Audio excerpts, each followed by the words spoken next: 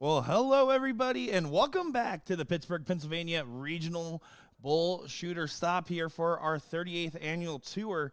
I'm Nick DeShare, excited to be bringing you guys coverage of this one. I'm going to be joined by DJ Sayer here in just a little bit. I do apologize, I kicked it live thinking we were going to be ready and had a misschedule with the matches, but we are going to get to that Hot Shots match to start us off here, going up against Pure Fire to get things going here. It was a long night last night of amazing darts. It's going to be a fun day of action today. I'm excited to be watching along with you guys, calling the games, and having a great time. So, again, I do apologize about the slight delay here, the little buildup of anticipation, but I promise you this first match is going to be something special and something I'm excited to show you guys as we have some really popular players that are embedded in the community, and we're excited to get them going and get everything underway here. I see a couple people in chat already tuning in. Excited to have all of you guys tuning along. Jeff, Sharky, Andrew, Jake, Paul, and everyone else watching along. Thank you guys for tuning in. Last night we finished at pretty late, 4:45 Eastern, where we had Mike Porterfield take it over Jules Van Doggen in the last dip of the finals. He won 2 straight there, and let me tell you guys, I've never seen better 4 a.m. darts, and that was some of the best darts I've seen on the 13-inch board. It was truly incredible stuff. Once things get going, watch our stream, but if you guys find a lull in the action and want to go check out something cool, check out the finals from last night. That was certainly something special indeed here.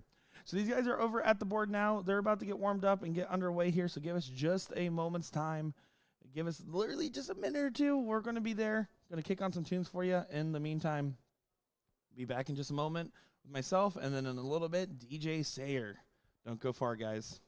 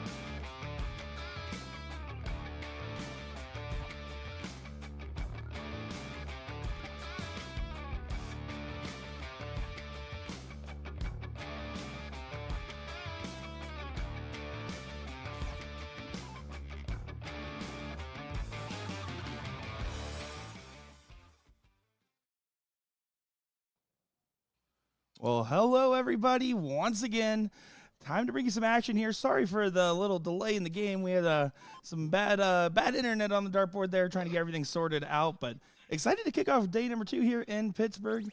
My name's Nick DeShare, and I'm joined by the one, the only, the DJ Sayer in the commentary booth for this one. DJ, how you doing? I am well. Just smashed some breakfast and ready to roar here today. How are you feeling? I think is the better question based on what time I think you got done this morning. In fact, I can tell you that I was awake watching the last bit. Like I woke up and you guys were still going. Yeah, it was a long night to the point where I feel like I should be sponsored by Celsius for how many energy drinks I've been having so far. But it was a great final last night for 4:30 in the morning. Even barring that, I mean, that was an amazing final between Jules Van Doggen and Mike Porterfield. Yeah, those two guys are heck of players. I think everyone knows that. But as a big guy, I can tell you that I think their fitness also was shown because probably two of the fittest guys, especially Jules. I think he's like he runs decathlons or something. Um, so yeah, I think that was displayed that they were still energetic at 4:30 a.m. Yeah, they certainly were. And these guys are raring to go here as well. We got a good match for you guys, featuring actually an amateur match here. Hot Shots versus Pure Fire. I'm excited to take a look at these teams. I know the Hot Shots team in particular with Fern and Stephen Parks are very popular in the community, kind of center holds of the PA Dart community. Everyone in this whole tournament said, we want to see these guys on stream at least once. We want to see what they have, and I'm excited to see a little difference here.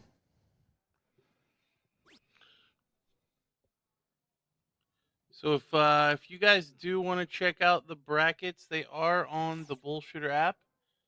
I think this bracket, the open's called like 10 men or 10 AM, something like that. But yeah, you can go on there, go to the TK tournaments, and find the brackets we're using today, as well as others that are going on, throughout the world. Yeah, exactly. It's really handy having that BullShooter app there. So this is going to be Sharky here. Stephen Parks stepping up to the line. He is, from what I found out, he's a big fan of watching the live streams and being a part of it. And is when he heard the board call, I can tell you, I think the whole room heard how excited he was to be on it. So I'm excited to see what the gentleman's got for us. And of course, on the other side of things, this is Pure Fire. It's going to be that team. So that's going to be William Miller and Alex Dunn.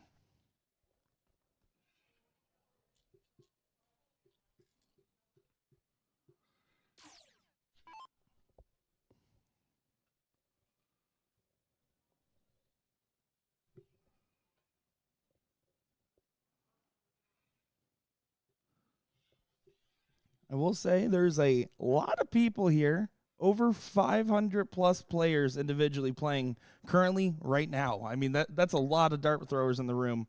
All 60 boards are going to be constantly in use nonstop today.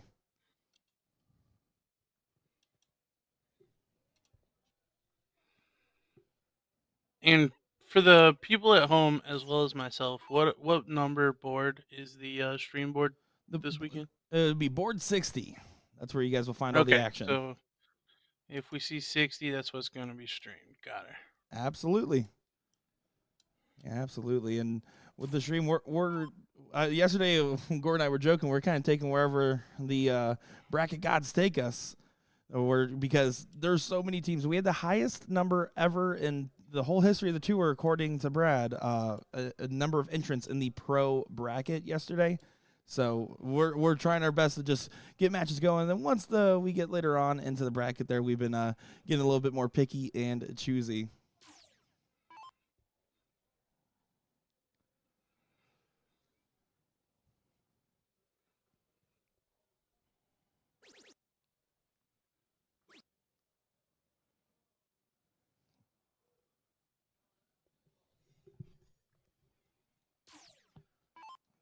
Fern stepping up to the line here with the 18s. Decides to go and take a quick shot at the 17s, playing Pretty aggressive game there. Goes up on the last but doesn't collect.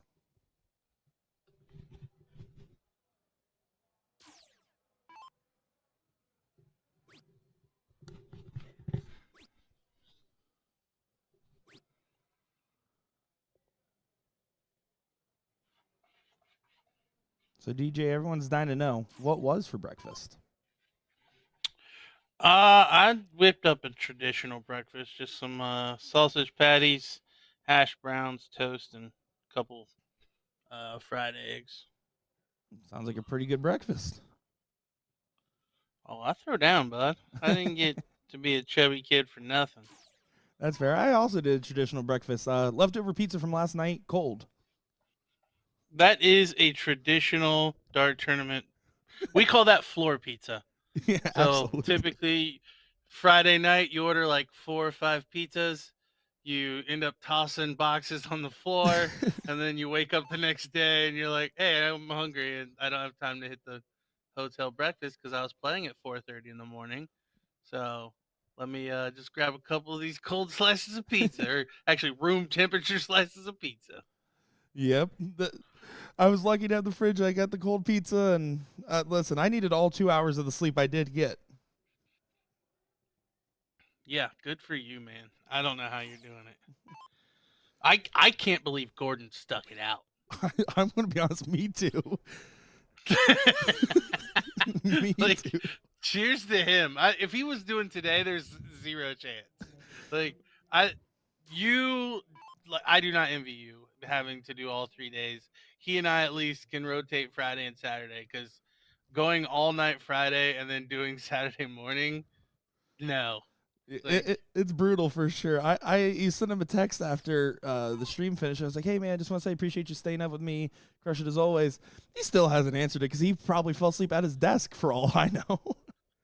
oh, he actually doesn't sleep in, but yeah, I would say he was straight to bed. Yeah, absolutely. I'm surprised he didn't fall asleep in breaks.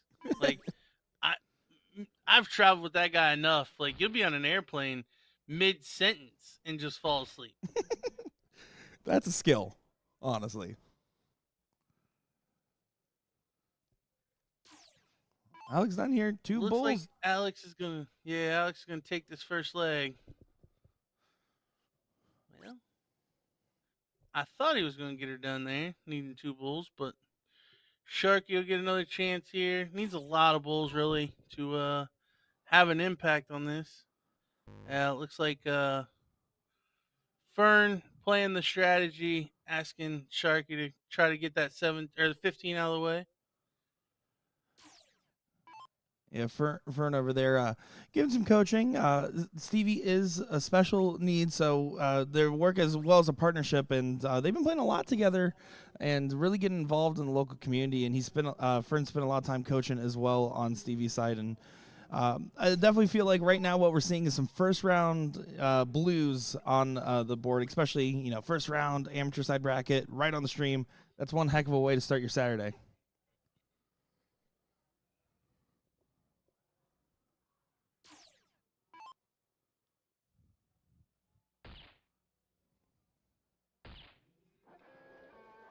Dunn gets it done for leg number 1.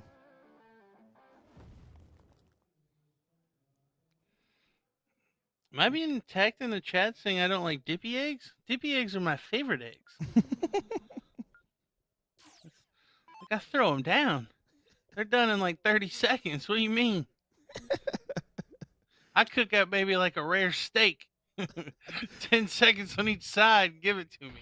And call it a day. Sharky just leading out. Oh, I think it had Sharky programmed to go first. Yeah, they actually swapped it. They chose to do that. Oh, did they? Yeah, they did. That was actually programmed the other way around. I saw them do on the team setup. They swapped it. Oh, okay. Miller there not able to close those 20, so Fern will get a great shot at him.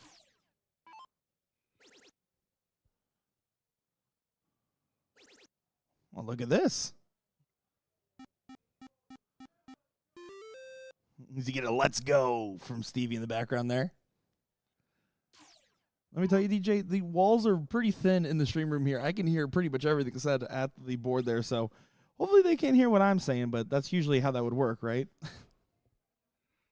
Yeah, it used to be really bad when we would be like in a tent next to the finals board. Yeah, I can And then imagine. to try to drown out the sound, they put these like soundproof blankets up that made it 1,000 degrees. And you still could hear everybody. I can't even imagine you guys in the tent with the soundproof blankets in Florida. That's what I'm thinking. That would be brutal. Oh, so bad. Actually the worst. You do the TOC now. Mhm. We used to build box forts as soundproof Oh, there you with go. all the machine boxes. Yep. So they would store them over where we were. So then we just partitioned off an area within a room to be our booth. Yeah, I think I remember one year I like popped back there to say hi to you guys when you guys were with Jeremy, and you guys were like on the other side of the curtain one time as well at TOC and stuff like that. I was like, Oh yeah. You sometimes just gotta make it work given the situation. Yeah, all I can say is you're welcome because it evolved a lot from the Yeah, very much appreciated. Yeah. Stevie really won that last start there. Does catch him to the 15, finding 3 marks. Yeah, in an okay spot here, depending upon what Jaws does.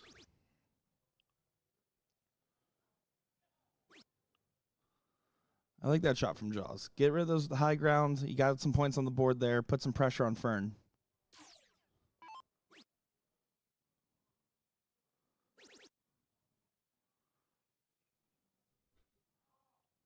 That one got away from him there on the last.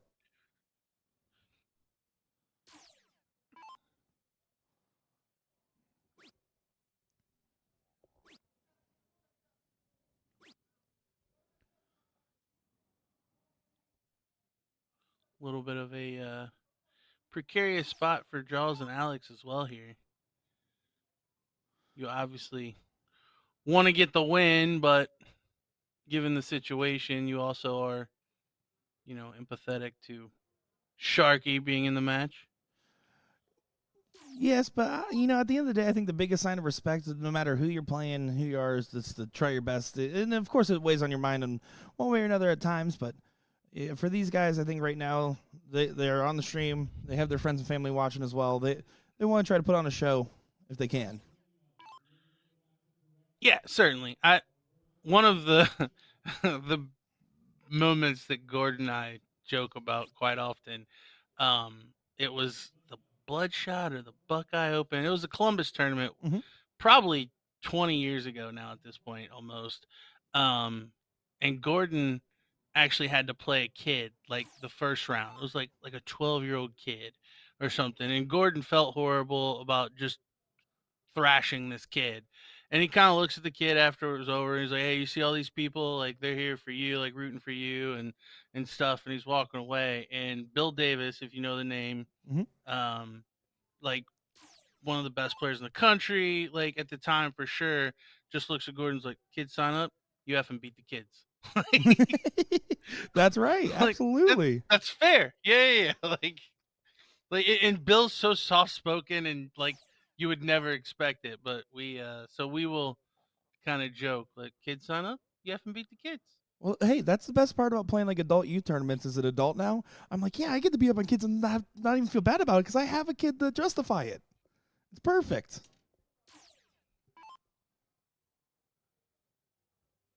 Vernier trying to get these 16s in. They have the bull in their back pocket, so things are pretty much chalk, but big opportunity now for Pure Fire to get ahead going into the bulls.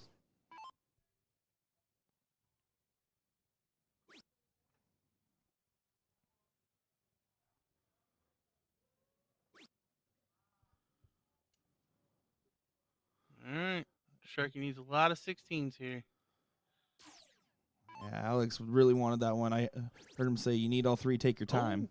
Look at this from Sharky. Great 5 mark there. Stevie Parks getting it done and hitting a big shot there. Big celebration and a big let's go from the gentleman back there.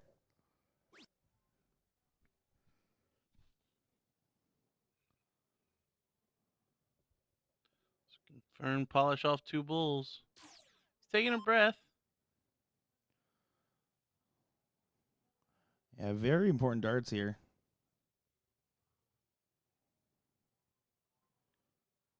He's got to work his way in. He's a double.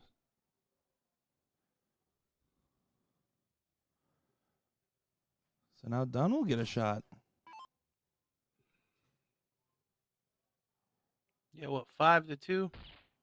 So a tough ask needing 5. Really, you're just trying to chop that in half and hope your partner gets a shot. Absolutely. You can put in 2 or 3. Well, Sharky got the 16s. Now for the bulls. Oh, he's frustrated for the first. Gonna regroup. Just needs 1 good dart. Oh, last one was on the money. Just a little bit outside there.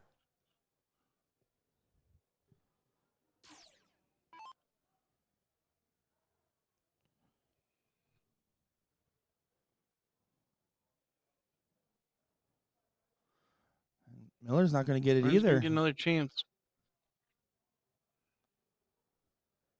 Yeah. I think my biggest concern for the Hot Shots team is I think Fern's putting a lot of pressure on his own back because he really wants to win it with his partner here. You just need to simmer down and throw darts.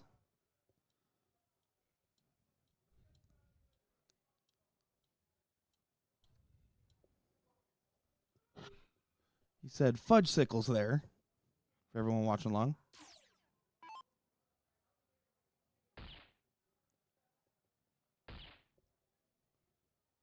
Double for the win.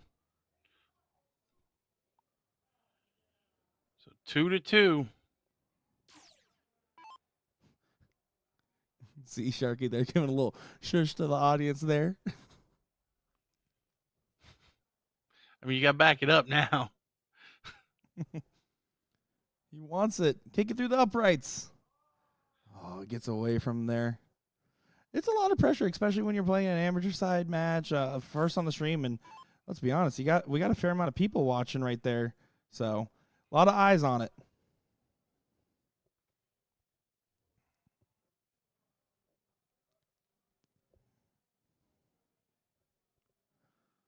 Opportunity handed back.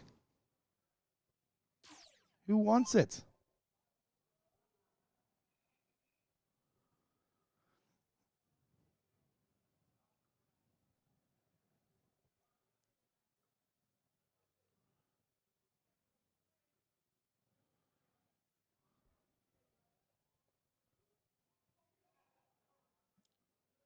Alex has been the most steady.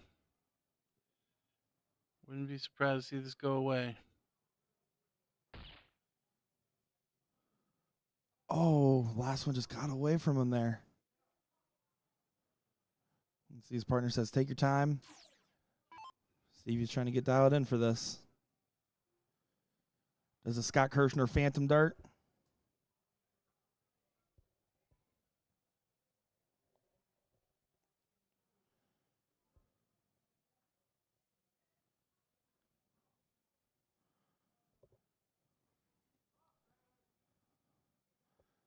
Yeah, frustrating stuff for the Hot Shots team.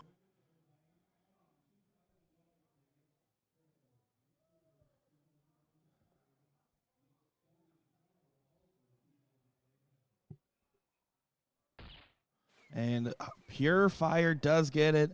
It was a grind to the end there. But hey, look at the sportsmanship there from the Hot Shots team. Quick to go ahead and give some high fives and handshakes there for the gentlemen.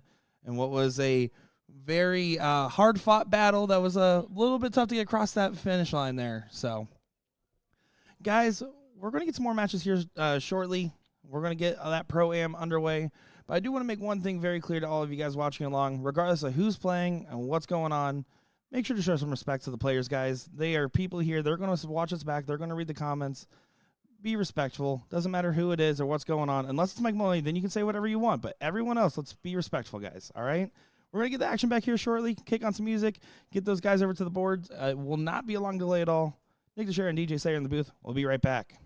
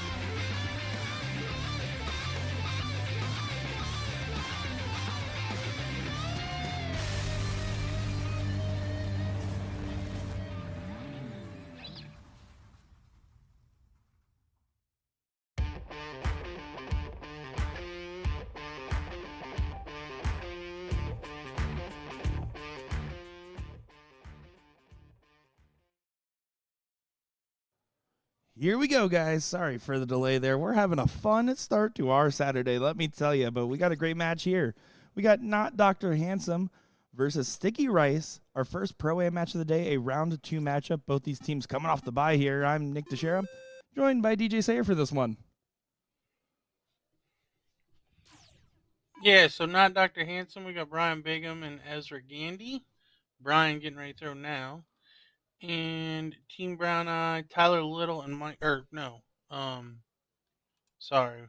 Sticky Rice is Austin Braswell and Bill Rice.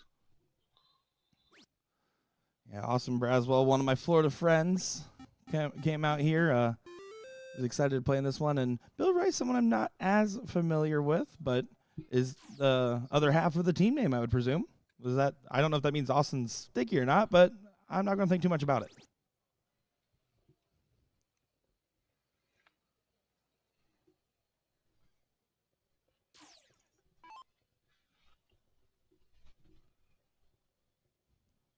Definitely excited to see some Pro-Am matches. It's always exciting to see the pairing of the people trying to make the cutting edge onto the pro list and the people that are already there, kind of the veterans leading the way.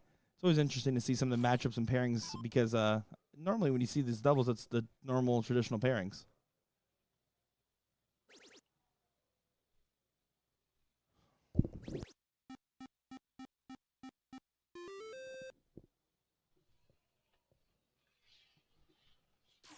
Just a reminder, guys, to everyone on the chat, don't click any links there. If any links pop up that are not posted by our account here, do not click it. We've been having some trouble yesterday and today with some people spamming some links that are probably not legitimate sources of watching the live stream, considering you're already watching it. You guys clicking on those links is how I get random messages at 3 in the morning. Like, hey, how are you? Like, I know this ain't real. And it's always the pretty ones. Like I would feel it would be a more convincing scam if it was like a average looking person messaging me at 3 a.m. Well, no, it's my chubby old man dart friends, and now it's somebody that's stolen their profile messaging me. Oh, the lovely stolen profile and the "we just got hacked" message that you see on their Facebook wall the next day. Yep. And then you want to message that friend that got their profile stolen, be like, "What'd you click? Huh? What'd you do? Dum dum? What was it this time?" Yeah.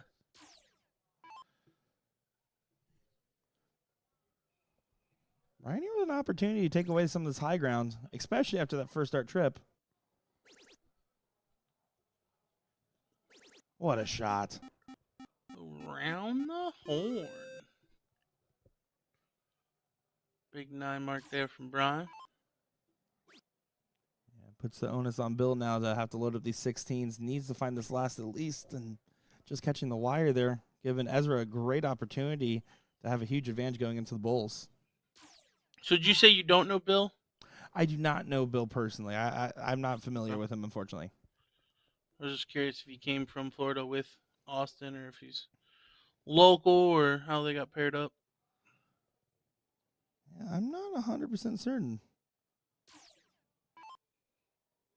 I believe he's actually local. If I had to take a wager, I think he's local because I don't think Austin brought out any partners other than his wife. I presume that is going to be playing with him in trips and doubles. Oh, and he pins 3 888s on the wire. So an opening for Brian here after the big 9 mark to put this leg away.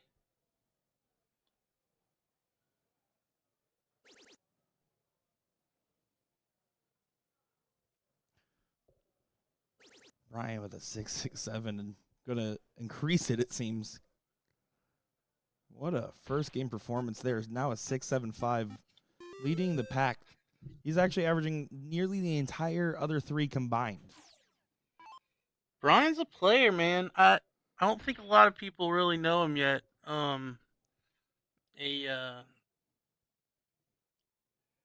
kind of local to me guy. So City Amusements, our vendor here in Waverly, mostly from the Portsmouth and West Virginia areas, and he's one of the West Virginia guys that's come on in the last year or two. That like if you, I don't necessarily play against him, but tracking the stats, you can tell that he's a player. And He's then certainly obviously proven he it. did, yeah, he did well in the Ohio BullShooter in October as well. Him and another local Junlon, but yeah, he can play. Well, 2 bulls away from taking leg number 1 here in convincing fashion as well.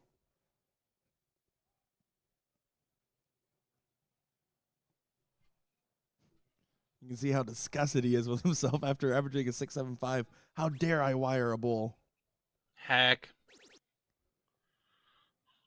Who misses the bull and not triples?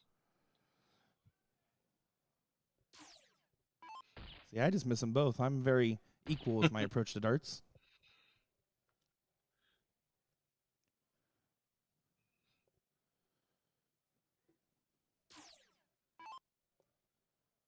Ezra here. Just needs the 2 bulls.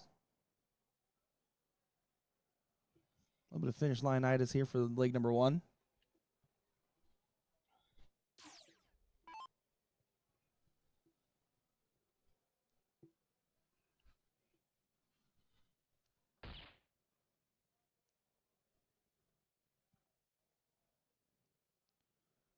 Needs a double to add a dart to this shot.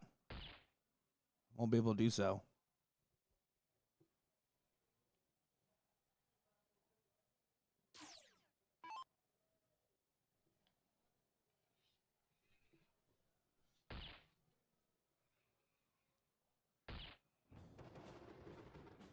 There it is. Bubba does drop out number 1.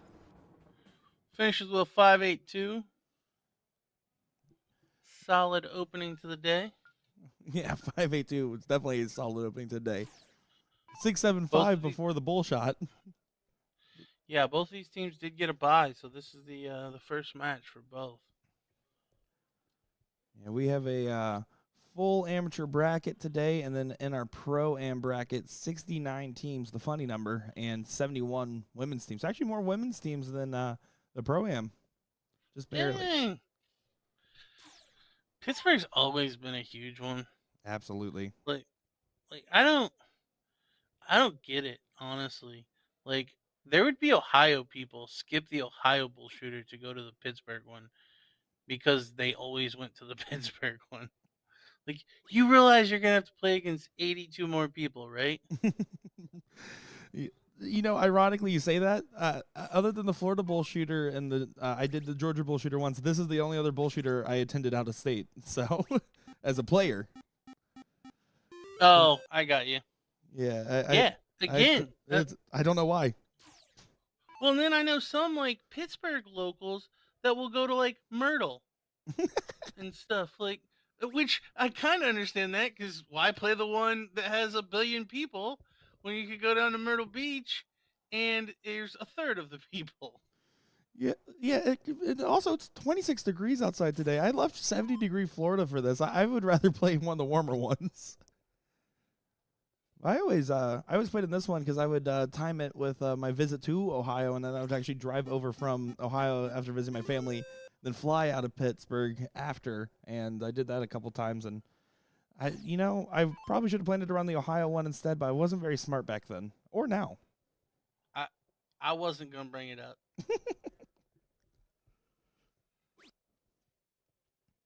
I will say, DJ, I got someone that yelled at me on behalf of you and Gordon, and you want to know who it was? LJ. Well, probably, but also Trish Grezik. She's because Gordon called her Patty yesterday on the stream, and then the story got told. Oh, Patty. Yeah, Patricia. She came up to me. She's like, "Did you do it?" I was like, "No, obviously I didn't do it. I don't know the story." Yeah. So he told the story from Vegas. Yeah, he did.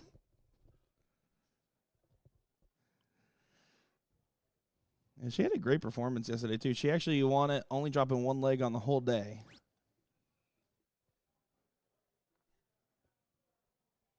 Yeah, that's pretty clinical. Yeah, we were spoiled with some great finals. We also had Sam Vanderpool beating out Tyler Little in the non-pro bracket. And, of course, we already talked about JVD and Mike Porterfield in the pro side finals. So we were spoiled with some good finals yesterday.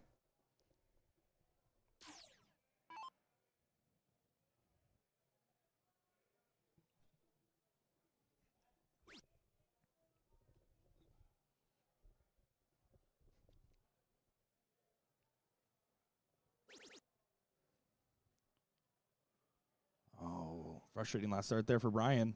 Wanted that one to connect and caught high.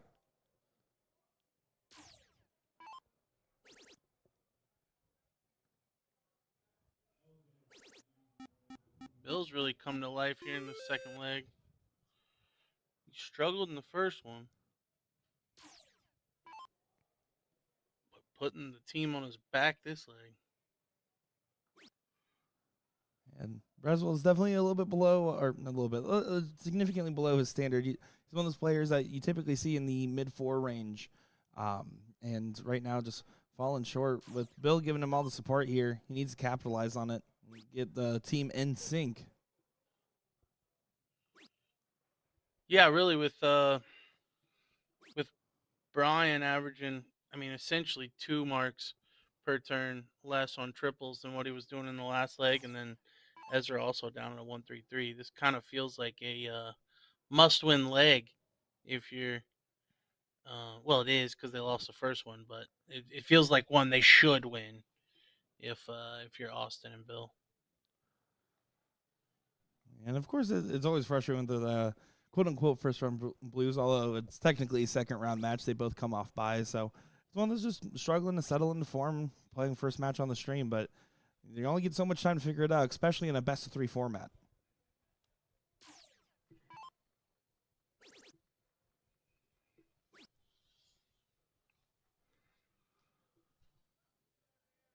The winner of this will take on the team of Darren Chesney and David Chesney in the third round here.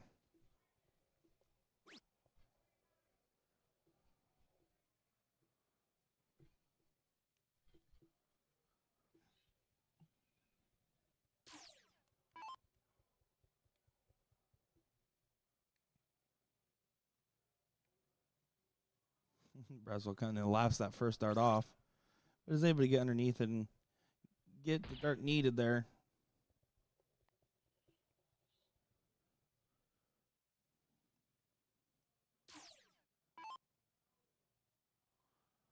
Brian doing a very important song change before going into the Bulls here.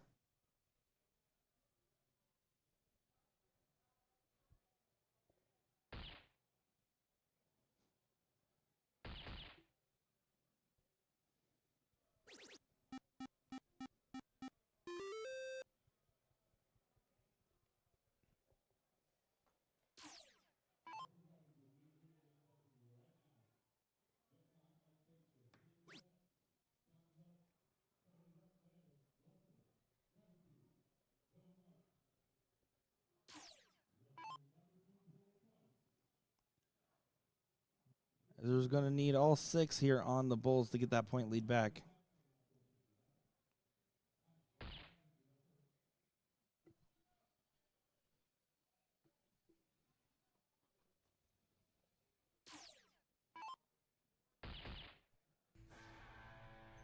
Braswell takes it there, so it's going to be 1-1 going into a tiebreaker. This diddle's going to be important because both these teams are capable of winning it here, and I don't think that they're going to be able to be slouching in this leg. They're going to have to bring on their A game.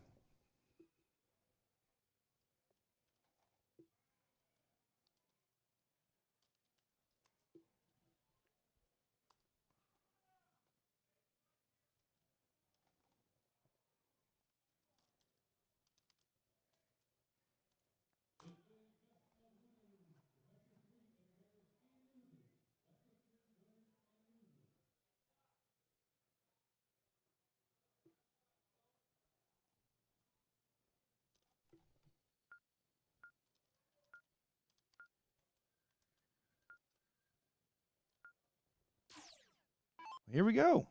Leg number 3.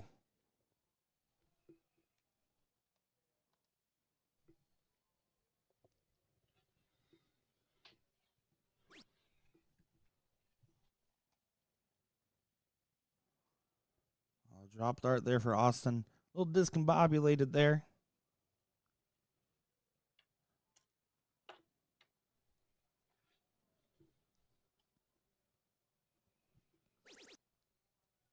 Big third. Way to recover after the drop dart. Yeah, needed dart there. Brian's going to be pressed a little bit. He's going to want to start off strong and kind of set the tone like he did in the first leg.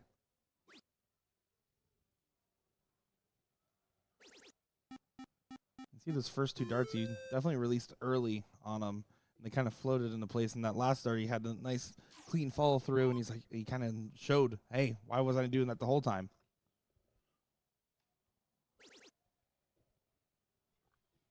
Well, Brian's got a grip that I don't understand. So, yeah, I feel like he probably has some darts get away from him.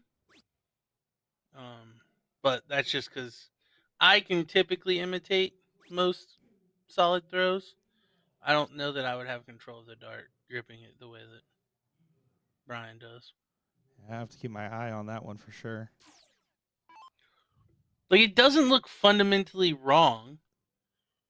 It's, I don't know. It's just hard to explain. It's one of those little idiosyncrasies with everyone's dart throw. And if there's one thing I've always struggled with in darts, well, besides all of it, is the grip aspect and trying to keep the muscle memory on it. That's always what I struggled with. But yeah, I see what you mean, though. He's holds it on the left and right side rather than kind of more so top and the groove of his thumb there. Yeah, it's kind of pinched with a curved thumb. Like, yeah, again, that's tricky. I don't think I would be very accurate with that grip. Great shot there from Bill Rice to kind of give a little bit of a bailout for his team, as they do not want to lose that high ground on the 20s. Yeah, right now it's looking like Austin with the big pickup from the Pennsylvania local. Well, those Florida guys know how to pick them, I guess. I don't know. I'm curious to see how they got set up, but knowing Austin, his wife probably did all the work.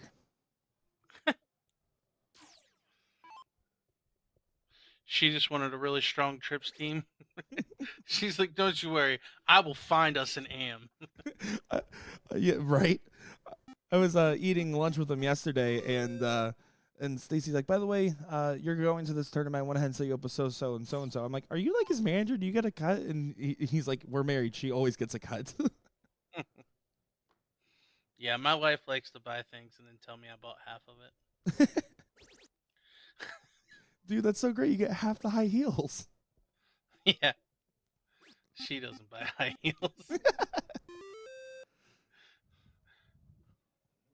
Well, maybe that's just me then.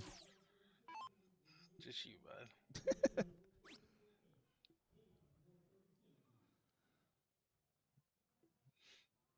Brian closed the gap there, and Bill only finding a one mark there, kind of falling off from the previous form, gives Ezra an opportunity to potentially take away these 20s.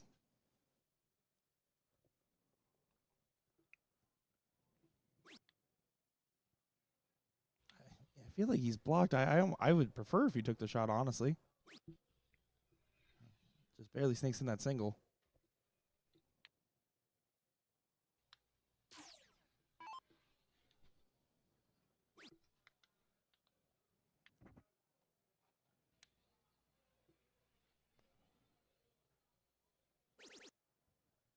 Austin does find it with the third. In the first leg, this is about the moment where Brian put in the big 9 mark that kind of changed the leg. This would be that moment. Look at another one. Yeah, takes a step back-to-back 7 marks. Yeah, narrowly missing that triple 20.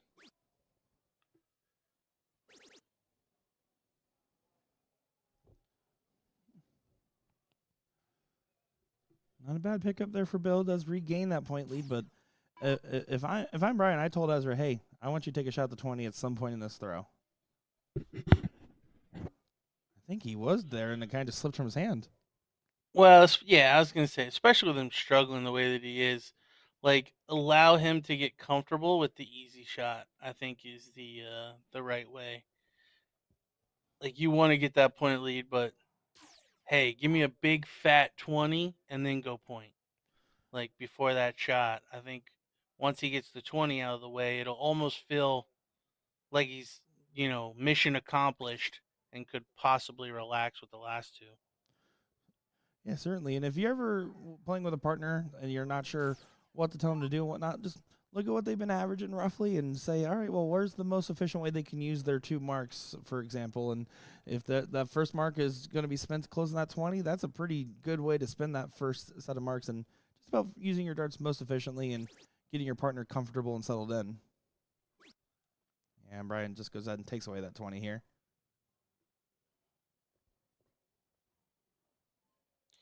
Yeah, I mean, he catches a AAA team with the last start. It's a little different of a story, but based on the fact that he missed the third, And the fact Bill that gonna Bill hit that. punish. Yeah, huge third dart there from Bill.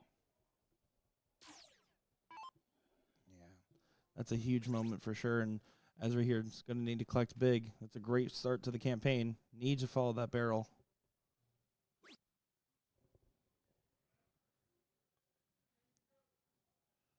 47-point separation here, so still a little bit tight.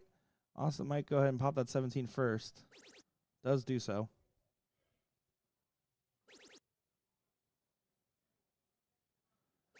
Welcome back, Braswell. Hits a 9 mark there.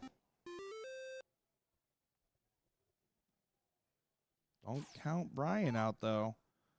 Very capable of hitting a 9 on the 15s to close that gap and give an outside shot going into the Bulls.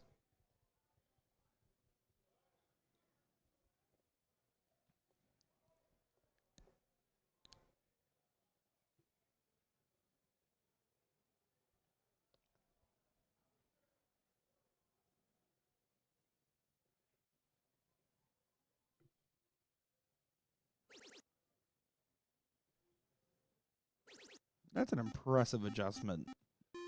Yeah, with that first one looking like a blocker, he did well to find a couple of triples. Probably not enough this late in the leg with the amount of lead that Bill and Austin have, but still, way to battle through there for Brian.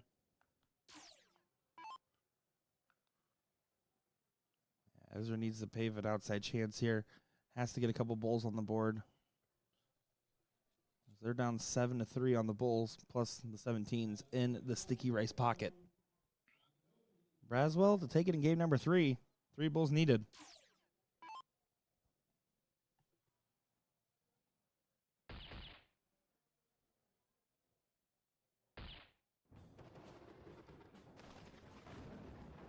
Austin Braswell grabs it there. Sticky Rice will move on to the next round, and these guys, unfortunately for the not Dr. Handsome team, they're going to have to fight on the loser side of the bracket, but they are not done, as there's plenty of darts left in everyone's day.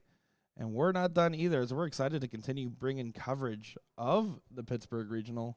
I'm excited to see what we have next, DJ. We're going to try to get a match over here to the board shortly. We're going to make sure whoever's available, we're going to get some action on. Make sure you guys aren't sitting around waiting on us, because we want to make sure you guys have a good time, and we know we're having a good time as well. So I'm Nick Shera, joined by DJ Sayer. We'll be back in just a moment's time, guys.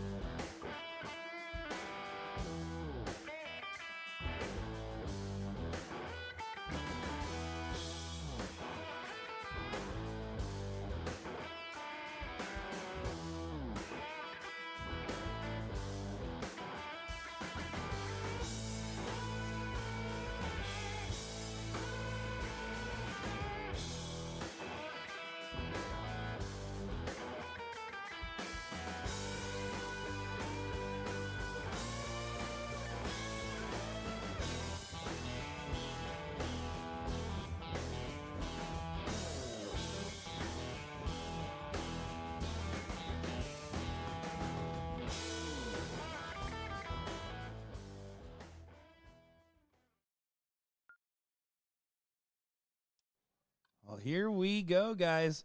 Told you guys it wasn't going to be nearly as long of a wait, as these matches are going to come rolling in non-stop for the rest of the day here. All fingers crossed. We got Disappointment taking on Dale Bros here, and what should be a fun third-round matchup in the Pro-Am bracket. I am Nick Teixeira, joined by DJ Sayer for this one.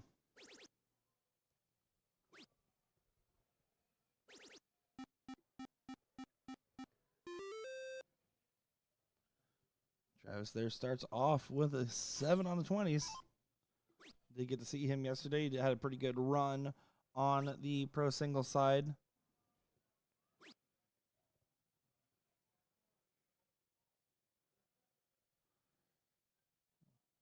And Sam Vanderpool, he ended up winning that final very convincingly over Tyler Little, and therefore, this will be his last time as an AM for a hot minute here.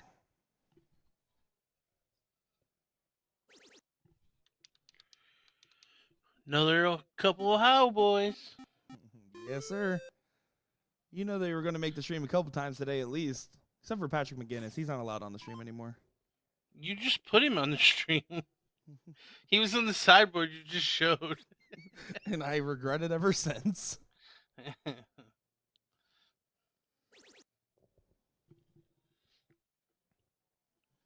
those Ohio boys were a lot of fun to hang out with in Texas, and I'll never do it again. It was a long night of... Did you get out drink? What? Did you get out drink? No.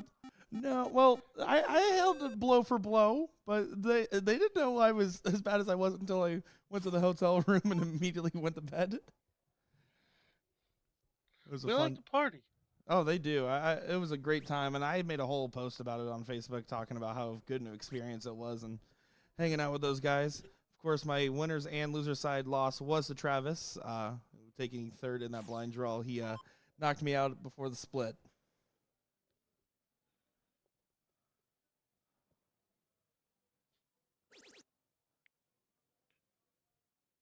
See Sam and Travis both at 6+ here.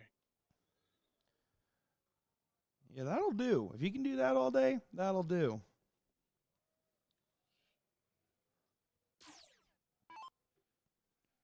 And DJ, I mean, this is my first time actually on the commentator side for the PA Regional, and I'm familiar with the quality of talent, but for the Pro-Am, what do you expect the averages to have to be around to see a winning team today? I think you're going to need what you would normally expect in a pro event on a 15-inch board.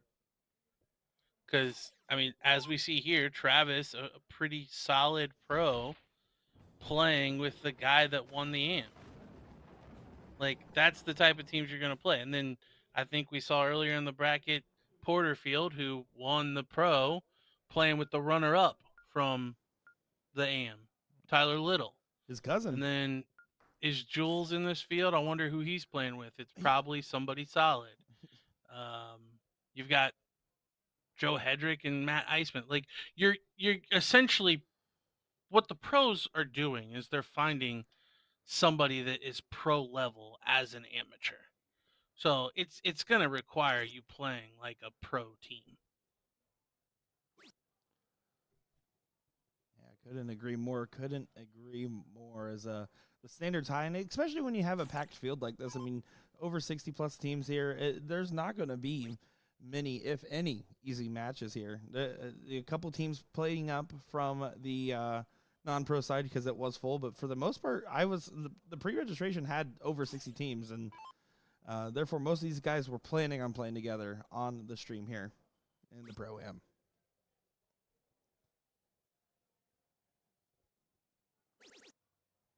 Did the open fill up as well? Do we have a little bit of overflow? Yeah, we have a little bit. There was over 60 teams pre-reg, but yes, the open did fill. I think only a couple people decided to play up this time around. Yesterday, we had a lot of people play up. We were 20 shy of having our first ever full pro bracket.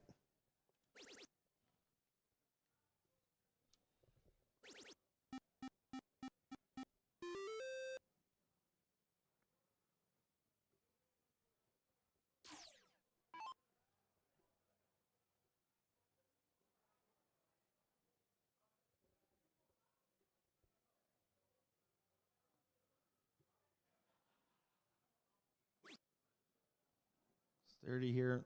Trying to get rid of these 18s on the first with the 2-house advantage down in points. A bit of a risk, especially because you have that premium real estate and Travis is right behind and unfortunately not going to capitalize there. So yeah, looking through the names of this Pro-Am, just pointing out some of the teams that kind of expect to be in the mix. Don Stewart, your third place finisher from last night's Pro, playing with Gary Kidd, a well-known player from the Pittsburgh area. Who we got here? Sid Vaughn and Anthony Dunklin playing together. Jules playing with Mark. I don't know how to say your last name, but I'll try. Crosanelli. That's it. You crushed it. Nailed it. Do you know that for sure? No, not a clue. Oh, okay. I'm sorry. Denny Garner, Jeff Franklin. Who else we got? And I'm probably gonna miss some. We already talked about a couple of those.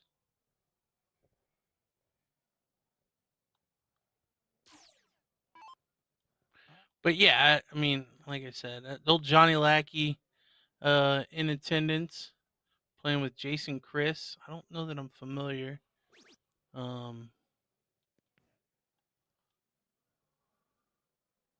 Yeah, there's But yeah, a lot of teams, a lot of star-studded teams. Yeah, there's definitely going to be some. By the time we get down to the nitty-gritty of this thing, we're going to see a ton of really good darts. And one of the names you mentioned, which I think is one of the most interesting, the fact of seeing him on the stream yesterday was a throwback for sure, was Don Stewart. Yeah. Candidly, I'm a little surprised that he performed as well as he did, because I know the last time that I spoke to him in person, he was pretty much done. He couldn't let go of the dart. And you can tell there's some remnants of that with the first one. He, quite a few pump fakes before he finally lets it go, but does manage to throw all three with a bit of rhythm. So he's at least gotten to a point where he can still play and be competitive. So good for him for that. I know what it's like. So it's pretty rough to watch. Yeah, it is. It is. It's one of the hardest things because your brain knows what to do and the body's just fighting against you, and it's one of the most frustrating feelings in the world, if you ask me.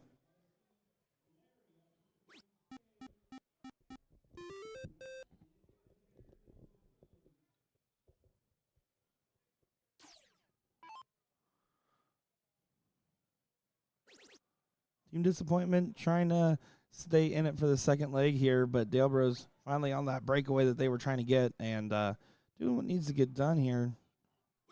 Doesn't quite close that 15, forcing Travis here to have to collect big on it. Yeah, steep drop off from the Ohio boys here in the second leg. Travis only averaging a 167.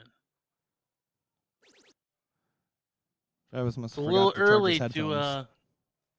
it's a little early to hit the cliff. That's for sure. Yeah, it is. Absolutely.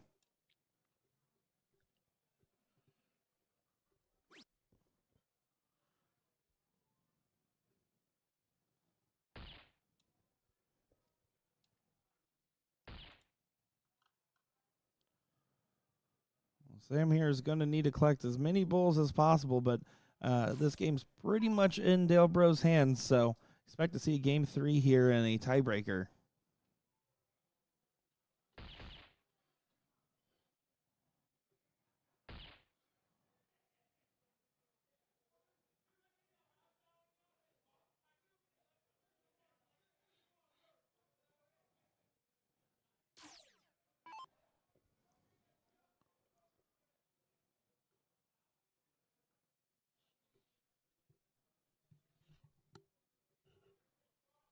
Struggling to get that last bull in. You want to be careful here. Don't leave a shot for the opponent team. Oh, wow. Travis here. 3 bulls and 2 19s is all that's needed to win this 2 straight, and an opportunity he didn't expect to have.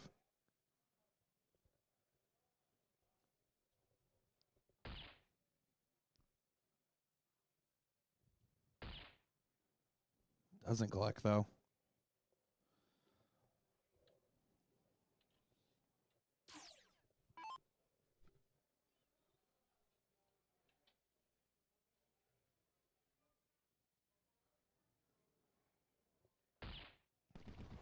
And there we go. Finally getting that one. A little bit of a scare there for the Dale Bros trying to get across that finish line. But here we go. There's going to diddle to see who gets the start here in game 3, the tiebreaker.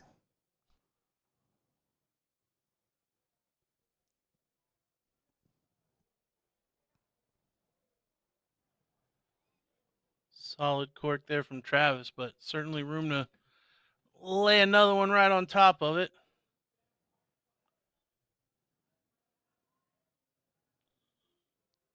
Travis does win the cork. Now he needs to try to capitalize on the start.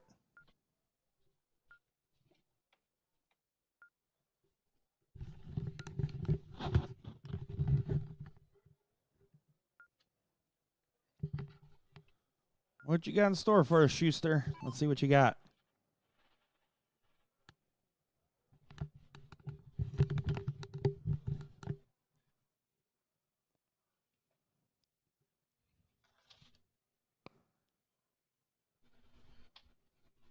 Yeah, some fist bumps and handshakes, and it looks like they're ready to get underway here.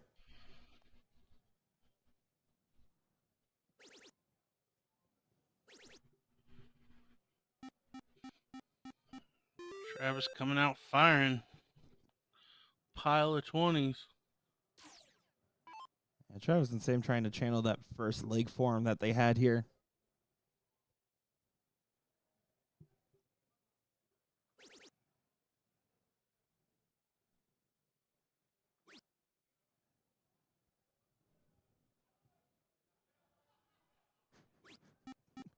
Joe and Jed saying, I'm convinced Travis has a closet full of blue shirts.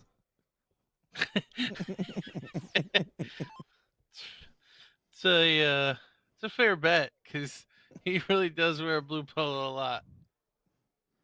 He was telling me in Texas about how he has 2 of the same hat, one that's a little bit more well-worn and one that isn't, and he switches it out on the given day. He's a very consistent man. Just a simple man living a simple life. And then he came up to me today because he heard me and Gordon yesterday theorizing what he was listening to. And so he comes up to me today. He's like, here, grab my phone.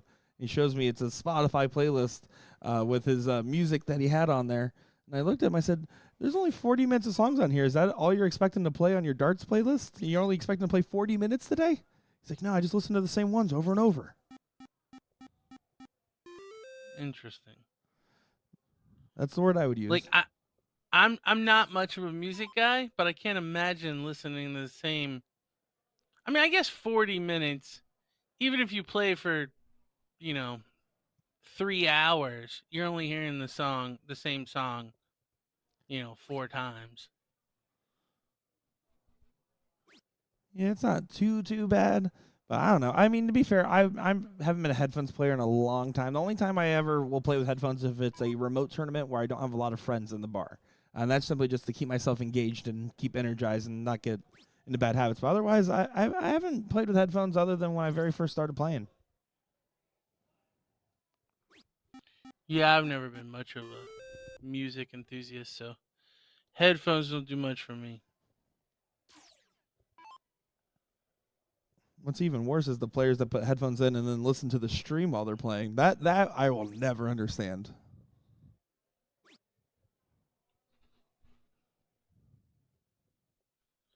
So it looks like Travis and Sam got their act together here in the third leg.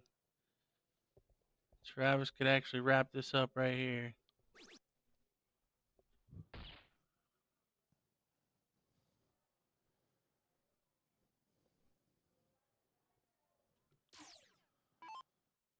Yeah, Sturdy's going to need to make a huge stand and hope for a couple of gimmies from the team of disappointment, which is their name. I'm not being rude here, guys.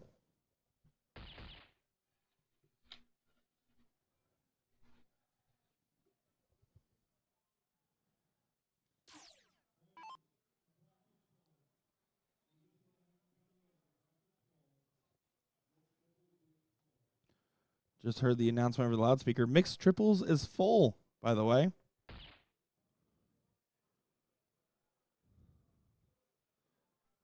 I mean, I'm shocked it took this long. Yeah, honestly, that's a fair takeaway from that.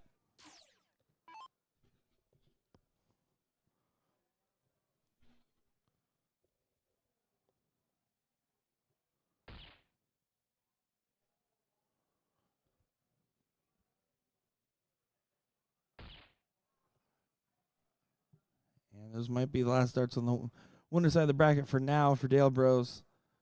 One bull is needed here from Travis.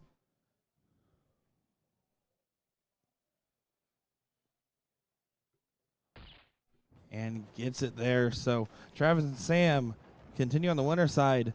And the Dale Bros will go on to the loser side of the bracket, but they are not out of the running yet. They have plenty of darts left to throw today. And, I mean, you can take a look. Mind you guys, this is the small hall. This is the room here that is just meant for the Pro-Am bracket. Everything else is in the main hall, so there's a lot of people out here watching darts. It's going to be a fun one today.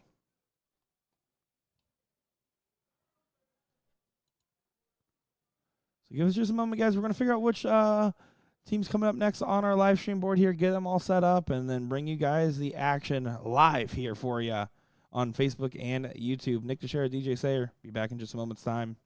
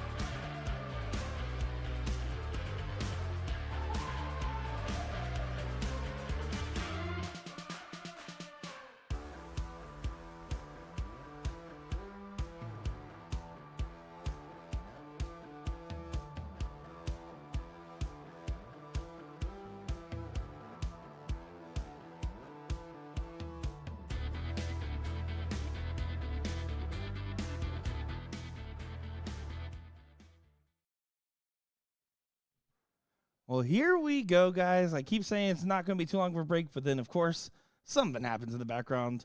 That's what it's like working with these tournaments. But we'll make do with what we get, and we'll get everything going here. Looks like these guys are having a heck of a diddle right now as they're quite a few darts into this one. And I think that one didn't even stick, so it's going to be a rethrow for Denny Garn here. But, guys, I'm Nick Teixeira, joined by DJ Sayer for this one.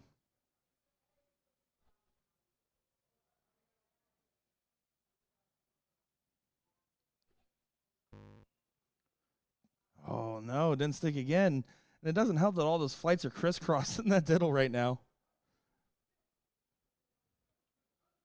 I'm kind of having a laugh about it.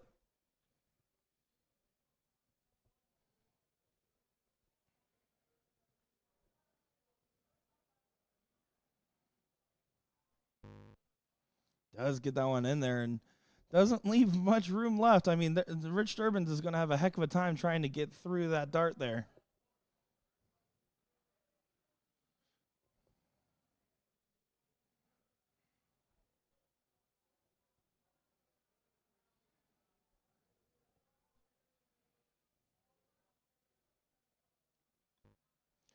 Oh, one hole short, catches the very bottom there. Well thrown dart. Lots of darts, all 6 in the bowl there for everybody. That was a great diddle, showing that these guys had a little bit of a sit, and they want to make the most of the darts in this match here. So excited to see this one. The old guys take on Matt and Rich.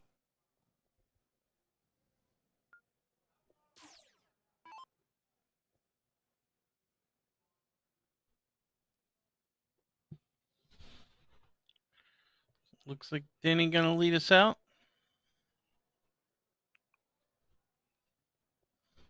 Denny Garn making a stream appearance. Didn't get on the stream yesterday, but we did see him in New York. It was the last time I believe we saw him on our live feed there, famously pulling up the lazy boy to sit in the background and watch the stream board. That will forever be one of your favorite memories. Absolutely. I'll bring it up every time, too. Here's Rich Durbin's 5th-6th finish for him in the pro singles bracket yesterday there. And one of the Florida guys getting back into the mix after taking in about a 10-year break from playing darts. In the last year, he's been getting back into it.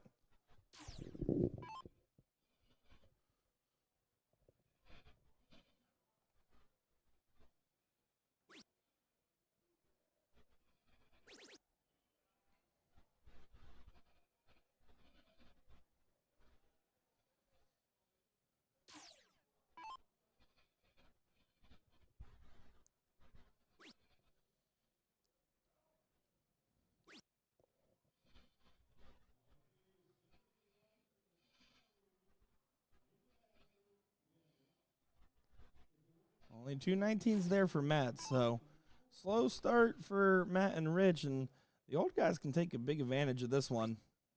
Danny definitely wants to.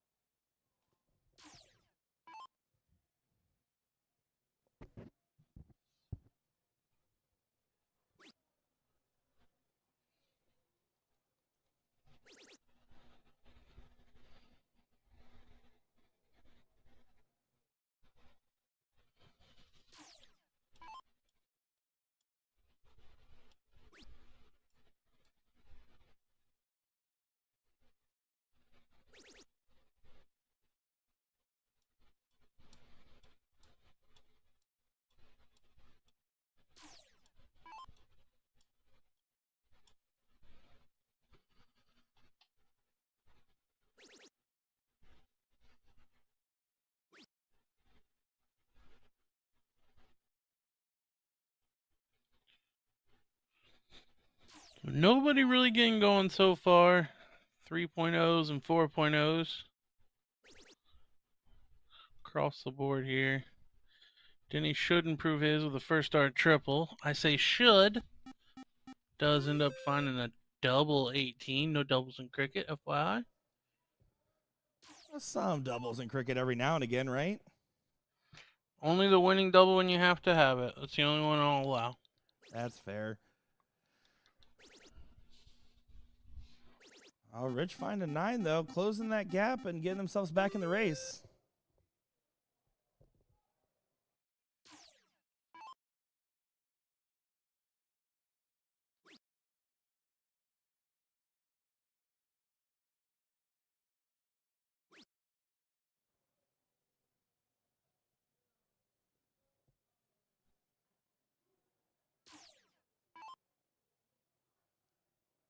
Yeah, big opportunity for Matt here. If you really want to get that first start trip, because he wanted to get both the 20s and 19s closed down.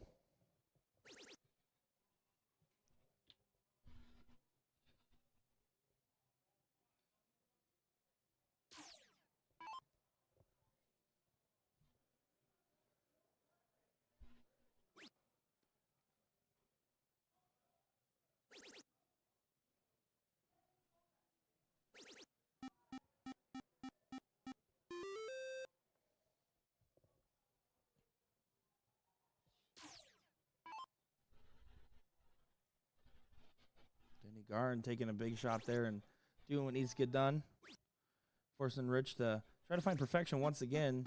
Falling just shy at 7 marks there on the 19s. Once again, closing that gap. Now, are you familiar with Rich? Do you know where he's from? Yeah, Rich Durbin's is old school Florida shot that just got into it back into it about a year ago. I believe he took an extended, like, almost 10-year break, and he got back into it and actually won CSC Division II this last season in a double dip. I thought I recognized the name from TOC. I couldn't remember results or anything, but yeah, I thought that I had recognized the name. And I know that I've commentated some other darts that he's played this year. I just couldn't place where. Yep, he was in Florida there for the BullShooter right in the backyard. And when I was out, because I was out there as a player, because I was right before you guys hired me to work on with you, and I watched him play a 50.01 game where he lost in the split bull double out format on the pro side. So he said, "Listen, man, I feel great. It just it's one of those weekends where sometimes things aren't clicking with the partner, and he just shook it off." He's always a very positive guy, even though he looks very angry at the line.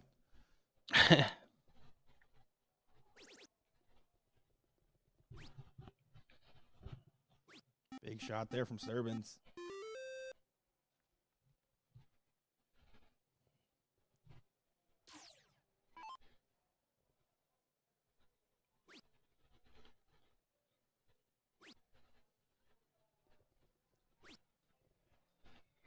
Franklin only finding 3 singles. So still a lead for Matt here. Does he want to increase the lead or does he go straight at the 16? Straight at, apparently. Straight at it. Dead center. That 16-15 switch is so nice. Oh, just missing the 15.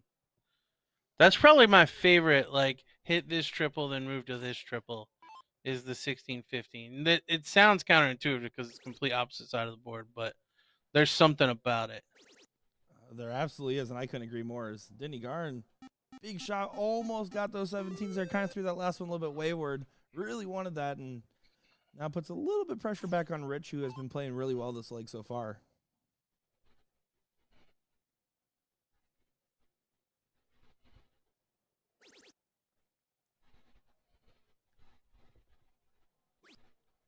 A little bit of a scary misstep there.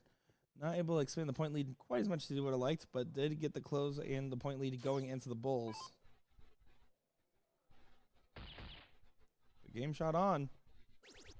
Game shot on. Hits it. What a shot there. What in the world? Why'd he switch? Out of nowhere. I mean, amazing shot by Franklin, but, like, I mean, was his objective after the first start make sure he gets the 17? To, like, where did he put his value with the last 2 darts? Was it more in the getting the 17, or was it 2 bulls to get the point lead? That, I'm fascinated by that shot. Yeah, definitely interesting decision making on the approach, but you could tell that was the game plan drafted up. There was no hesitation. Oh, absolutely. And honestly, Franklin plays pretty fast, but and he's a super bright guy, so I'm sure there's rationale behind it. I would be curious to know if he put more value in closing the 17s. Like, I think that he probably walked up there, obviously going for the win, but with the mindset of if I catch one bull, it's tied up 3 apiece on bulls. I can apply more pressure by closing the 17s and forcing them to have to hit the hat trick. Otherwise, Denny Garn's coming behind me, and I know he'll hit a hat trick. Yeah, some excellent play there from Jeff Franklin. Getting the job done and picking up a lot of momentum here following it into this leg, falling just shy on that 20. But good attempt there and kind of showing a revitalized life already after a leg that they thought they were out of. Yeah. Turtle busting out of his shell.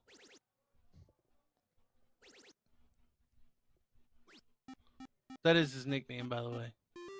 I thought he was just a Ninja Turtles fan. I wasn't sure what was happening. So, you know Franklin the Turtle? Yes. The cartoon? Yes, I do. Oh, God. Franklin, he kind of looks like him. Yeah, his nickname, we call him Turtle. Oh, that's brutal. I assume that was a given, not a chosen nickname. Honestly, I don't know the origin story, but yeah, I mean, it's Turtle. That's how I know him. That's Turtle. funny stuff.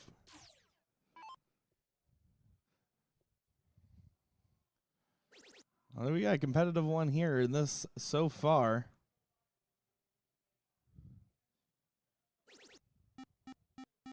A huge last start there from Matt.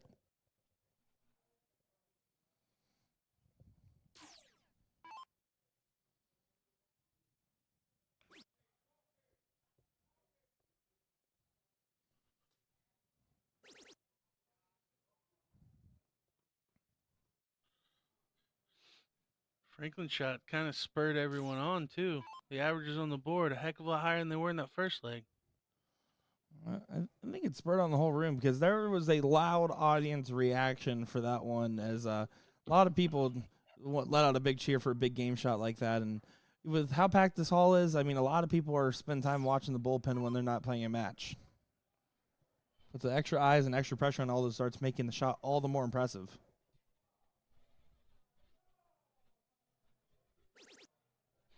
Oh, see, I didn't even know that. Chat helping me out, old TJ Harding. Said he also has a tattoo of Franklin the Turtle with a dart. How did I not know that? I love that. That's amazing. I have to ask him to see it. Maybe I've seen it and just completely forgot that, but maybe it's on a spot that I didn't want to look. Yeah, that is my concern. If you haven't seen it yet. I blocked it out of my memory because it was such a painful one.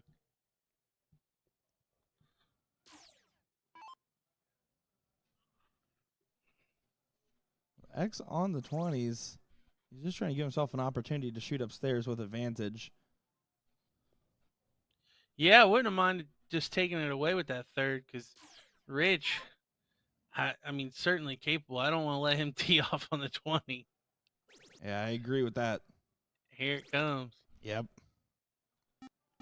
Last one got away from him, but did exactly what he set out to do. Get some points and close the 17s. Great shot from Servants.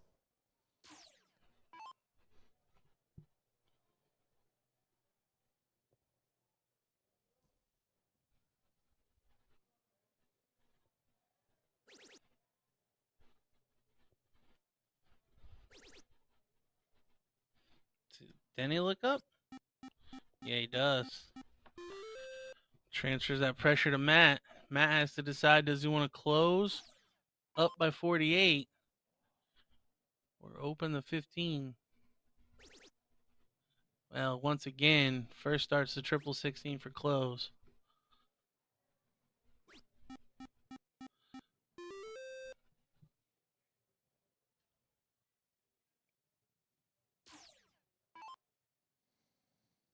Big moment here for Jeff once again. Triple ring him within 3. Single means that Rich needs 3 and 115. Otherwise, then he will need, what, 5 behind? Yeah, exactly. Yeah, 33-point difference is what separates them. And Servants there not messing around saying, hey, I can hit some pretty decent outshots too. No double Yeah, chip, but it would work. Rich got hucklebucked in that first leg. He's like, I'm not even going to give you the chance to hucklebuck me with 5 bulls. No, sir, no way.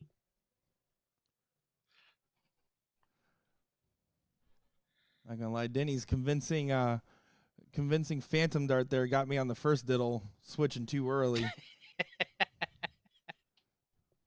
He got me with that one. I mean, if you're going to throw a Phantom Dart, make it look real. It does. It's pretty convincing. Oh, they tied. Once again, they had. Oh, that's a perfect little platform to lay it on too. Oh, and he misses low.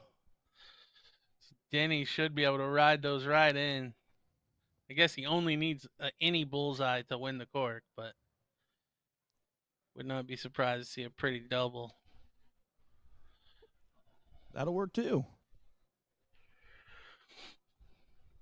That'll work too. So here we go. Last leg decided here. Guys, we have a lot of you guys tuning in, cheering on your friends here. Let us know who you're cheering for. Make it known in the chat, and let us know where you're watching from. We're excited to be in Pittsburgh bringing you coverage of this, and want to know where you guys are tuning in from. Probably someplace warmer, I hope. This is the first time this year in the last 12 months where I've woken up under 30 degrees in weather.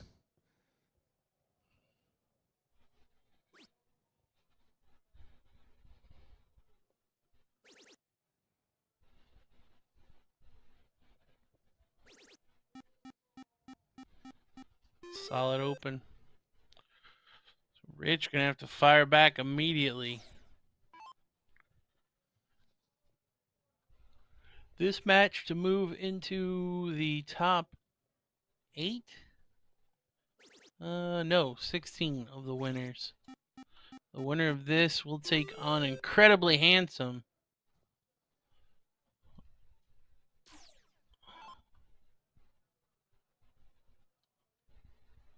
It looks like we may get that match right back up, because that is the only match in that in the top 16 of the winner's side that is not either done or underway. Oh, actually, strangely, they have board 60 reassigned already to the top match in there. So Prosser Bilby versus Team Map looks to be on deck. Yeah, it looks like the bracket team keeping us on our toes today. So looks like we at least have another match on the winner side ready for you guys immediately after this one.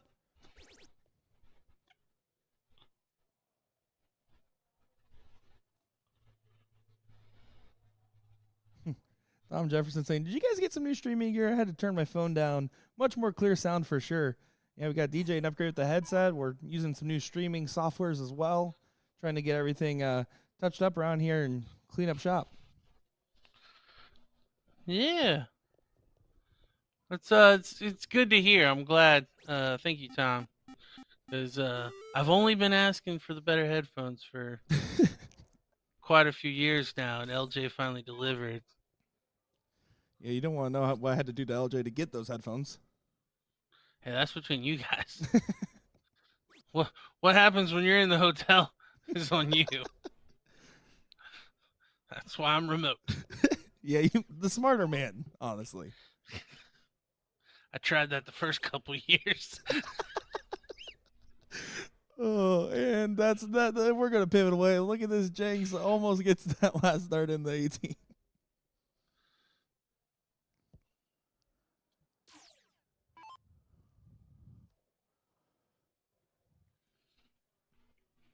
So Denny with an opportunity to put some distance between the old guys and Matt and Rich. But only going to find 2 marks.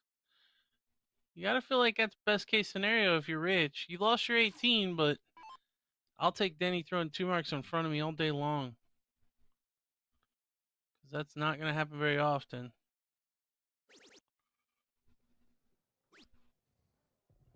Only 4 in response. Yeah, wanted a little bit more than that, so we'll have to see. Jeff can continue to lead the way here and put themselves in prime position. That's a wonderful shot there. Maloney saying the real Jenkins is Matthew Jenkins. Yeah, there is two Matthew Jenkins. In Michigan, we had Jenks, which I mistakenly called this Matt Jenkins. We got two of them, and it always is confusing, for the record.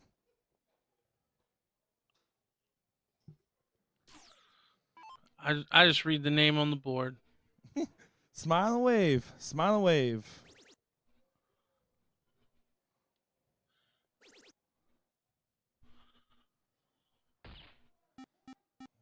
Great shot there from Denny Garn. Hitting that 16-15 transition like we were talking and made it look easy. Sturbin's here. Not much you can do except hope for a miracle and hit a lot of bulls.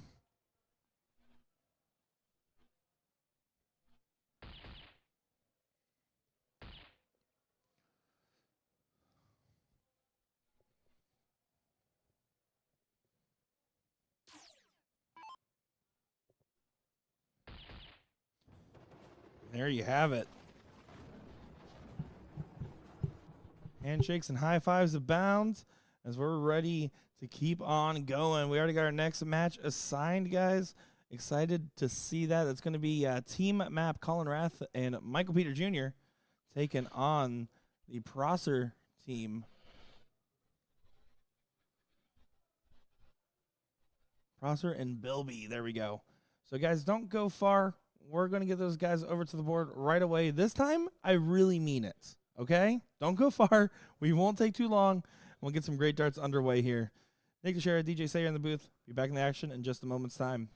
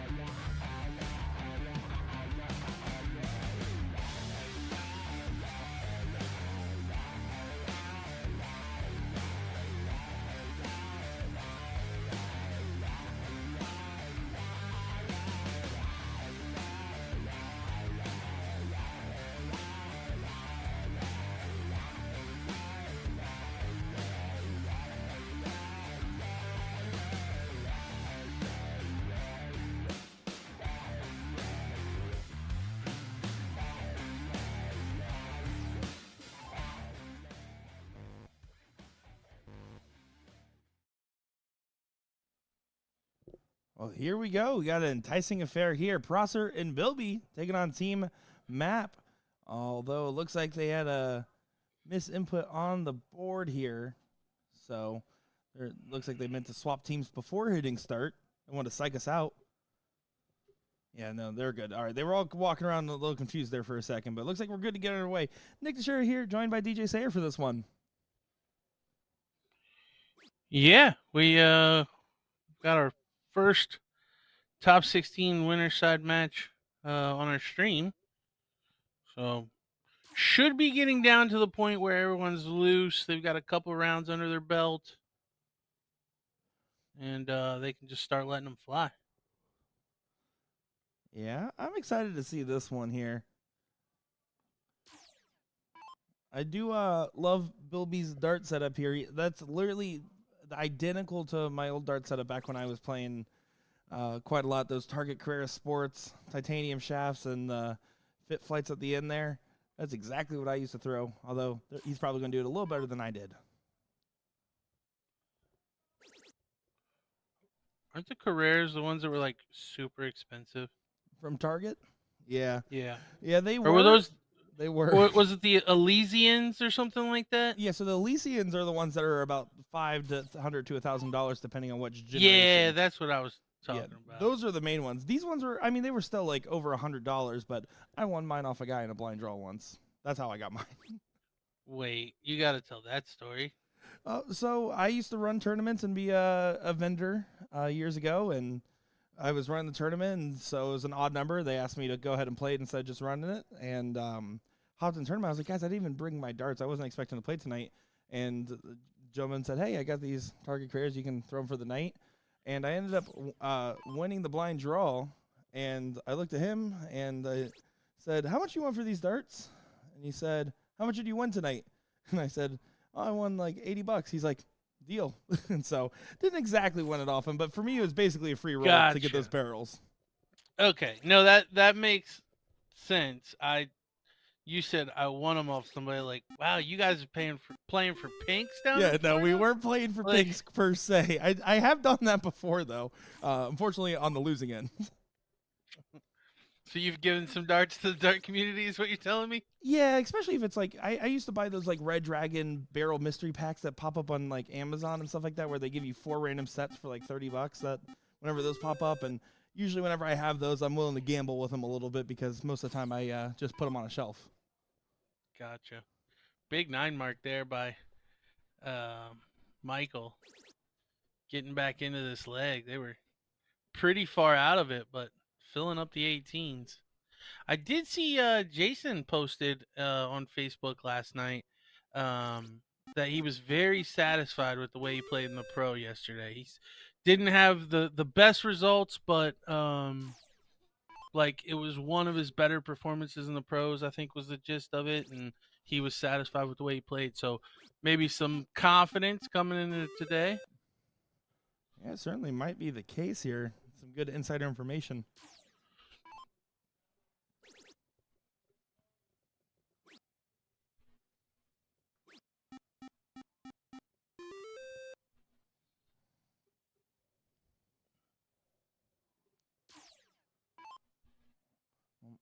Michael here. We did see on the stream yesterday on the pro side. Excited to see him here again throwing along. And him and Colin Rath always teaming up. They teamed up together in New York as well, where, of course, they beat me in the mixed trips, even when I threw a 50-point per dart, those sons of a gun. Just terrible. Terrible. Terrible. Now, do you have any insight into what map is? Is it just like Michael's initials, or is there something else there? I don't know his middle name because I'd have to look into it or have ask them because funny enough, I've talked to him plenty of times and I haven't thought to ask once. Yeah, because I don't think this is the first time that they've used map. There you go. So I wonder if it's a shameless plug. It is for a business or something like that. Yeah, Brittany in chat saying it's his family business. So there we go. Oh, business of what? Look at that. Sure. I'm clairvoyant, boy. He's on it today. He's all gassed up. But yeah, shout out to Matt. Yeah. So help us because I can't read the hat. What is the family business for? He's a Philly guy, right? With Colin. So Yes. for the local Philly people, maybe we can plug the family business. It's his mom's initials, MAP Refrigeration. Oh, okay. There you go. There you go. So for all your refrigeration needs, support a dart player in Michael Peter if you're in the Philadelphia area. Thank you, Yeah. chat. Yeah, Brittany, our on the ground reporter here, or off the ground. I'm not sure where she's at, but she has all the info. Appreciate the insight there for sure.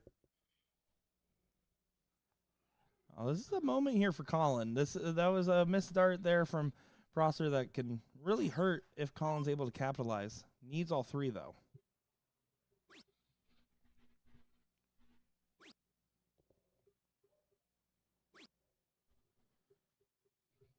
Yeah, just gets the close there, which does help, but definitely wanted to take a shot at the 20.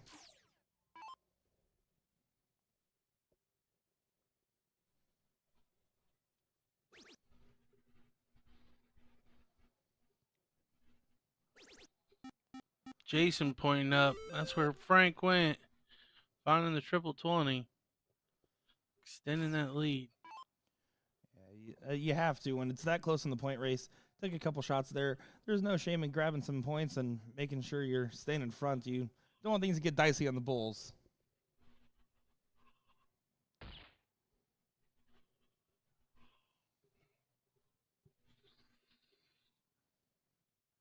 Prosser here. 3 Bulls to take leg number 1.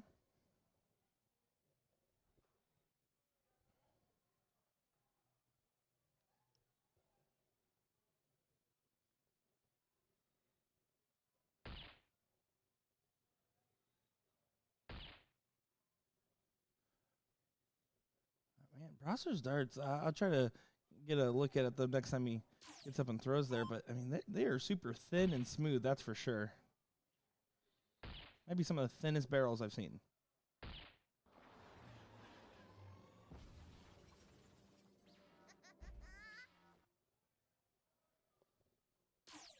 Definitely seen some thin ones back in the day.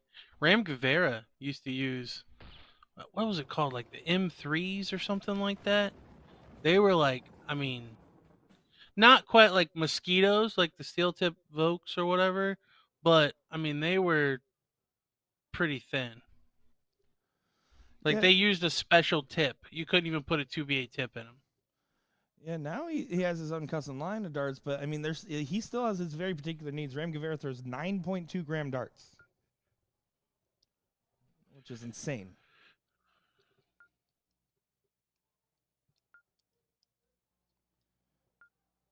Yeah, so it looks like they're just readjusting the order, which is what they intended to do before they started. I guess. Oh, do not hit exit leak. There we go. All right. Whew. Colin, you're scaring me. Yeah, it looks like they were just resetting that order that they meant to have originally, and now they're going to be going with throughout the rest. So they wanted Bilby to start. Well, they got the dub with Prosser going first. If it ain't broke, Don't fix it. Steven in chat, yeah, is there a bracket? Yes, there is. So we've posted them pretty early on in the chat. Might be hard to find now, but also if you have the BullShooter app for your iOS or Android, you can go in there and then tournaments tab like TK tournaments. You can find all of our brackets for the whole weekend in there.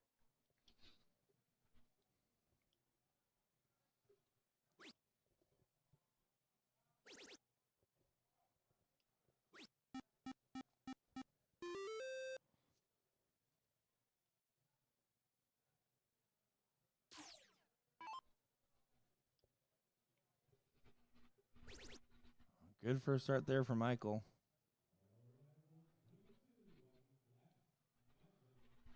Wanted to get that second one to follow suit and then take a shot at the 19s.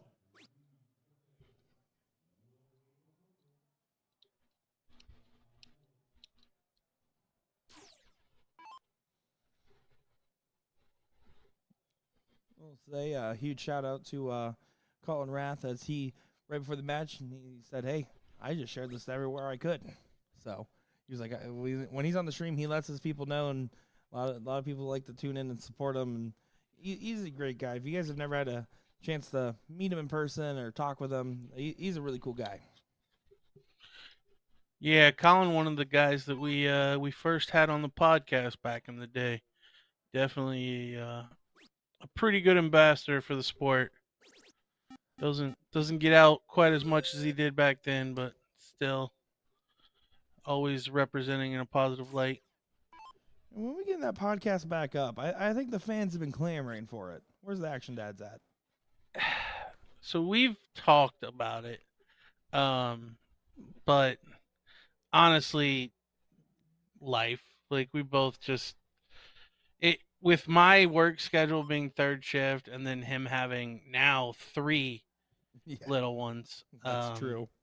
It makes it a little difficult because he can't really carve out time during the day. I obviously am up all night, so I'm sleeping, and then of the evening, he's got some babies to deal with.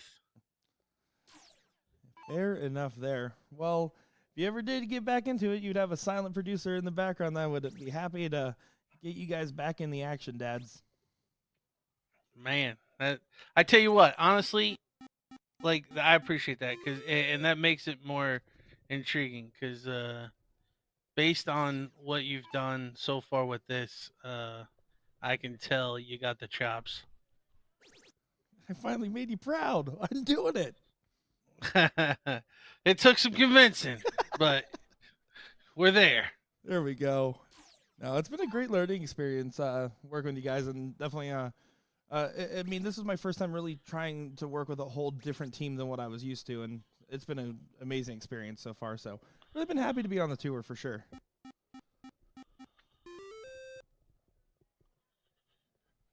Well, I know you've been a welcome addition. Again, there's zero chance that Gordon and I would have done last night into today. Like I can tell you 100%. Like we certainly wouldn't have started on time if we did. Let alone starting earlier than I said last night. That's true too. Yeah. Well, give it a year or two, then I'll probably start sleeping in a little more. I think you will have earned it at that point for sure. Absolutely. Browser here on the 18s trying to get the point lead so he can swing over to the 20s. Doesn't want to give Wrath a shot at it.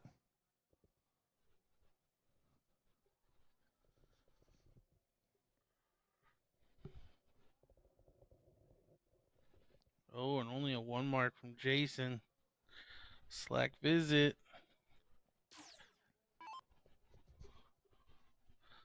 Colin can lock it in. Oh, he's tapping. What a shot. Ooh. Amazing All 3. Stuff.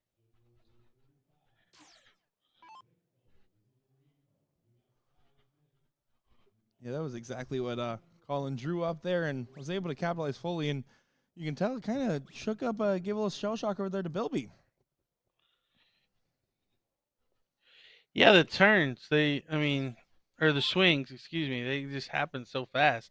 A 1 mark from Jason followed by a 9 from Colin, and it's like, what just happened? But you can see it right back as Mike only finds 2. So if Jason were to find 9 or so, they could be right back in this. That's sometimes how the ebb and flow happens.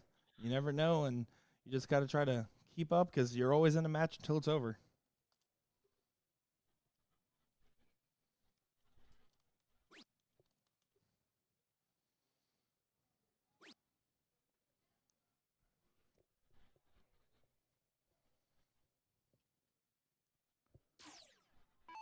Colin's just going to tap out that 17 and move along. Decides to go for the 16s first. And then goes over to the 17 there. Not the order I personally would have shot it in, but same result as what he was trying to do. Mason Sasser, that is correct. Colin Rath was a referee for the CDC.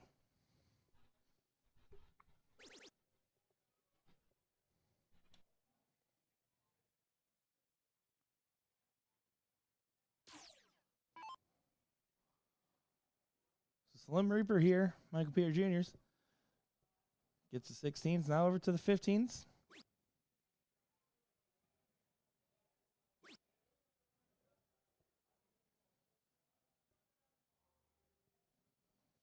Just grabs those two on the 15. So leaving an outside chance here for Prosser. So I need to load it up to try to minimize that distance on the bulls.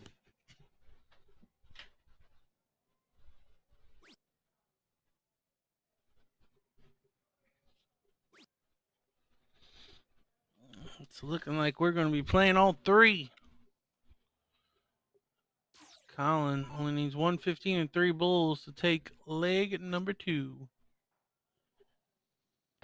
He definitely looks a lot more settled than he did in the first leg. First leg, it's not that he looked uncomfortable per se, but it just wasn't the normal darts that we were expecting to see out of him. And there he shows what he's really capable of. Throwing a 4-5, leading the pack the whole way. And that big 9 mark momentum swing was huge.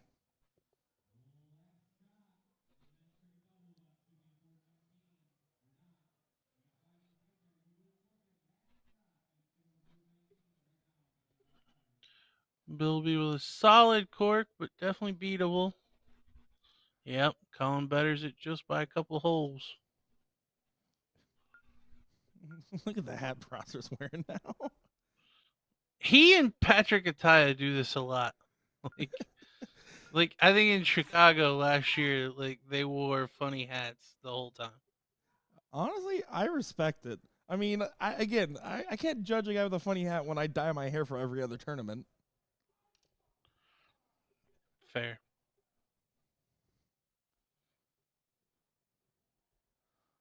First start was a little bit ways away for Colin. Great adjustment on the second. Bare minimum there, just got the close, so handing Bilby a chance to change the momentum here.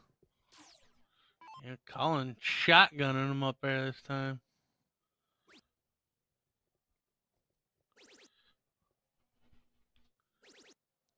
Bilby locking in, finding a 7 mark.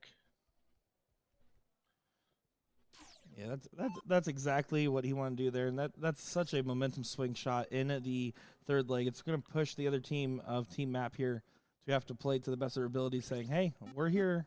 We're going to show our best stuff. You better bring it too.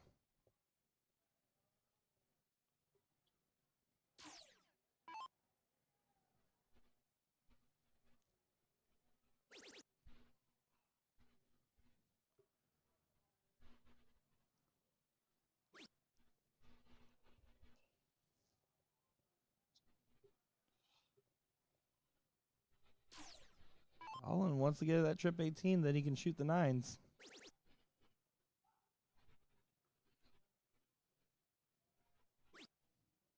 The eyebrow raise after the second dart there.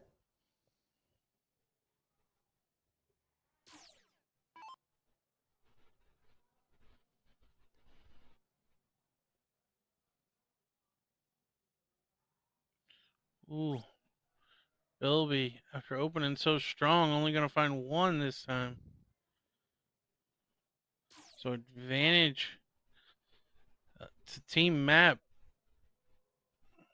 Mike coming to the board with the lead.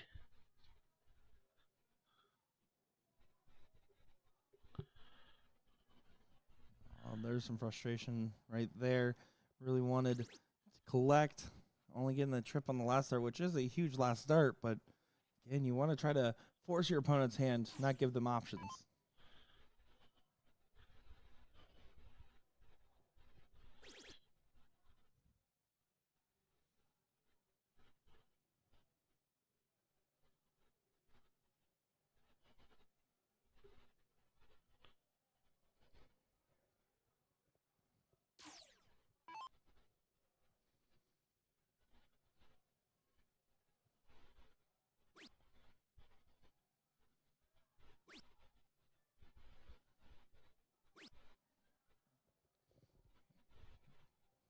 Colin falling off a little bit from his form from the last leg here.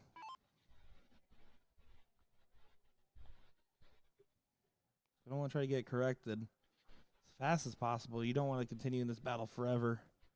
It can't last forever. –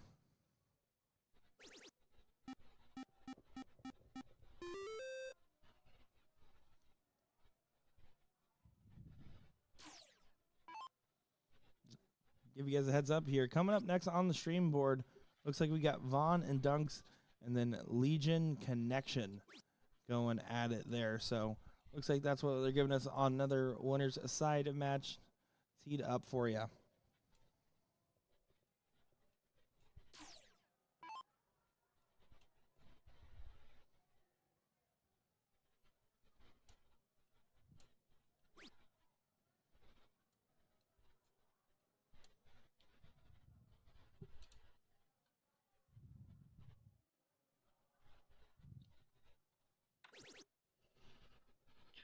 Good third there from Jason to increase that point lead.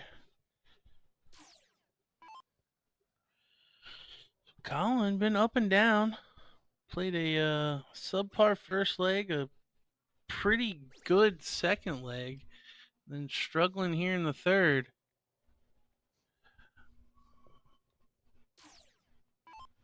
And neither team really able to get the big breakaway shot yet. Usually scoring and then failing to get the close or vice versa. This is, of course, as soon as I say that, Bilby hits an 8 mark there and finally breaks the monotony of that 19-18 battle and forces the hands of Team Map to go to the 17s.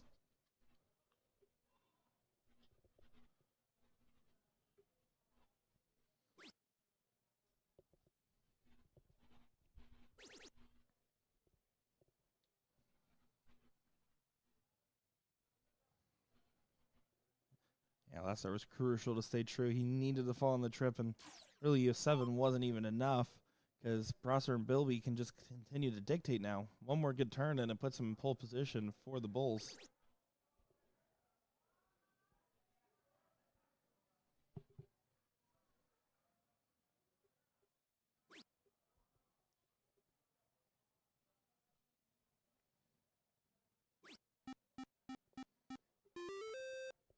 Solid shot there.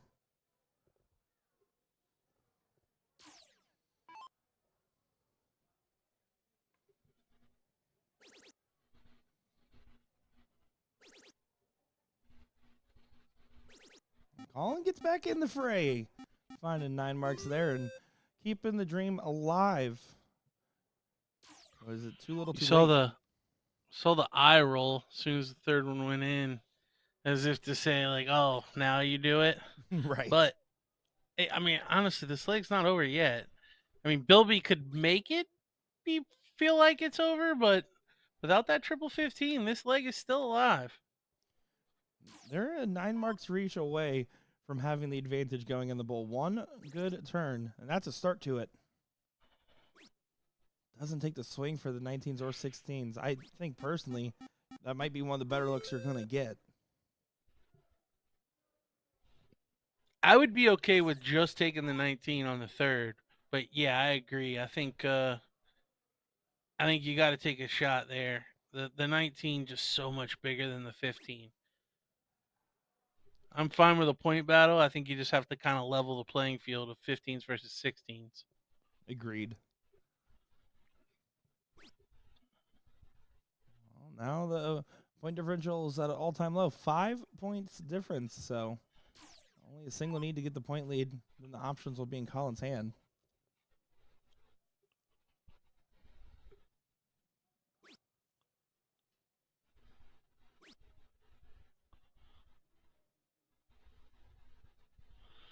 Nine followed by a 2. So the pendulum swings back to Bilby. Bilby's not going to want to mess around. Has the hottest hand on the board at the moment here. I would say, yeah, 2 mistakes there. I mean, you find a triple 19 first start, you only need 2 15s to follow. 1, don't throw at the double. 2, go at the triple or 2 singles because you got 2 darts in hand. Yeah, not really much rhyme or reason to not shoot it after the first dart is in. Well, and if you don't go at the double, you're almost guaranteed a single.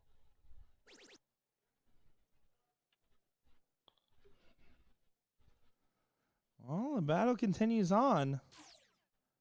Let's see which team will shine through. Again, they get in these situations where they're kind of in the same rut, and then one person takes that big shot and changes the momentum altogether.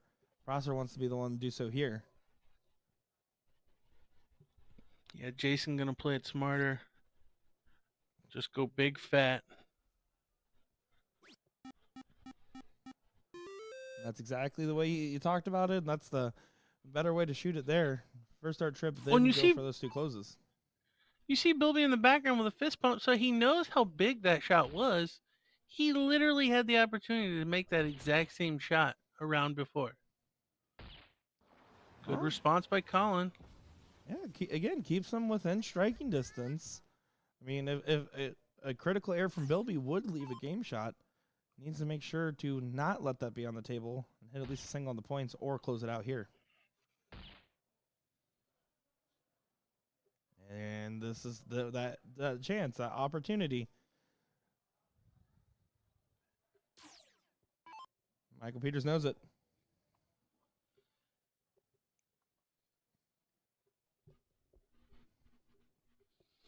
Yeah, it's there. It only requires a single. Oh, just outside.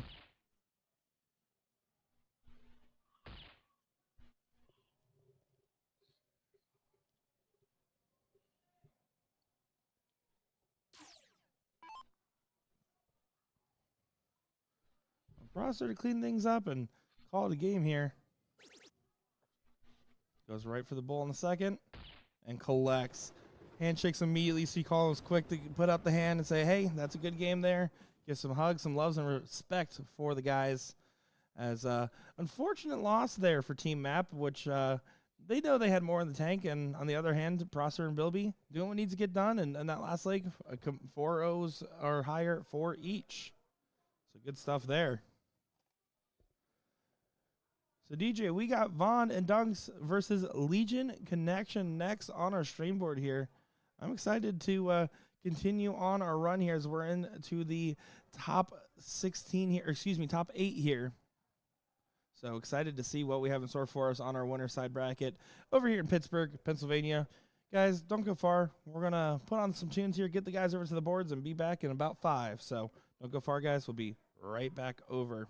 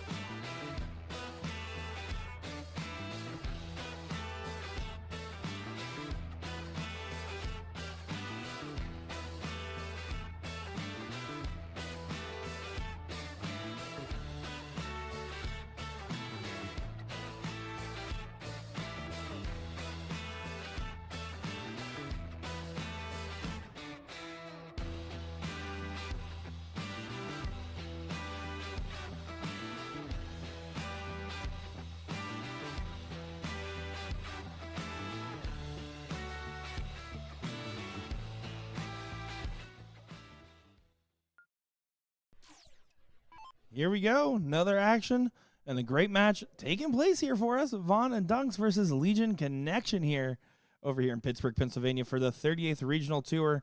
I'm Nick Teixeira, joined by DJ Sayer in the commentary booth for this one. Yeah, this one should be pretty good. A lot of Pittsburgh representing in this one. I think Dunk's the only one that's not from the area. I'm not positive on Marcus.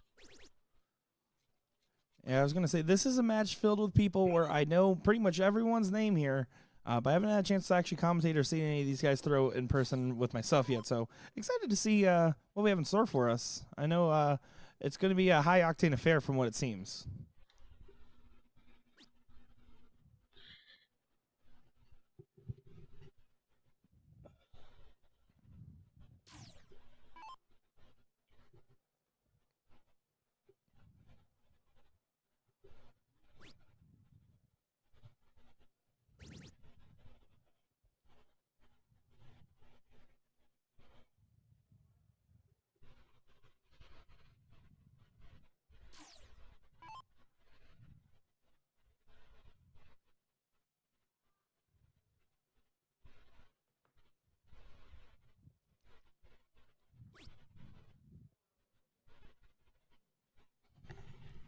Single 20 there. Dunk's leading out for he and Sid.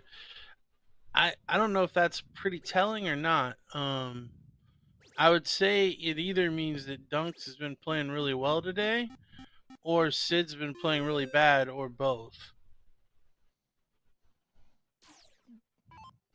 Yeah, it's definitely tricky when you see something like that. It shows where the mentality is for the team. And just the 3 mark there, and he's not happy with it, but is what the bare minimum was for that turn, was at least getting that close there and trying to slow the bleed. Marcus, on the other hand, just wants to go ahead and keep pushing.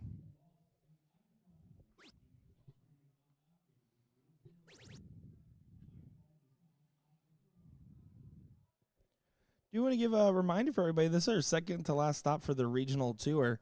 Last stop being in Omaha, Nebraska, March 1st through the 3rd. So make sure, guys, to stay on top of checking for pre-registration when it opens. Sign up online and book in your room if you haven't already, because it's going to be a lot of people trying to get those last few invitations to that ESPN Invitational Shootout.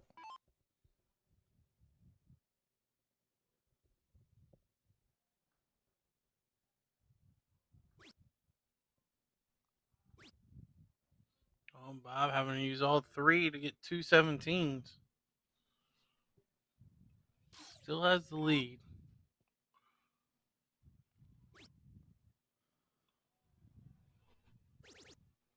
Great second third there from Sydney.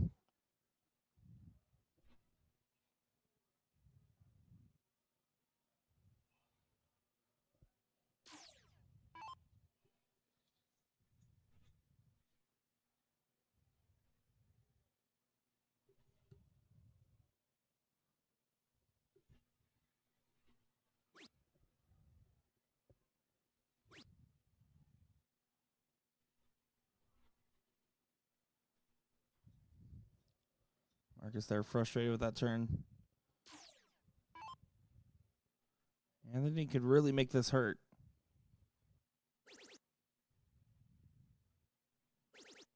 Oh, he very well may make it hurt. And that's a huge shot for Dunklin.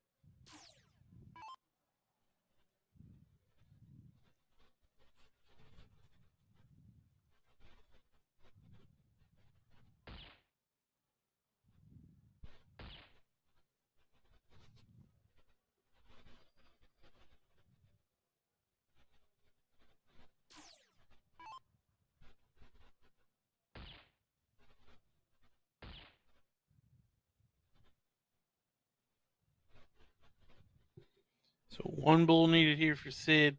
Take leg number 1.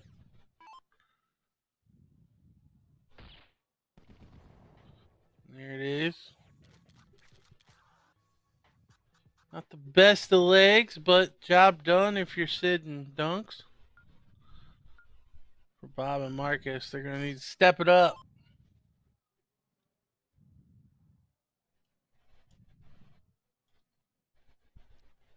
Yeah, you expect the standard to get raised a little bit, especially considering the position and the winner's bracket.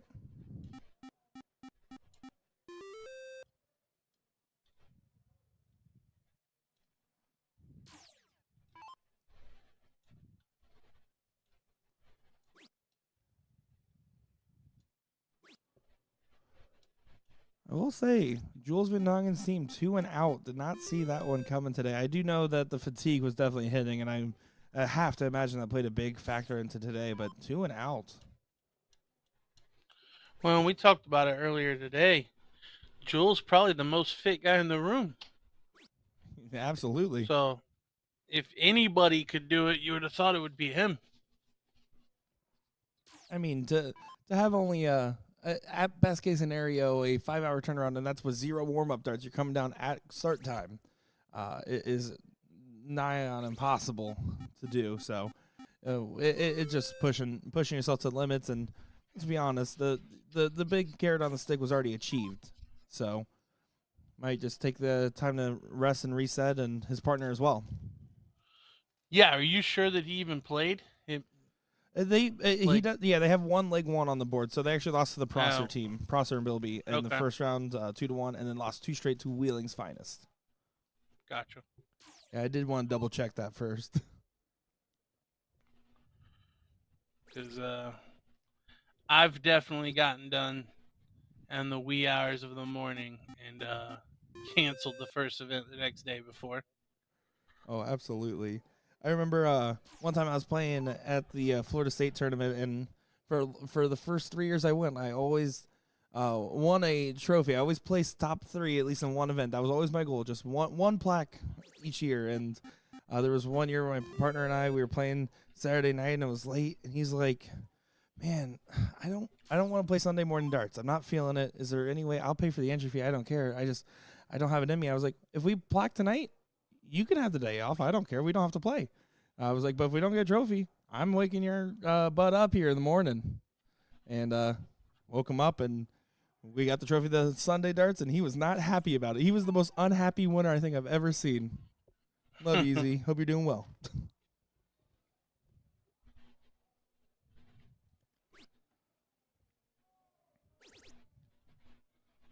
Good switch back there from Bob.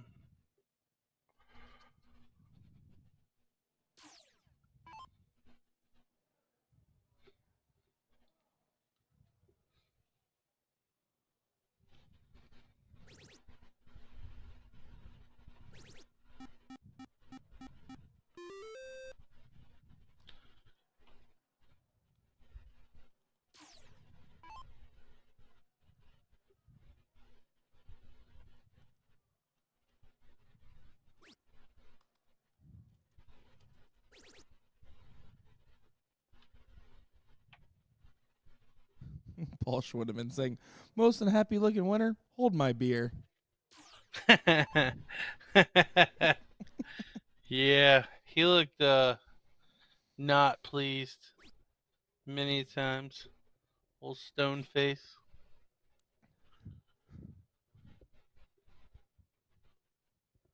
Yeah, Brandon Neal, that was me and my fatigue almost slipping up on the mic.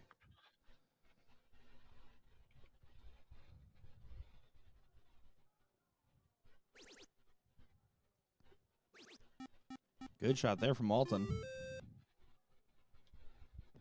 Protecting his 20s.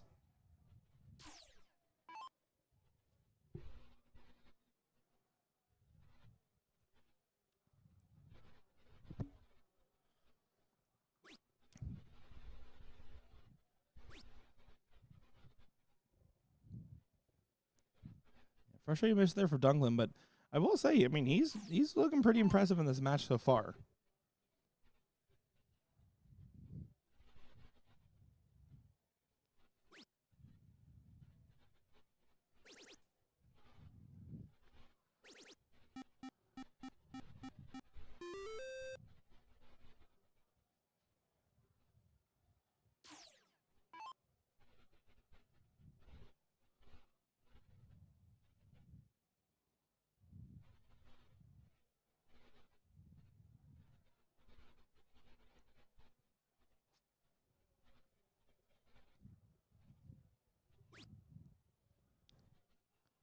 Sid just looks to be struggling. Yeah, it has to be frustrating. He's struggling to even pick up the dart too. His partner's saying, "Hey, come on, man, it's all right. Keep the head up."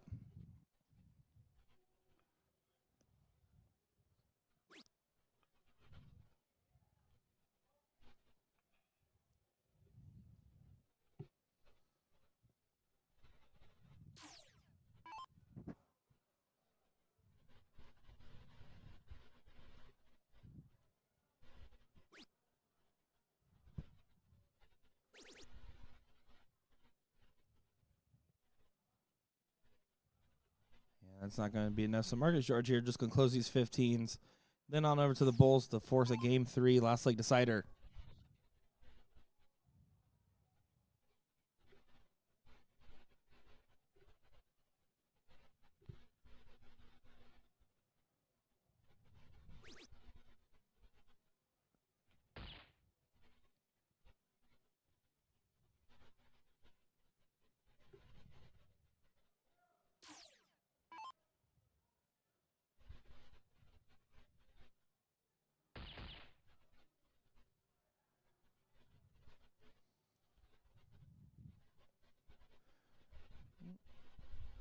And Vaughn off the mark. And darts, I mean, we always talk about it, right? It's a game of peaks and valleys. There's highs and lows. And when you're in the lows, it's about not making them so low and trying to get through them as best as you can. And it's so hard to do when you're in the moment. It's so frustrating when you feel like you're doing the right stuff and the darts aren't connecting properly, or something's out of sorts, or gosh forbid the itis happening. So definitely a frustrating position to be in.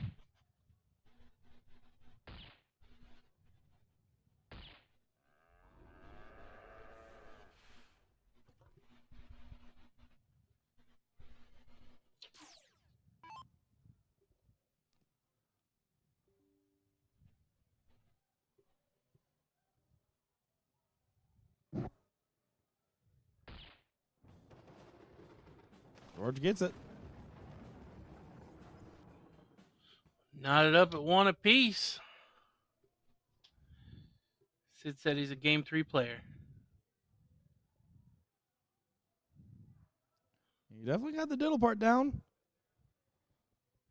Pressure on Walton here. Oh, it doesn't quite get it. Good attempt at it. So here we go. Let's see if Vaughn and Dunklin got what it takes to win this tiebreaker scenario here. Anthony Dunklin to start us off.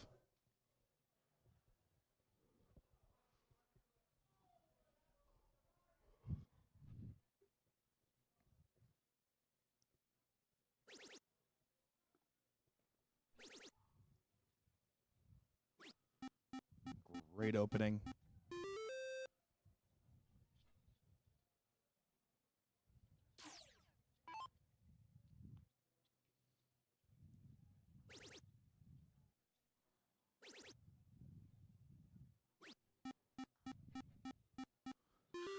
Bob trying to lock it in too. Following with a 7.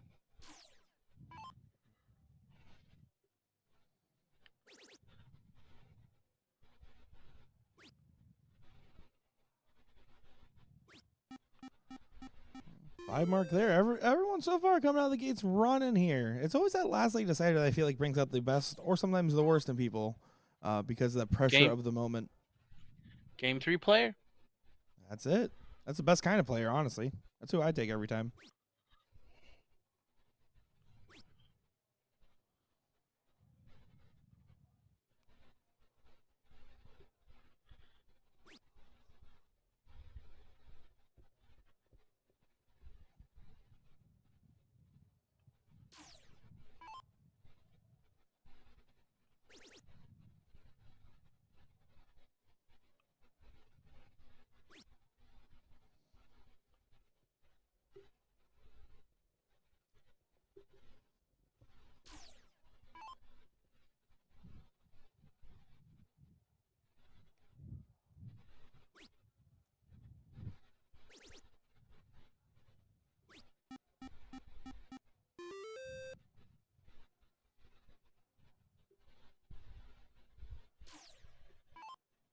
So Vaughn here wants to get these 19s out of the way. He's going to do so now for sure.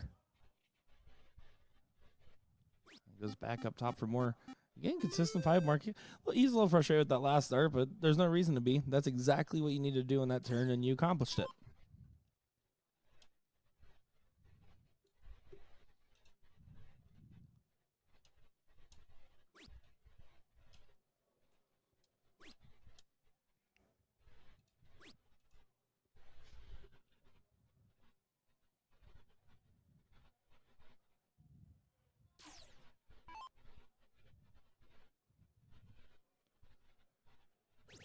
Oh, Dunglin. So far, I would say probably the most consistent performer in the match for both teams considered, and finds a big 6 mark there. Getting the shutdown on the 18s and 17s. 2 house and point advantage now for Vaughn and Dunks.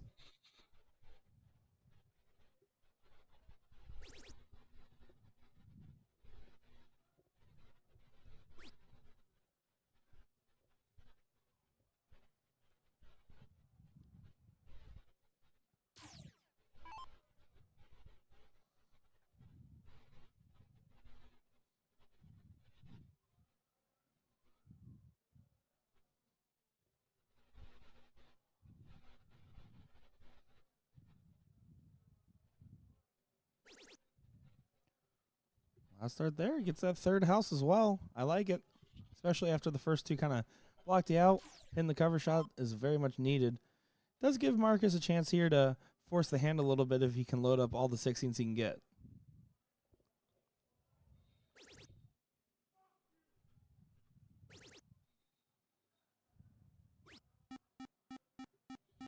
Marcus trying to drag his way back into it.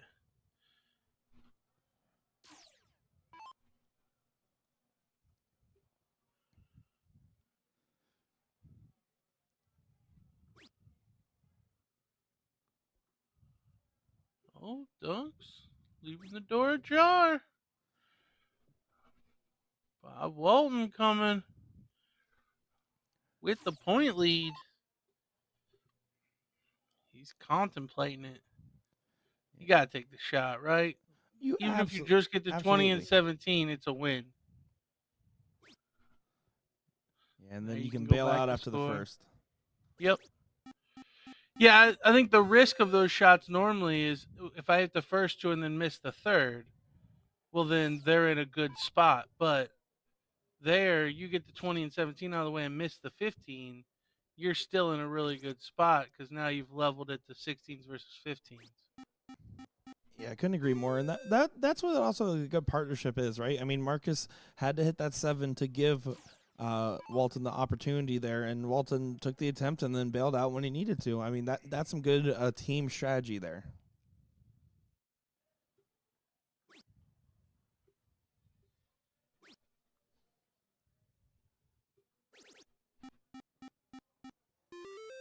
Marcus once again finding some 16s. Just 2 rounds ago, he was only averaging 3 a turn. Brought that all the way up to 4.5. And conversely, Dunks was at like 5.5. Now only a 4.4. Wrong time to be dropping off.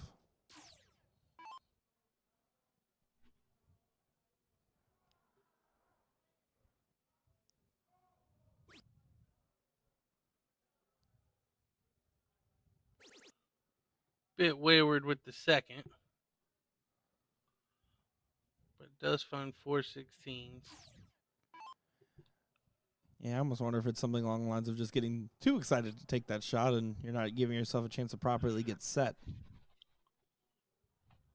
Oh, I have no doubt that was indecision. Your part of your brain saying 16, part of your brain saying 20, so you're going to land somewhere in the middle of the two.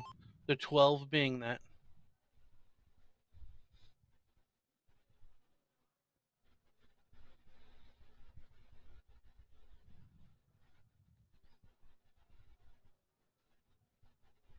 Needs to find a triple. He does. Keeping the pressure on.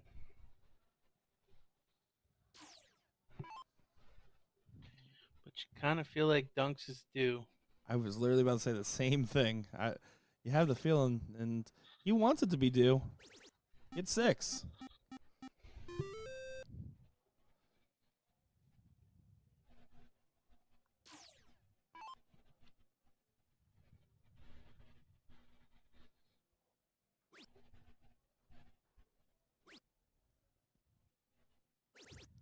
Great last start there. Walton has hit that third dart trip 3 times in a row now.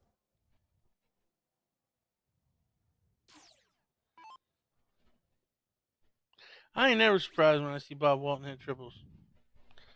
Lord knows he's hit enough of them against me.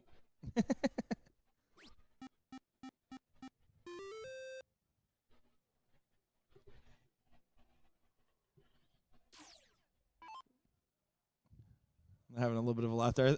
Sid, a little bit of a celebration, I think, before realizing that he caught the wire of the 16. I don't know if that's what they're having a laugh about or not, but he was definitely happier on that go. Well, a lot of people don't know this. Sid is blind. I didn't know that. Yeah, I'm pretty sure his vision is like heavily impaired. He's throwing at colors up there. So he probably thought it was in the triple.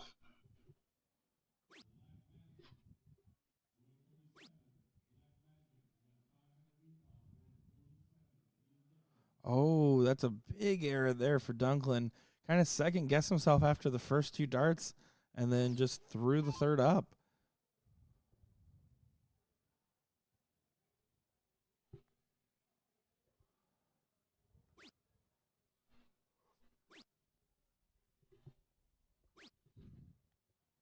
'20s are now gone.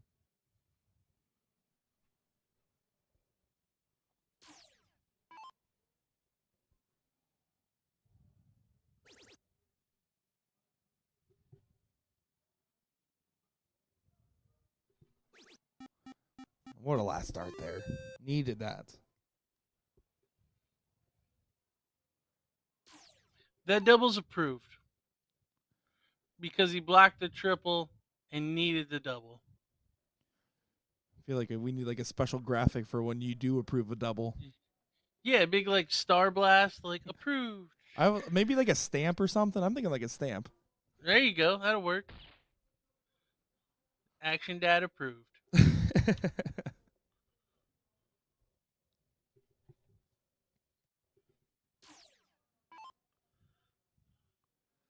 Dunklin here 3 balls away from winning this. A hard-fought battle. They're going to mess around a little bit here.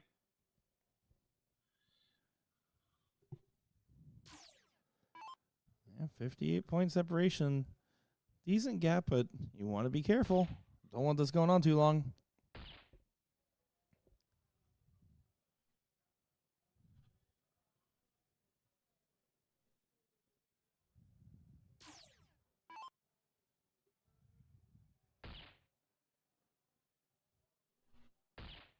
Sid needs 1 more.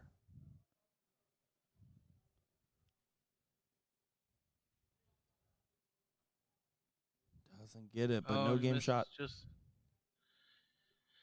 Yeah, Marcus can take the lead here, but he can't win the game. But honestly, I mean, you put in 5 bulls right now. You at least force Dunks to have to find a triple. And I think if there's a hand to try to force here, Dunks would be the guy, just because we see as this has gone on, it's not that he's playing bad, but he's definitely not playing the same standard of which he was playing, and that's 4 bulls, not quite as many as he would like, but at least enough to get the point lead, force an extra dart here. Well, that actually forced a triple as well. 2 singles on the 17, not enough for the lead. Now 1 bull. Gets it. Great shot there from Dunks. Saying, Nick, I'm not feeling the pressure. I was just building up the suspense. So there we go for that one. And Legion Connection is not out of it yet. Again, this is a Winterside match, so they are still going to be fighting along, and anything can happen. We hope to see them again, as that was a pretty fun match there.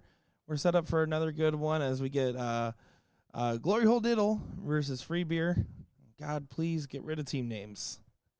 Guys, we're not going to be too far away from the action. Those guys are hanging out in the corner over there, so they'll be back over to the board in just a moment here. So actually, we're going to take a quick moment to run some ads here, as we have not done that yet today. Let you guys know about how to qualify and some recaps from other regionals. So we're going to let that play out for a minute, and then we'll be back when the match is ready here. Nick Teixeira, DJ Sayer, don't go far.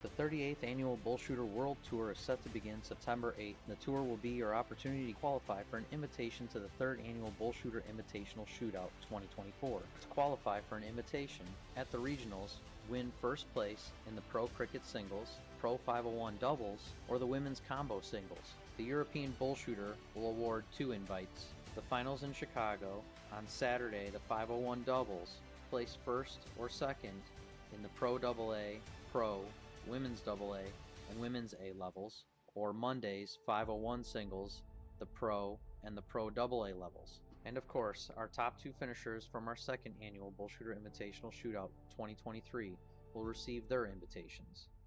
We're looking forward to seeing everyone out on the tour.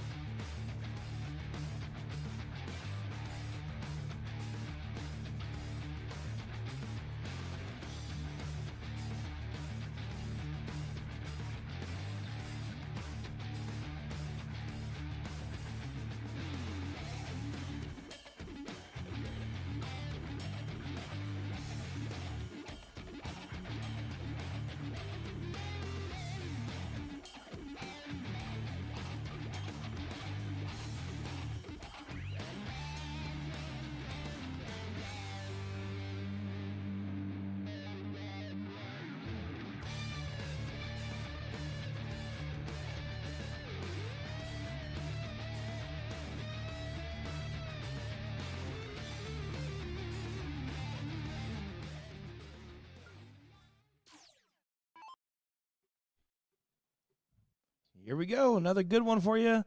We got Glory Hole Diddle versus Free Beer here on the live stream.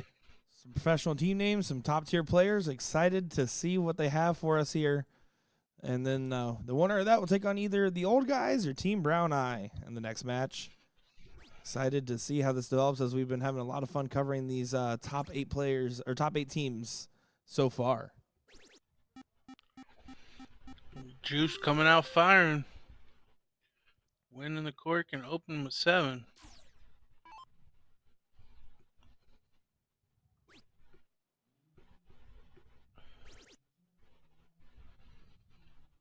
There's a 4-mark response from Blackburn here, so Slick will be able to come up here and have a good opportunity to continue to dictate the pace.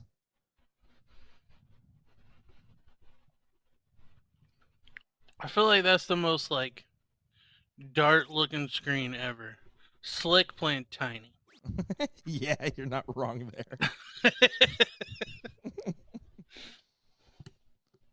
You are not wrong there. Hardman goes by Juice. I don't know what Matt's nickname would be. I do also like that we have like some team names, some just last names, some nicknames. Just so many mix-ups here. It's keeps us on our toes. Although we'd certainly love to not do without the team name aspect for sure. Yeah, just birth names. That's it. What do you go by?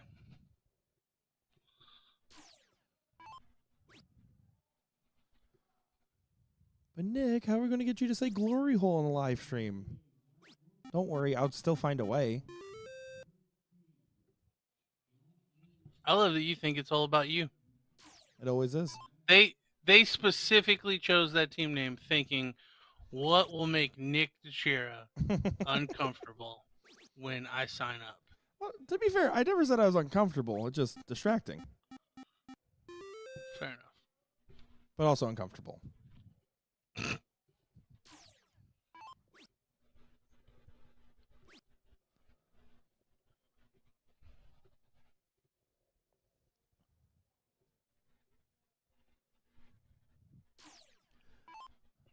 Hardwick here just going to keep moving along.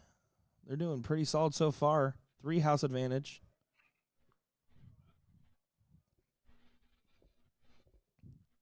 Now 4 house advantage. Yeah, Juice at one point last year went on a tear in the regionals. Like, came to Ohio as an AM. I think he won or finished high enough that he had to play in pro in Pittsburgh, and then but also went to like Myrtle with Sid in between there or something crazy. It was like 3 in a row where he went from like AM to pro and he was winning at both levels. That's a pretty hard feat to do, and kind of shows sometimes when you just some days it just clicks, and then all of a sudden you figure it out and you're a whole new player.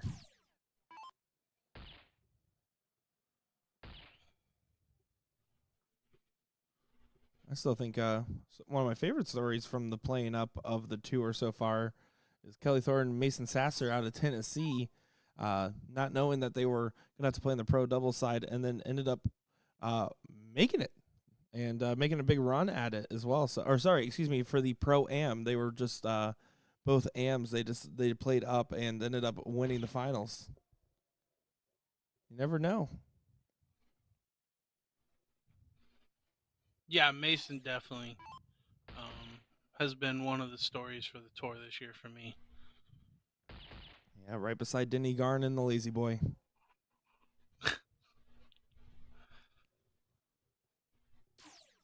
One bull needed.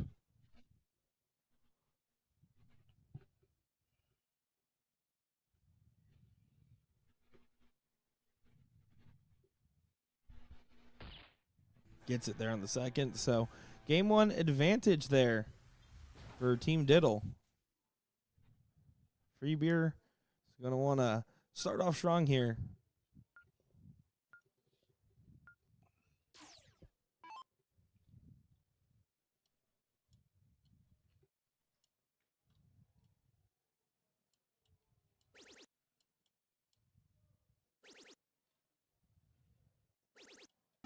Ooh, they did start off strong here. Finding all three in the trip there. For a, I'm not going to say boom or anything, but for a great 9 mark.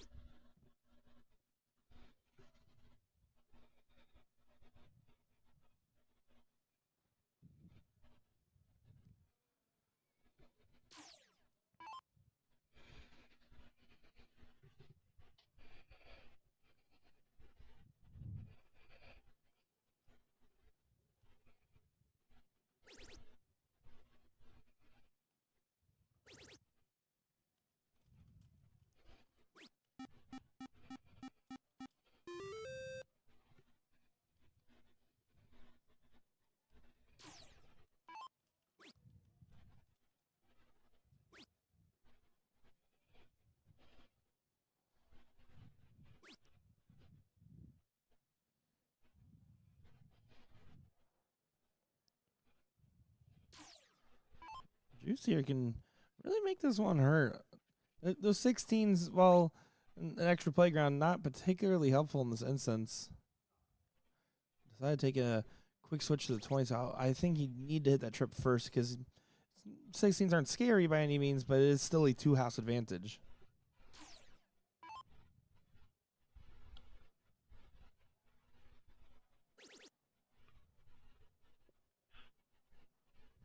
Tiny does manage to find a triple with his third.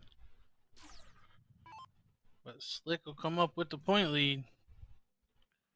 Free reign to take the 20. Now here I'd prefer to see the first dart at the 20 for sure. Does find the 19s on the first. How quickly your tune changed when he found the triple.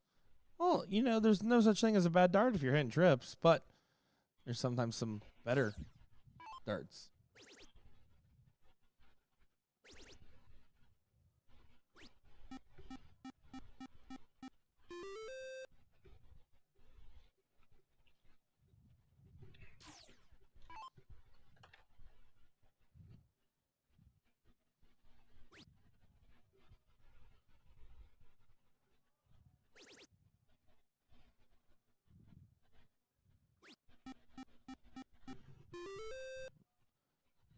Back up to a 20-point advantage here, so a single 20 does tie this. Oh, Tiny having a big misstep there. Really just want to get at least a single 20 and then could potentially close those 19s with a 2-house advantage even score. Instead, only in a single 20. Let's see how Slick approaches this one. Methodically.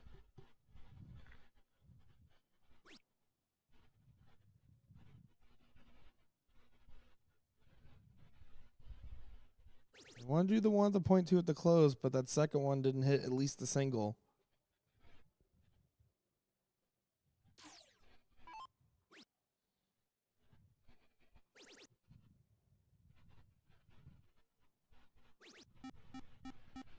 Matt tapping here in the second leg.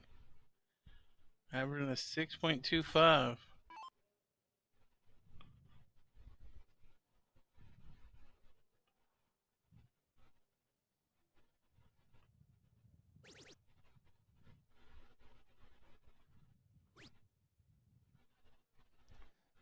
Juice was frustrated with that last start. He wants it.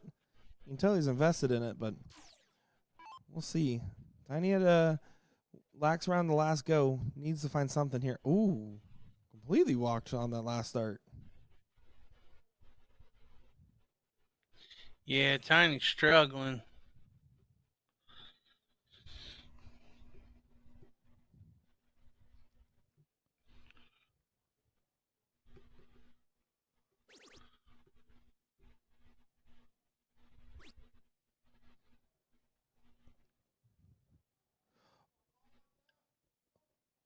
Oh, he was not happy. That's the second wayward dart into the 5 he's had shooting at those 20s. He knows how important it is, considering Blackburn just keeps lighting him up.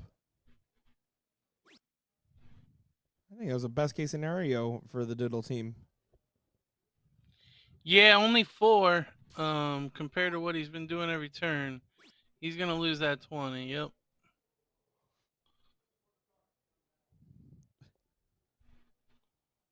He said, throw the darts, someone. Wow, and right back, I would say that was best case scenario for Tiny and Matt. Certainly is. See, with Tiny struggling here, I don't know if the aggressive shot at the 18s was right, though. It normally would be, but when you're struggling like that, maybe just getting that extra couple points there more efficiently using your marks would have been more helpful.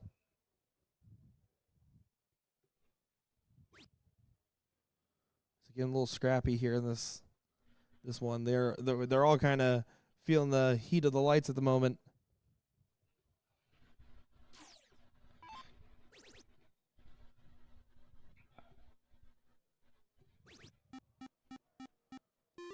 Except for Blackburn. Blackburn playing great, leading the pack.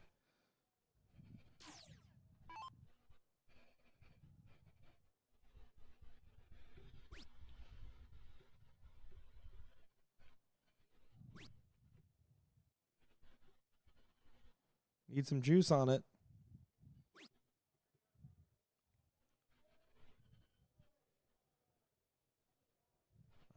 Again, this is getting a little nervy. These players either letting out some loud roars. I can hear them through the wall.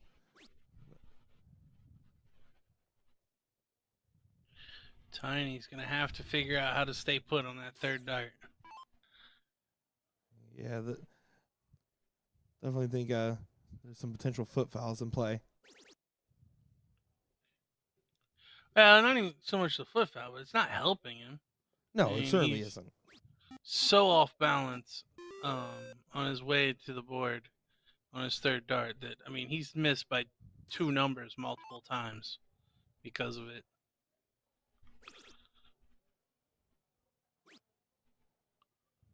Blackburn finds 4. So again, a little bit of a let off considering the standard. I mean, he's by far leading the pack in standard and gives Hardwick here a chance to make it hurt. Oh, this would be a big shot. It is a big shot. Loads it up with all 3.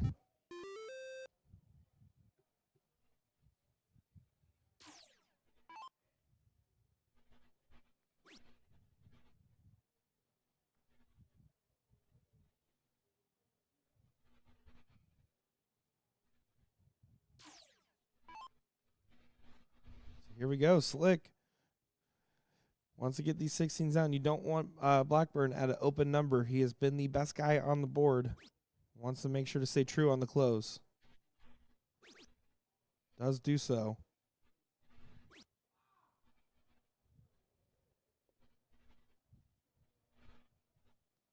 Perfection needed for a 6-point lead.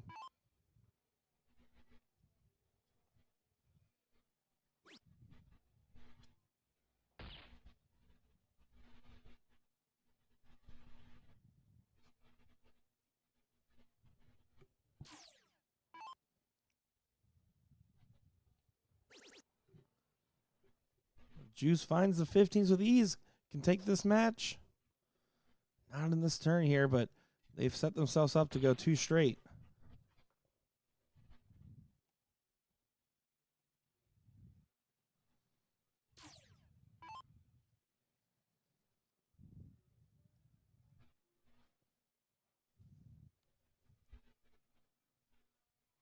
Yeah, unfortunate there for Tiny. Just not at the races in this one.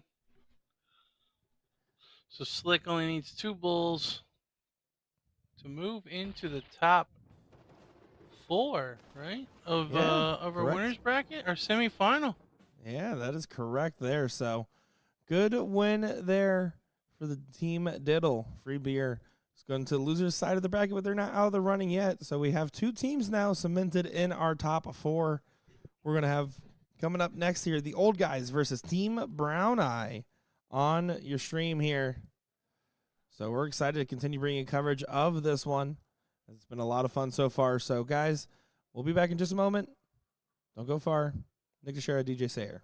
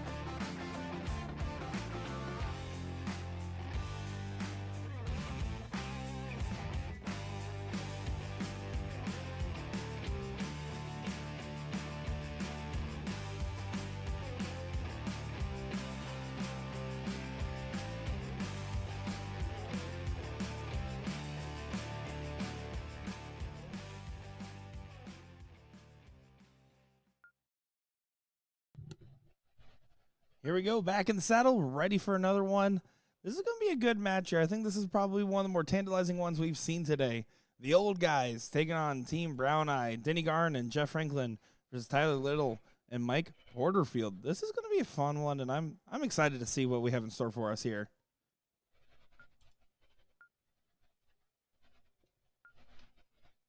Yeah, winner of this will take on Glory Hole Diddle that we just saw in the semifinals of the winners bracket. So I agree with you. I think this is the pretty tasty one. Based on what Mike was doing yesterday, well, this morning at 4:30 in the morning, it's hard not to tip he and Tyler. But of what we saw from Franklin and Denny earlier, I certainly feel like they're in this. Oh, yeah, you can't count them out of the mix, but when you're with playing against the pro finalist and winner and the non-pro finalist runner-up, it's definitely going to be a fairly stacked team, and they're cousins as well, so they got that family synergy.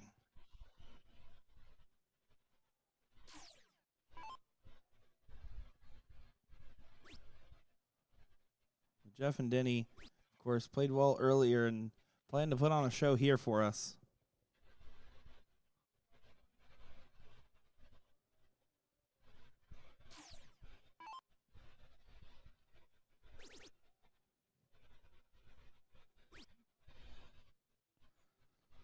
Definitely interesting that Tyler kind of swings his hips out in his dart stance there. It almost looks like he's about to do his B-rate Elvis impersonation, dancing some jailhouse rock or something. I'm glad you said it, because I was thinking it with like the slicked hair and the like 4 buttons undone. Like there's some like 70s vibes right there. Oh, absolutely. I made a joke on the stream yesterday when he was playing his final. I was like, he's testing the limits of how many buns he can get away with having without getting kicked off the stream for nudity. I think as soon as the nipple shows, you're gone. Oh, yeah, it's game over, right? Unless you're Bobby George, I guess. It's true. Then you have a nice little curtain that you can just Velcro pull away.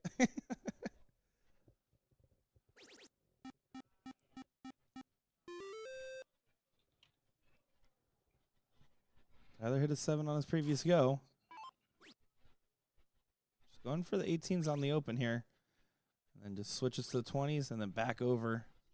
Jumping around the top section of the board there.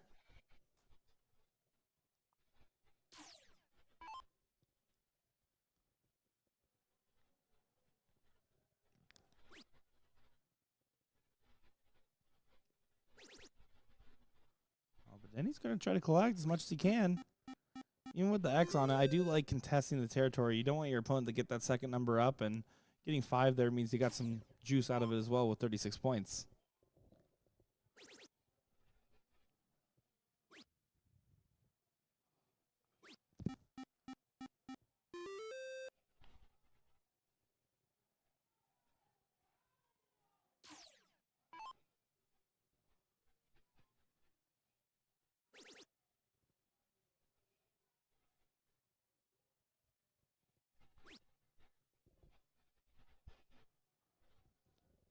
This is top 8 in the winner side. Winner of this will get into the semis here. Coming up next will be our first semi that is ready. Team Disappointment versus Vaughn and Dunks.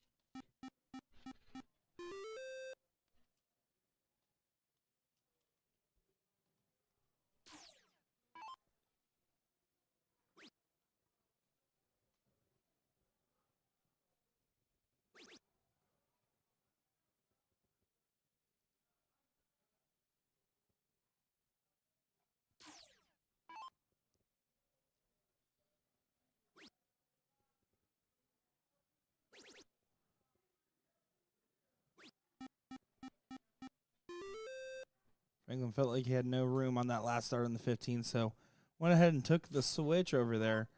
But Tyler Little could just shut down these 15s and go right into the Bulls. 116-point lead. Did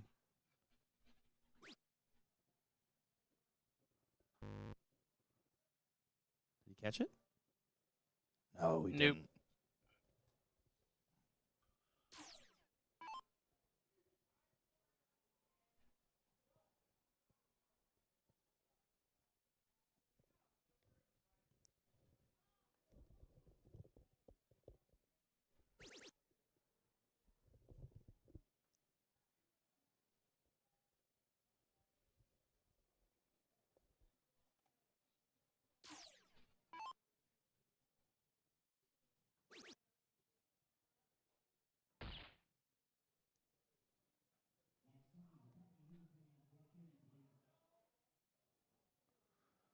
Trip 15 and the bull grabbed for Porterfield there, so putting themselves one bull away from taking leg number 1 here. Combined 9.8 average between the two. The cousins. Cousins. That's what they should have signed up as. What's their team name? Team Brown Team Eye. Brown Eye. Not nearly what it should have been. So Tyler does polish that leg off. Averages dropping below a 5, 4.85 and a 4.8, but more than enough based on the way Denny and Franklin played. Well, especially Porterfield and Tyler showed it. When they get pushed, they will typically rise to the occasion as well. And if this is their quote-unquote coasting average after those first few rounds, then they're going to be all right. Denny and Franklin do have the game to take this here and force a last leg decider, but they need to put their foot on the pedal here, and that's not the start you want to see.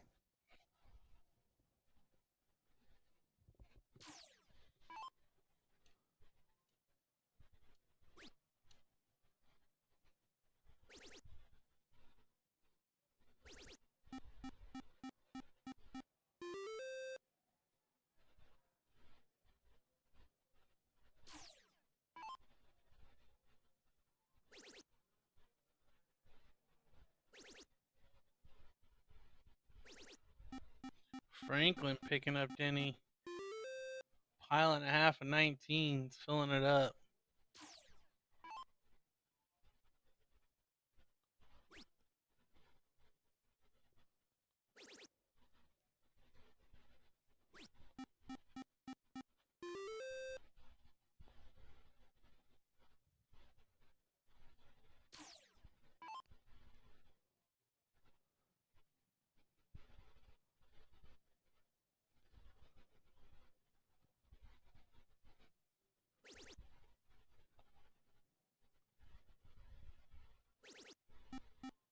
Denny finally getting off the struggle bus. Collecting 6 there. Bad news if you're Mike Porterfield's phone, as the notifications will be buzzing. Mark Bond's in the chat, tagging him.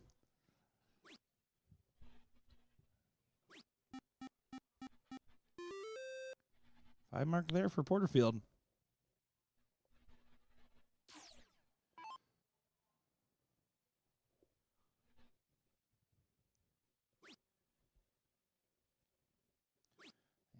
Chuck asking about the earbuds. We did talk about that a little bit earlier. Long story short, not the biggest fan of them, but I don't necessarily hate to see it. I don't personally do it unless it's a remote tournament, even then usually not with partners. But to each their own, is what it is. I always told myself, if you get used to wearing earbuds and you may get to a big stage one day, you can't wear your earbuds there. Then again, I didn't have to worry about making it to a big stage. Cody asking if you can register for mixed trips. Mixed trips is full. There is no room left. That bracket is done and dusted full.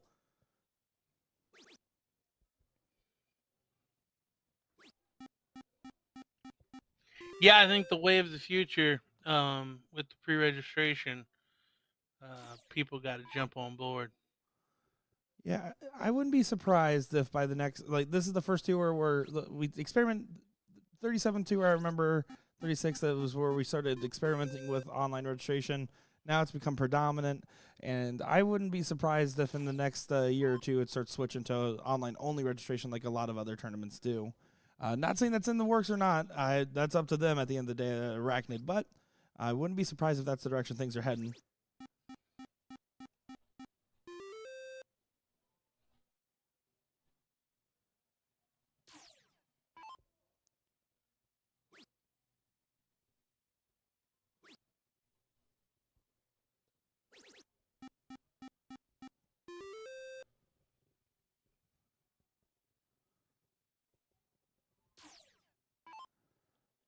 Garden raising his average up, and Franklin just consistent in the second leg here.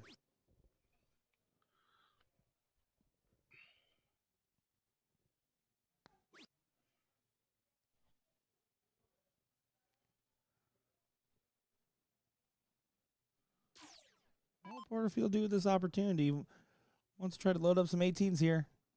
He has a more conservative play style, so I expect him to stay all three.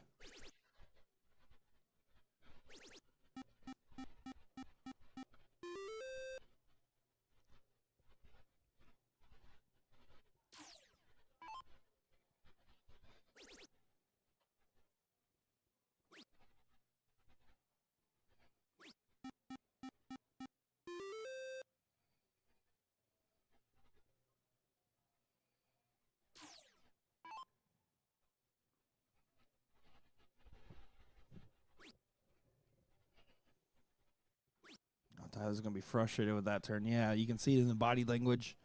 Knew he wanted more than that. 2 mark only ties the score here.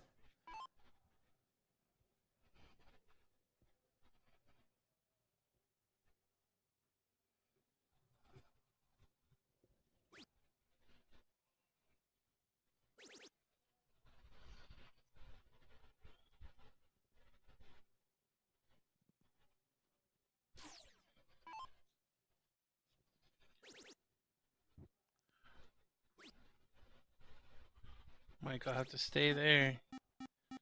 Finds another triple.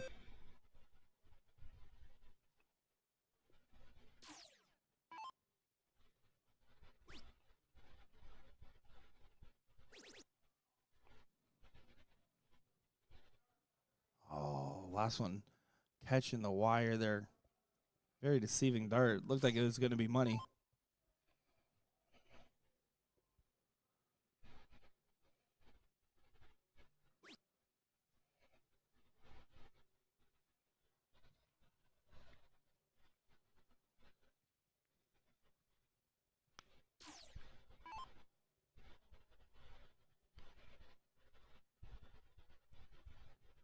What you got in store for us here, Denny? You're approaching with the point lead here.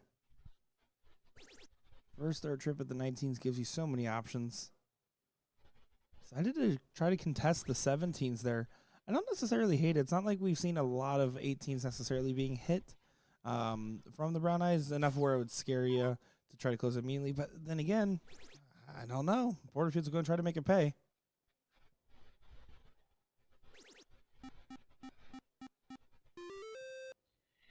Yeah, Mike trying to carry the team. Averaging a 617.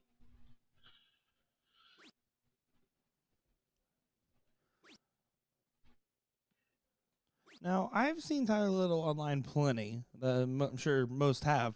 But after watching him last night and today, I would say he's one of those players that he really does have such a high gear. But I wonder if he just sometimes psychs himself out a little too much and kind of gets caught up in the mental aspect of the game, because it's not like the ability changes. He really does have the ability to throw multiple games in the high 5s or 6s at a time. But then sometimes he just psychs himself out completely, and it looks like two different players.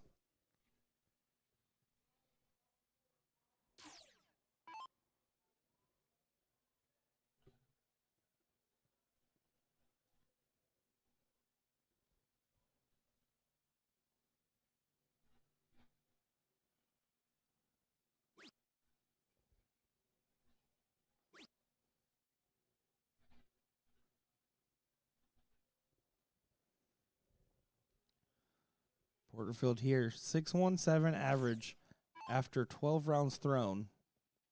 So 6 by him.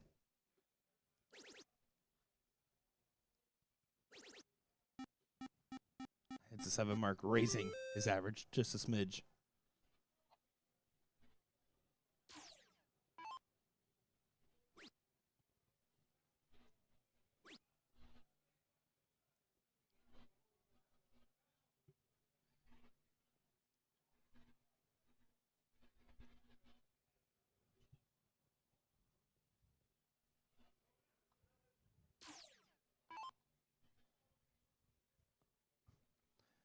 Denny over there saying, Mike, can you slow it down a little bit or do something? We're called the old guys for a reason.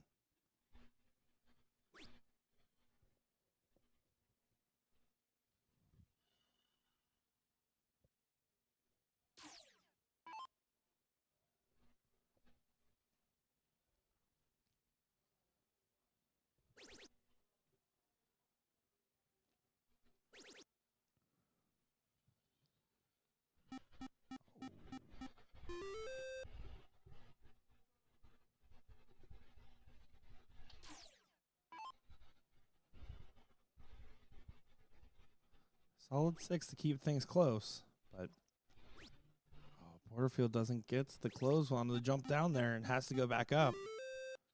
So now giving Franklin an opportunity to try to get some control back and put the pressure on Tyler even more.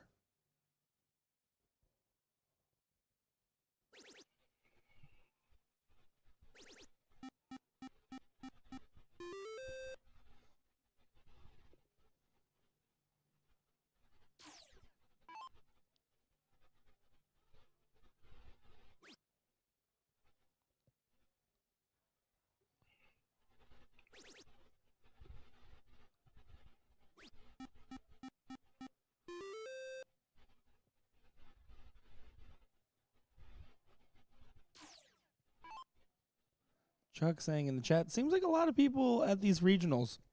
Last year, didn't seem like Chicago was that crowded in compared to years past. I definitely think the regional turnout, I mean, don't get me wrong, I think tournaments in general are just doing well across the U.S., but I think having the advertised positions for how to get into the Invitational Shootout has helped a lot with that, and I think is a great way going forward. And on top of that, you know, I mean, it's a well-established tour. People like playing in them. Yeah, there's only so many options to play, right?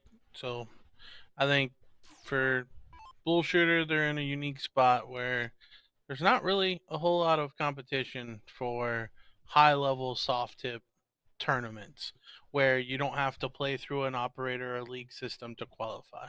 Yeah, and an open entry tournament circuit like this is very unique.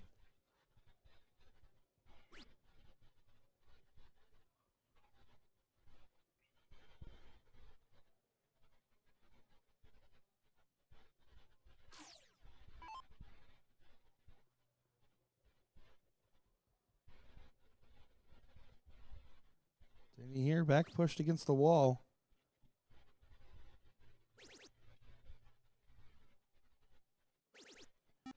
Line 7 needed 9. It's a great shot, but might be too little too late on this one.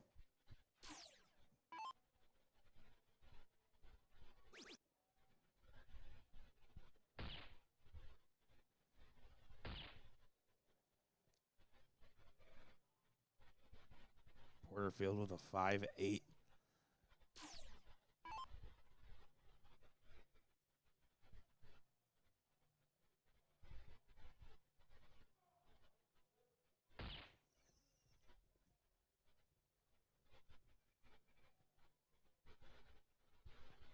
A little one bull. And they're off to the top 4 there. 2 straight for Team Brown Eye. The old guys will have to fight on the loser's side of the bracket, but still in the running for this one. You can see some love, some handshakes, and some respect between all these different players. And Denny giving some words of encouragement. The old guys saying, hey, young guys, keep it up. So coming up next, Team Disappointment versus Vaughn and Dunks for our first semi-match. Then after that, we'll get the other semi-match of Team Brown Eye versus Glory Hole Diddle. So guys, don't go far, folks. Nick DeSure and DJ Slayer in the booth for this. Be back in just a moment.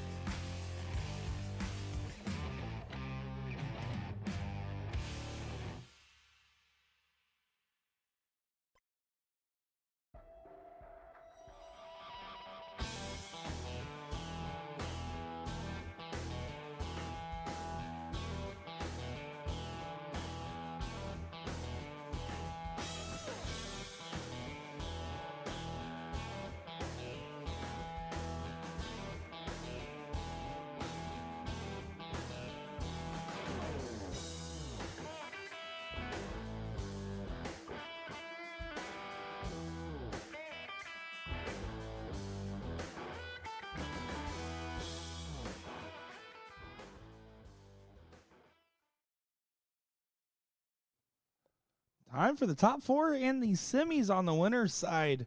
Team Disappointment taking on Vaughn and Dunks here. I'm excited to see this one take place. Get the top 4 underway. Cindy Vaughn, Emily Dunklin, and then Sam Vanderpool and Travis Brewster taking it on here.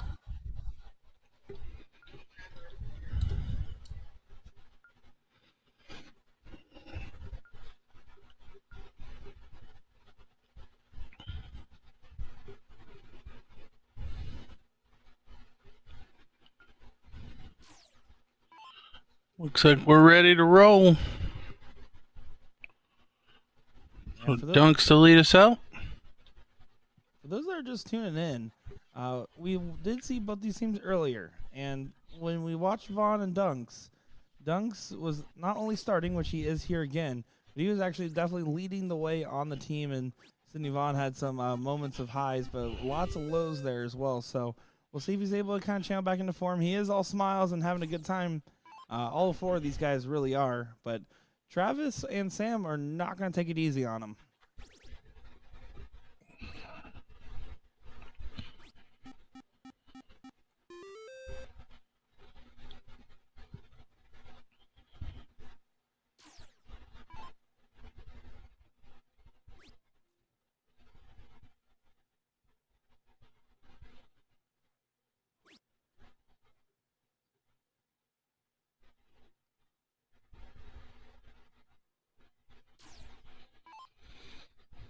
Sam, your winner from the non-pro singles last night. Winning out against Tyler Little, the gentleman we just saw in the previous match.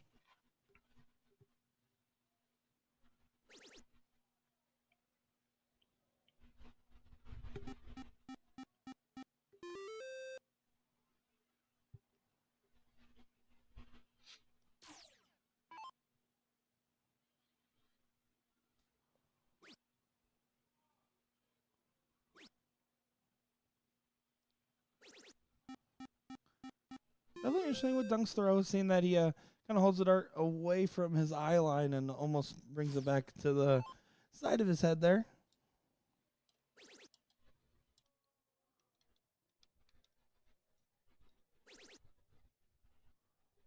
Well, if you're watching along with us here on Facebook or YouTube, looks like we had a bad air for the second there. We lost, we didn't lose internet on the stream side or anything, but lost connection to the streaming server for about 30 seconds there. So I see you guys all retuning back in. Yeah, just a little connection there to the server, but able to jump right back on. Sorry about that, guys. We're seeing our best leg of the day. Is Travis averaging a 7 and Sam averaging a 7.5.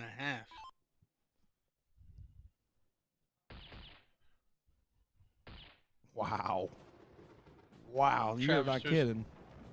Travis throws 2 double bulls and his average plummets to a 6.38. You can see Dunks and Vaughn are just kind of laughing it off there, and that's exactly how you take a loss like that. You just take it on the chin, know that there's a second game, and that you're going to just start from there and wash it off, because when games like that happen, there's not much you can do except do it yourself.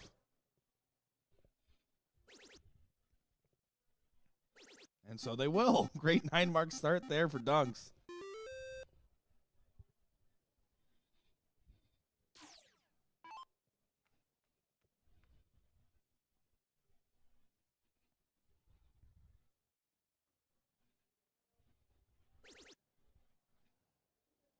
Travis only finds the single, or the 1 dart in the trip 19, excuse me. Giving Vaughn options to do whatever.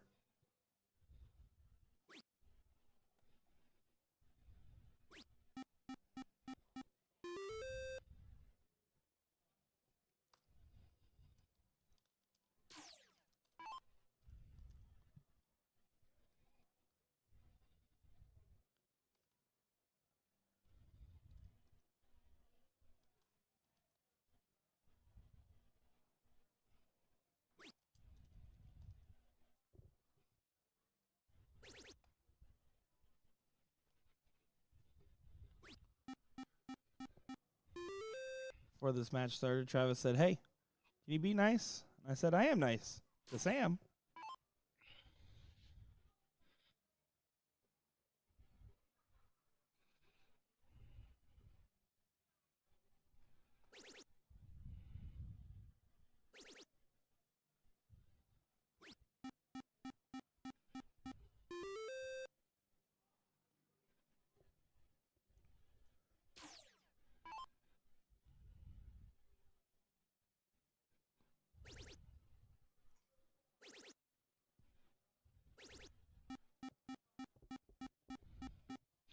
Big 9 mark there from Travis to get them back into it.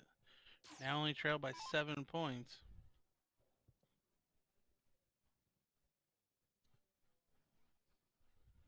Oh, and this is more reminiscent of the Sid we saw earlier, kind of struggling, catching the wrong side of the wire, and does collect on that last, a much needed last start there. Sam wants to close the distance even more and set up Travis for the shot.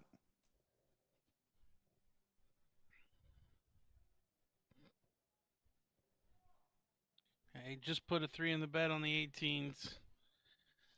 I think that's the target to start. Probably stay there all 3. Could look at the 20, try to take with a bigger number. No, it does stay there. I think right now, Sam and Travis are the better team average-wise, with Sid struggling. And you have to believe that Dunks is going to regress to the mean.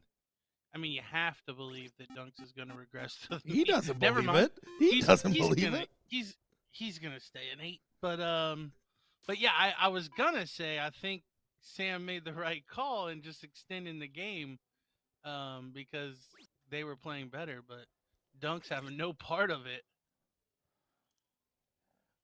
Yeah, that's some great stuff from Dunklin. Really just full on rising to the occasion. Again, amateur stats is a light term, right? He's a great player, and he's just doing what needs to get done and being great. And Sid right now just kind of playing the supporting role and doing what he needs to do.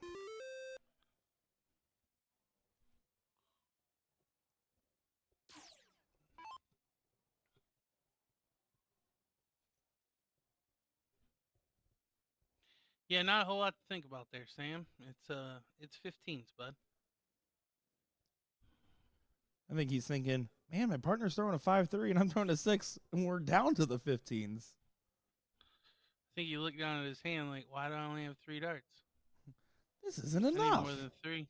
Yeah, I want to need way more than this.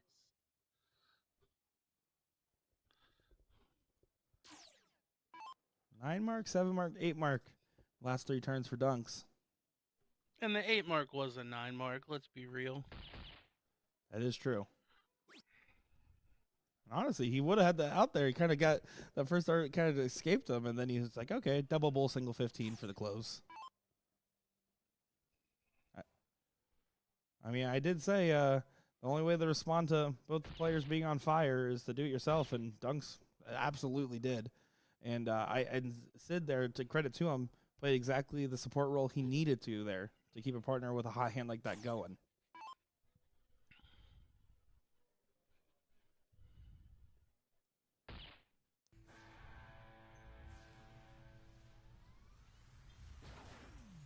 Blink and you miss it in this match. This is our fastest paced match for sure so far.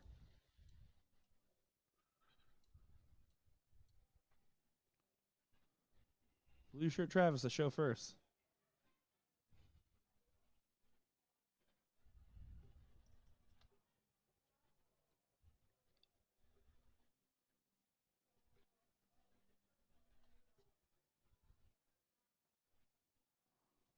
Travis does get it by 1 hole there, just sneaking into the double.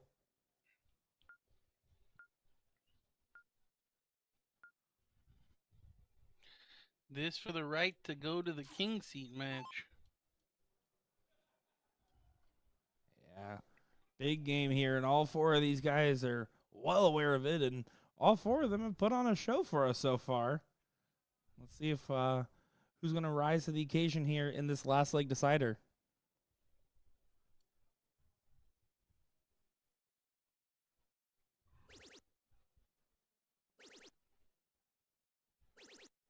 Travis starts off with a 9.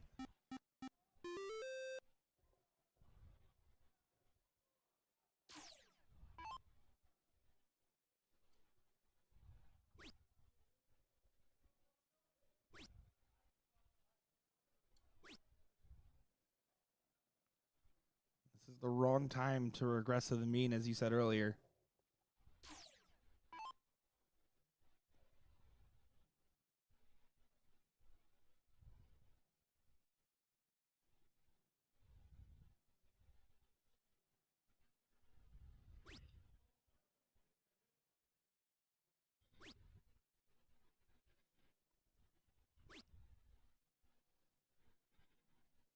3 singles there for Sam. Does close behind. Yep. Bare minimum of what he expected to do. Pushes Sid over to the 18s. Finding 6. Gets them on the board.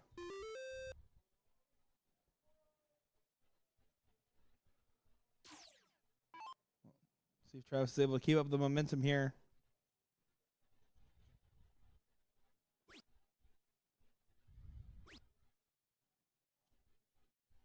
Oh, big misstep there.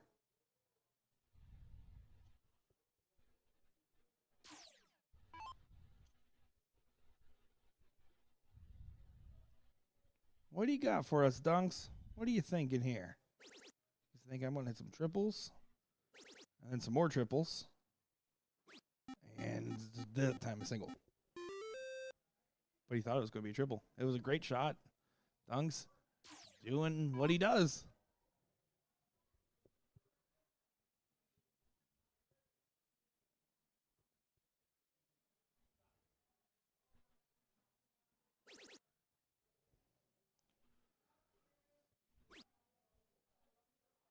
Back to the 20. Oh, he's going to miss the third. Job done, though. Does manage to close the 18 with the lead. But Sid figuring some things out here in game number 3.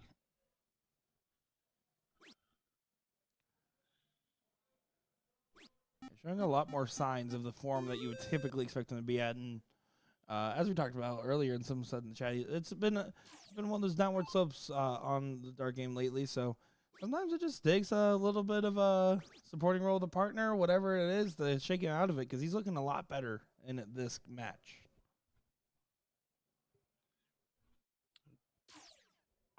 Didn't love that last dart there from Travis. You have the 20. You're guaranteeing the 20 goes away. Yeah, you got to protect it. Especially with you having them all the way down on the 16s. Now he's going to take your 20 with the lead.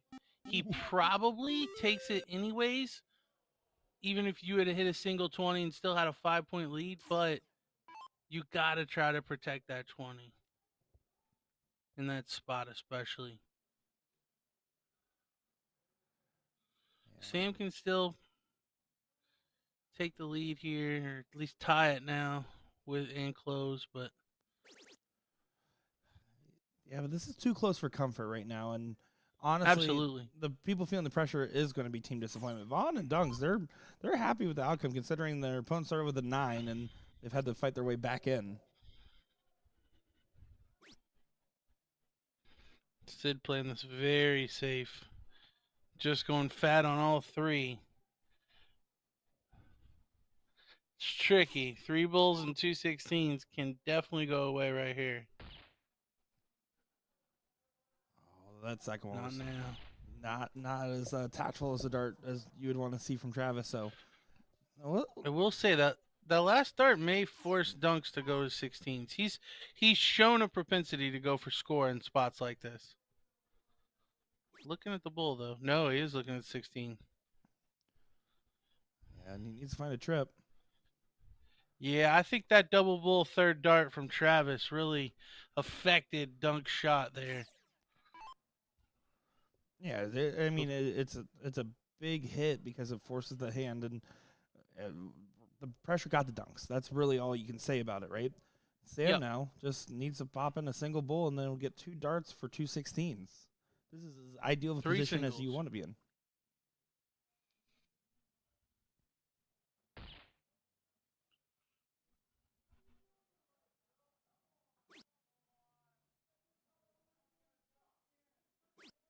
And gets it done there. And what was too close for comfort for both these teams in that third leg there. But, man, they put on quite a show, especially in game 1 and 2 there. Some good stuff from Disappointment. And Vaughn and Dunks will be moving on to the losers' side of the bracket there. Coming up right now, we got for you Team Brown Eye and Glory Hole Diddle. They're going to keep making me say these names. Might as well give them their money's worth.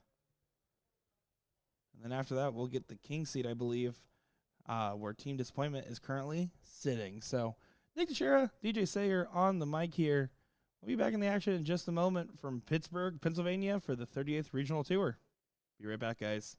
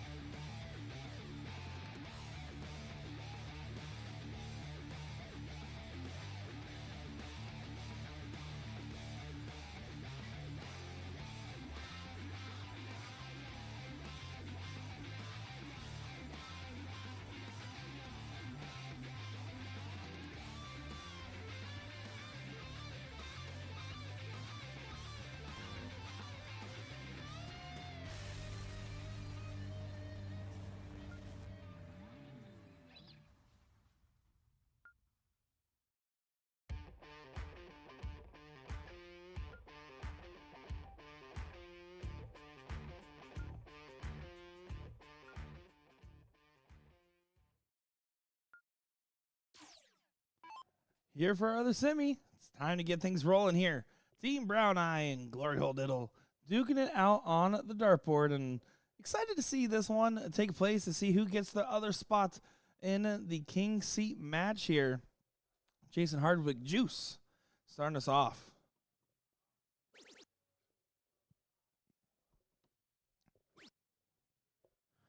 Interesting switch here. Tyler Little starting this one off. Mike Porfield did have the hot hand, but as we said before, I mean, Tyler really does have a good game in a high gear. Just about trying to get that channeled. I wonder if they did that for comfortability or not. I'm not sure the logic behind it, but interesting to see for sure.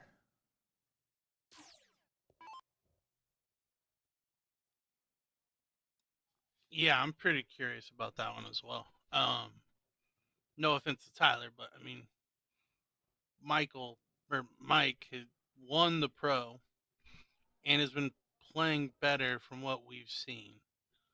So I'm curious how that came about, whether it was Tyler just wanting to, or Mike throwing it out there, or maybe they've been switching every other match the whole time. Yeah, certainly could be the case. Whatever it is, I don't think much is going to phase Porterfield here. He's going to just keep playing the same game he has been playing. I'll be honest, if Mike has a killer's mentality like I think he does, I think going second, especially if Tyler asks to go first, I think Mike will make it a point to try to have the better average, to almost prove that it was a mistake. Does that make sense? No, it absolutely does make sense. I honestly don't disagree with that logic at all. I think you're probably spot on. And also, you know, on the other end too is Porterfield, for as good as he is, I don't think he knows he's good. I don't think he realizes how good he is at darts, especially lately. And so for him, he if he hears his partner wants to go first, then he's just like, all right, I guess that's what we're doing here. I don't think he put much thought to it. Porterfield's real relaxed today. He got his big win last night, and today is just all house money for all intents and purposes.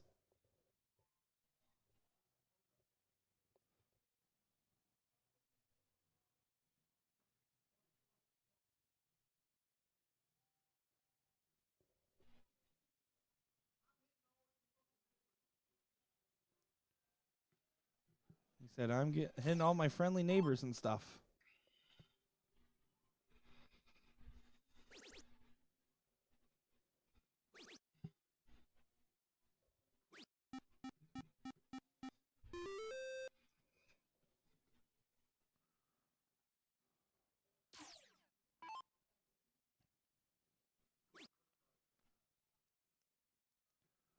Hardwick working his way in. Had to talk to himself into that second dart there and said, throw your darts, and just nails it right in.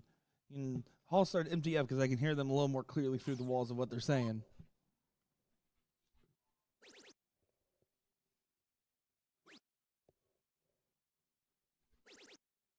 Great shot there from Tyler. Big hit.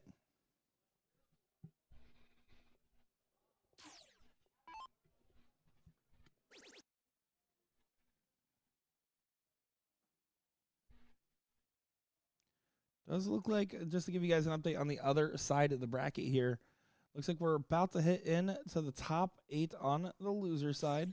They got 2 matches that are playing into that position right now. So after this, we will get the king seat, from my understanding. The amateur cricket doubles does look like it's significantly more behind at the moment here, I believe. And the women's, actually, they just got their queen seat lined up as well here, so hopefully we'll be able to get a chance to feature them as well.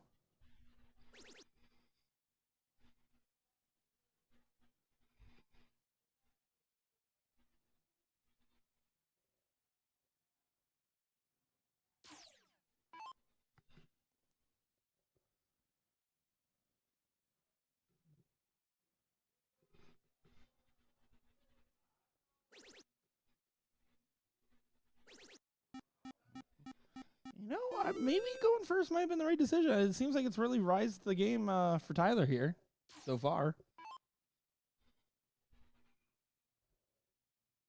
Yeah, if your argument is that Tyler's played better in the one hole, I would agree. But I still think it's a better strategy to have your better player going first. Absolutely.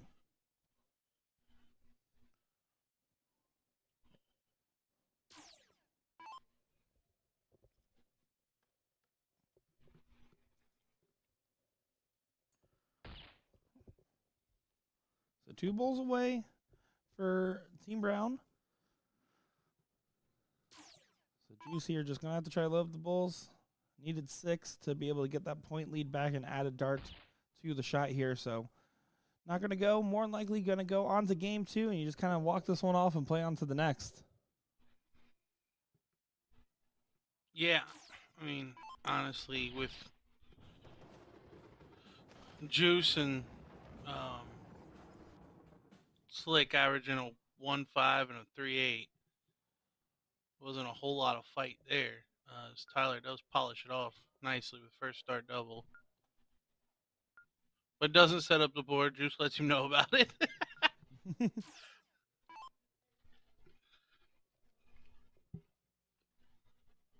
Here we go, Juice. It's a new game. You shrug your shoulders and move on.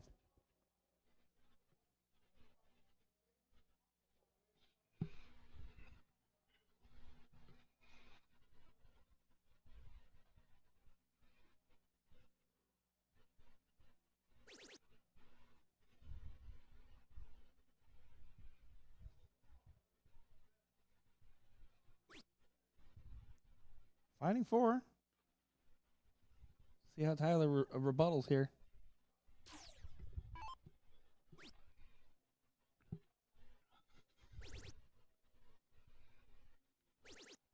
Great opening, 7.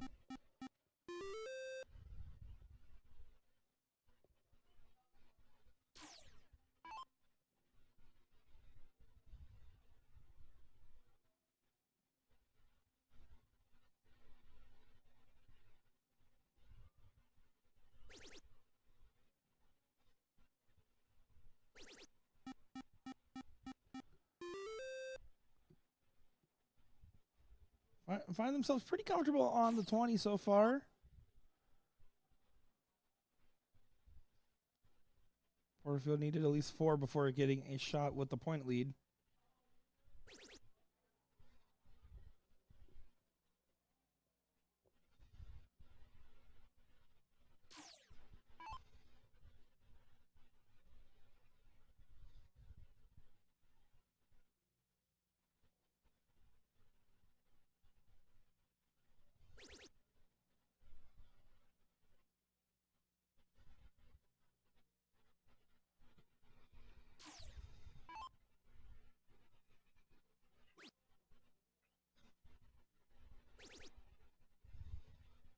Looking up.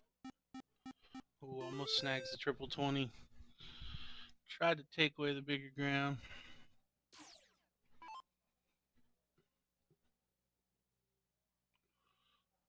Slick's going to look to protect the 20.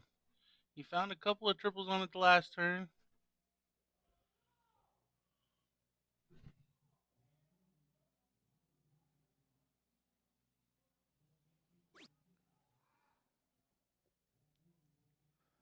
This is a good opportunity for Porterfield here. He's going to be super happy to see that he can go up there and just go 1, 2, 3 if he has to. Doesn't want to go 1, 2, 3.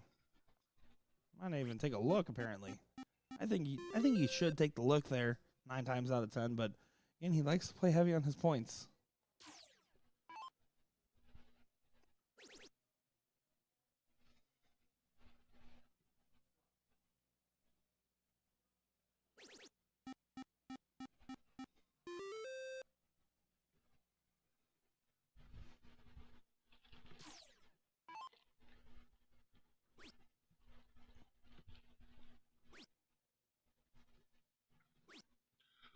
Tyler electing to just shut down the 20, down by 18 points. Interesting. Very interesting. I don't hate it. Yeah, I mean, I don't hate it. The 20 is the one number I don't want anyone to have. I just, with the team composition, I feel like Mike and Tyler are the stronger averages on paper. So typically, when that's the case, you want to play to extend the game. Absolutely. But now they will have the bigger number, and Mike's going to take full advantage.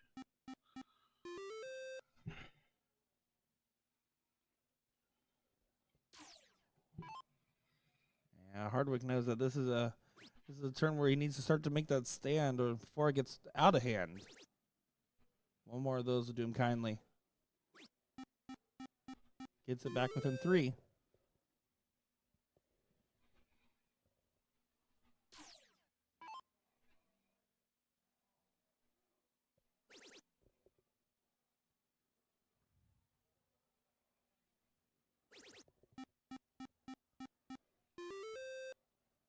Tyler Little finds 6.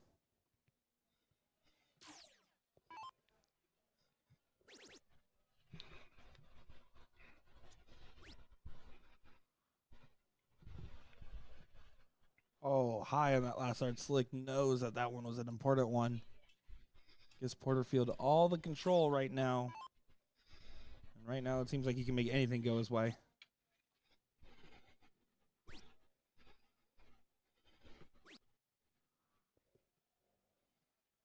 Sorry, Mike, I jinxed ya.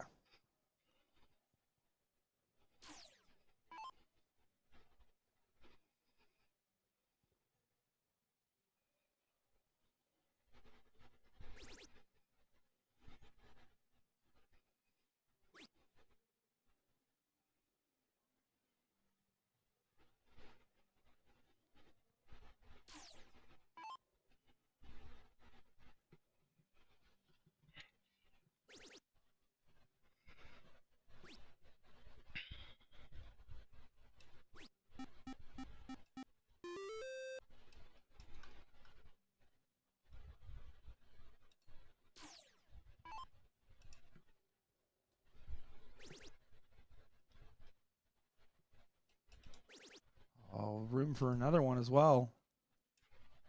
Oh, catches low there. Good shot from Slick to make a stand there.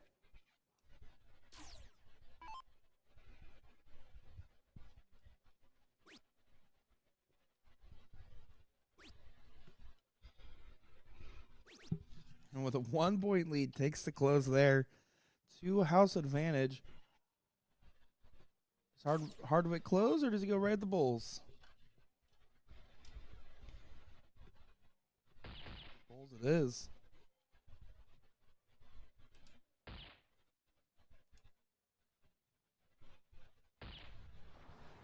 Finds 4. Great shot there.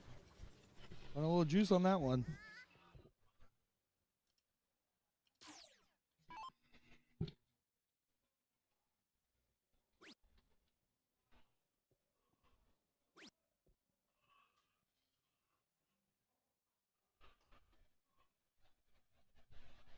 And an outshot available now.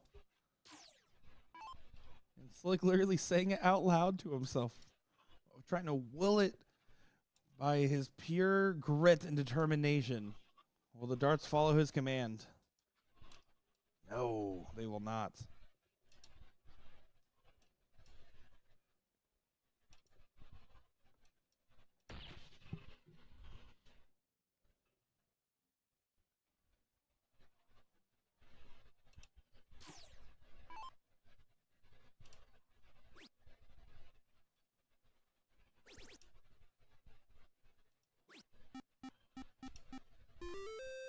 Porterfield just trying to re-expand that lead.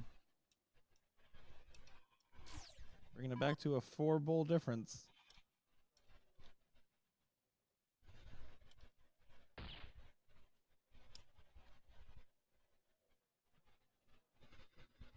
Yeah, and that's not the turn there for Hardwick, so Tyler Little will be able to go right at the Bulls here. No outshot in hand.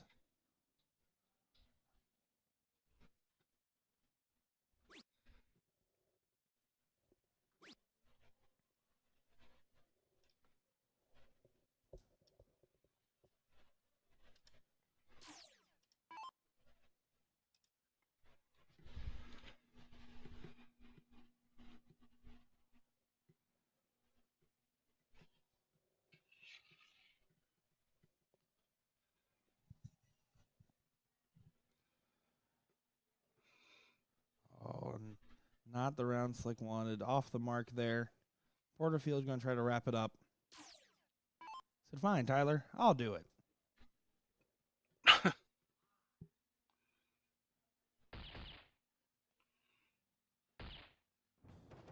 There you have it. 2 straight there for Team Brown Eye. So it looks like, from my understanding here, looks like we're going to have Say My Name and Lush Puppies, our queen seat match here for the women's doubles combo coming up on our board here for the queen seat. I'm excited for this one. It's time to get some ladies on the stream here for our Pittsburgh, Pennsylvania BullShooter regional tournament here. Excited to see what the ladies are going to show for us. And, of course, we'll be right back with the action, too. We won't be going far. I'm Nick Teixeira, joined by DJ Sayer in the booth. Don't go far, folks.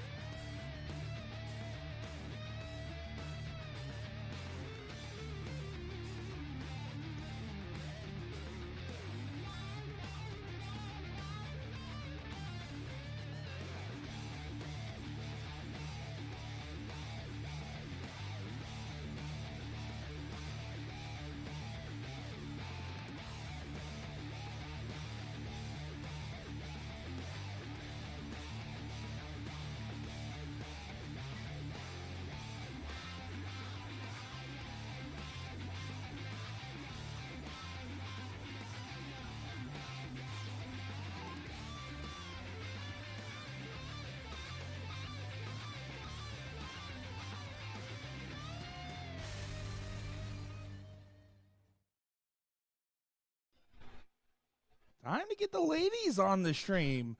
Excited to see the girls' first appearance in the Queen Seat match here to tee off. I'm excited. Say My Name takes on Lush Puppies in this women's doubles combo format.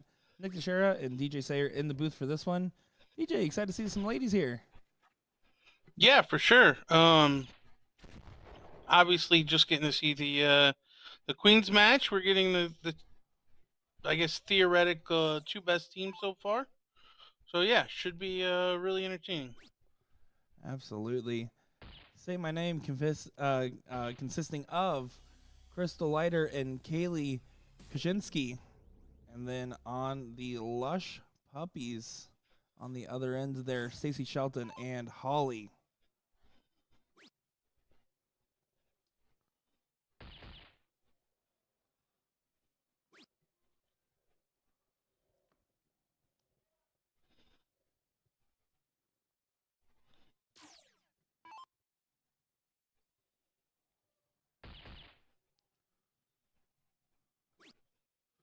We're playing some 301 split score here, so always a reminder for those that don't always watch soft tip streams, there will be a freeze run effect, and if it comes into play, we will explain it when it happens. And for these ladies, it's just about getting off to the gates running here and getting a couple bowls under your belt early. Getting that first shot at the out is so crucial. Getting that first leg under your belt.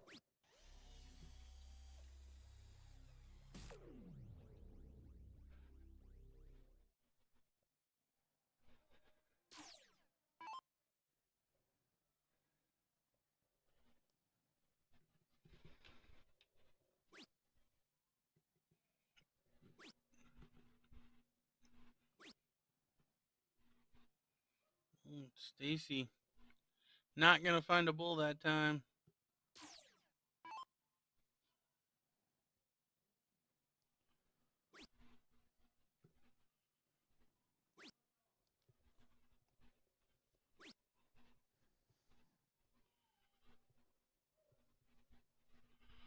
Well, a hat trick from Holly will actually freeze Crystal.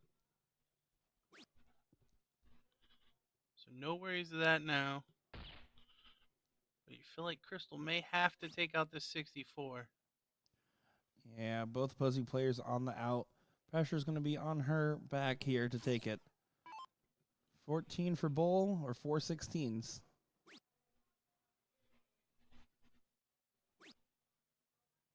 Oh, and unlucky not to leave a finish. And then Went for the 48 to leave one. Yeah, a little unlucky leaving the 25 there, but it was the right direction to go in the last start. If you're Crystal there, just bring it down as low as you can, especially Kaylee a little bit behind.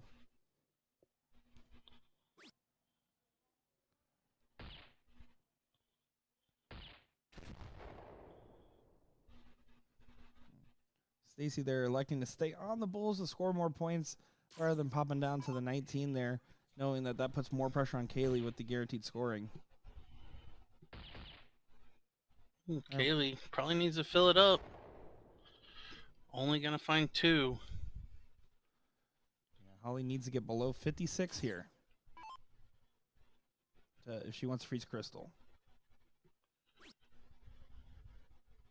Needs both bulls now. Have to be 2 bulls, yeah. Can't do it now.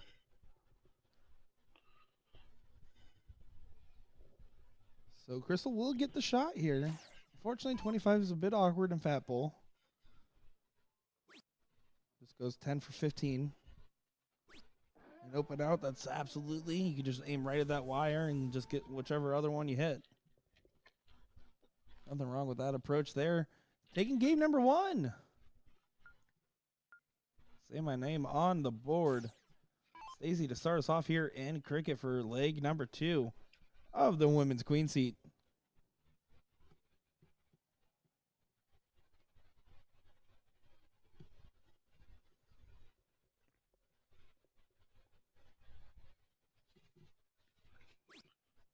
Andrew Leiter in the chat. That's my mom. Cheering on Mama Crystal. Let's go, Mom.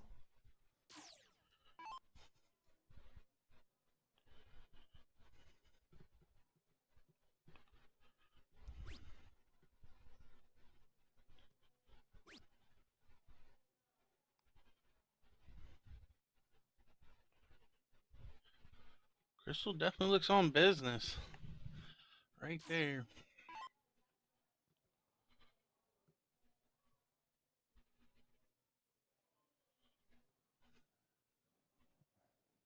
Yeah, Holly here. With the 19's wide open. I mean, I don't have a problem with taking the 20 on the first dart there, but at some point you got to take that shot down. I don't know if I'd like that order. I like throwing one up, get some points on the board first, and then if you have 2 darts left in hand, go for those 19s. But only 1 mark scored for her there.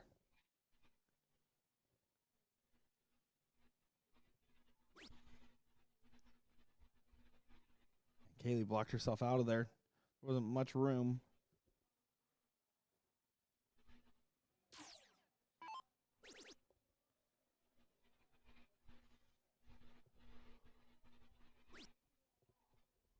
Stacy trying to take away that 19. Just missing inside.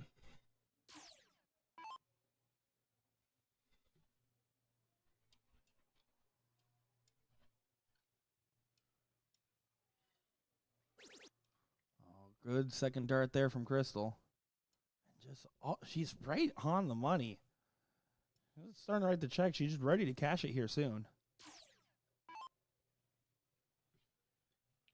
Well, I should just take those 2 at the 19 if you ask me.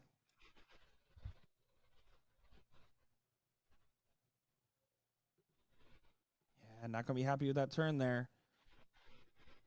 Kaylee has the opportunity to make that one hurt. She wants to walk off after that previous turn, where she kind of blocked herself out.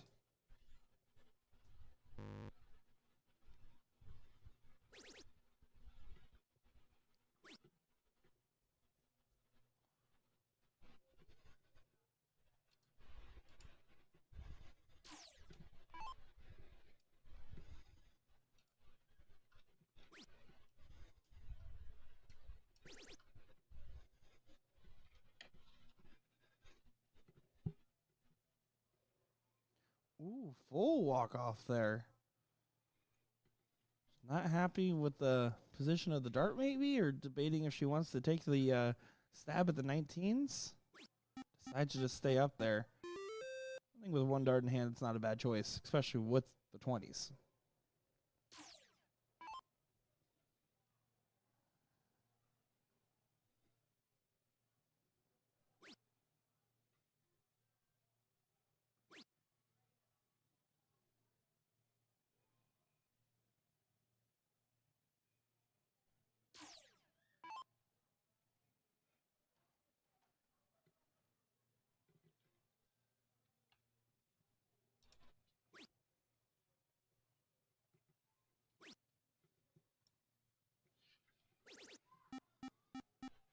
What a last dart there from Holly. Big roar celebration as well.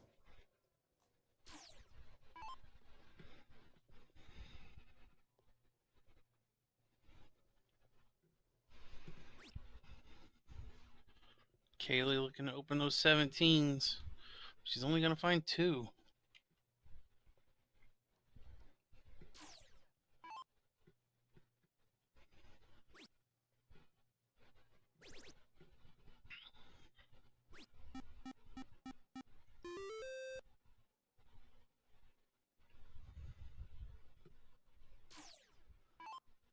See how Crystal approaches this. She needs to find some 18s and get some momentum going for her team, as right now Lush Puppies are starting to get on a breakaway here. Very frustrated with those first 2 darts, trying to find between the uprights and gets away from her there.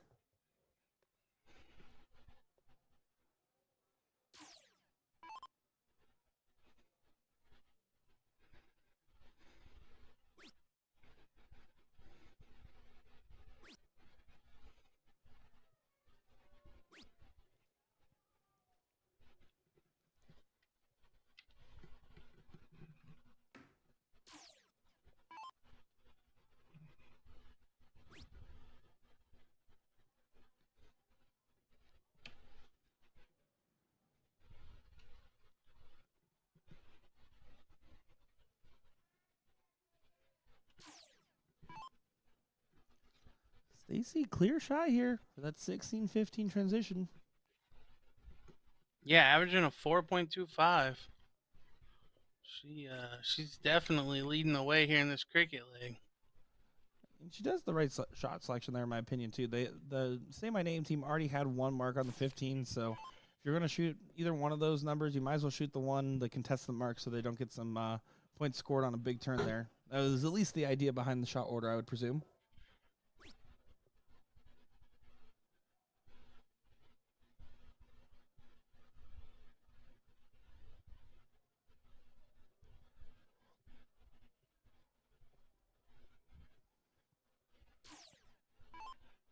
Now, Holly, the only one I'm really not too familiar with. Crystal being an Ohioan, definitely know her. Played with and against her. Kaylee, obviously, been around quite a while. Goes to quite a few tournaments. And then Stacy, I've played in a couple of mixed events. She used to play with like JJ Jamriska a lot. Okay. I know I've played her there. But yeah, Holly, unfamiliar, but so far she's been pretty steady. She was right there in the 0-1 game and averaging 2.6 here in the cricket. Yeah, I don't think any of these ladies are looking out of place. They're showing, hey, we're here for the queen seat. I am surprised, I should say, was the word I was looking for there, as you can hear the fatigue in my brain. What that Trish Grezik, I have not seen her in the women's queen seat, and she only dropped 1 leg yesterday, so kind of surprising there. So when she made her Facebook post last night with her plaque, she commented in there, only event on the weekend. Oh, did she? Mm-hmm. So I don't know the reasoning for it, but yeah, she apparently showed up just for the ladies singles. So I'm wondering. I assume for the spot, the ESPN spot. Yeah, I'm assuming that's why she made the trip, but I'm wondering if she didn't pop over to Grand Rapids or something like that for the still tip following the Grand ladies Rapids singles. and Colorado for the groundhog one as well, I believe. I highly doubt she flew out. Oh yeah, I guess you're right there. You That makes could sense. drive from Pittsburgh to Grand Rapids in probably like 5 or 6 hours, but even then, that's a tough ask after playing late last night. So I really don't know what her plans were. Maybe she's out sightseeing. You know, Pittsburgh known for its beautiful views. Hey, look at this river. It's such a river. As look at that, lush puppies get one on the board. We're tied here, going into the diddle for the last leg decider.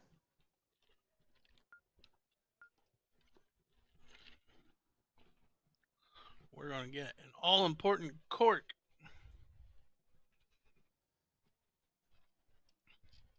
Crystal just trying to get composure here, regrouping. Place is a good dart, but unfortunately the ball kind of rotated and put it in a more favorable position. Let's see if they're able to hit it. Oh, catches the other side of the barrel. She throws one more to say, hey, I could have had it. Try to trick her there with the hey, we tied to see it, to test her. Say, hey, you paying attention? And they have a little bit of a laugh about it. So here we go. 501, same score here for our tiebreaker in our women's doubles combo queen seat match.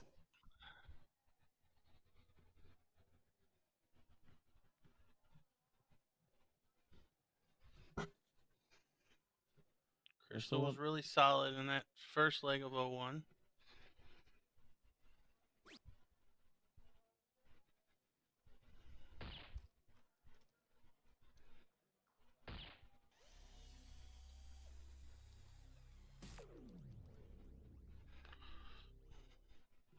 Father lighter in the background, throwing the darts for her.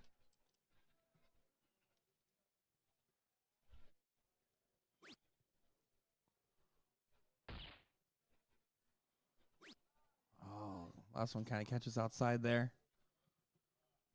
So starting to get that small gap. Let's see if they're able to continue expanding it. Kaylee just trying to find 2 balls around gets the money. That's always, when you're playing the fat ball mentality, all you have to think about, just get 2. I want 2 every time I go up.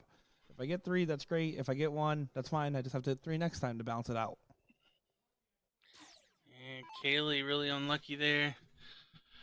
3 misses at the bull, only scored a total of 16 points.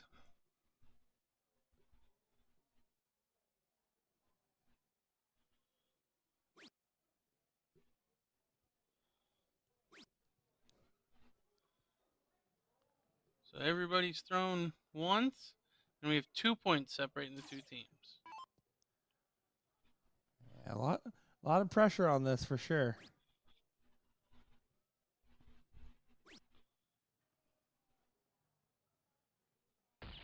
I would presume that first art's typically favorable for Crystal, as she showed in the diddle. She likes stacking a little bit. She likes playing and up her darts, and there in that case, only getting one there. So Stacy gonna try to see if she can follow right back. Great first start on it. And another. How about all three? Just barely gets away.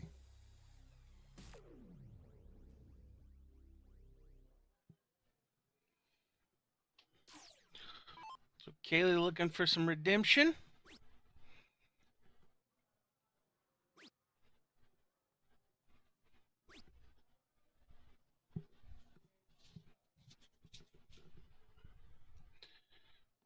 So on the heels of Stacy's big shot, Holly now coming to the board with the lead.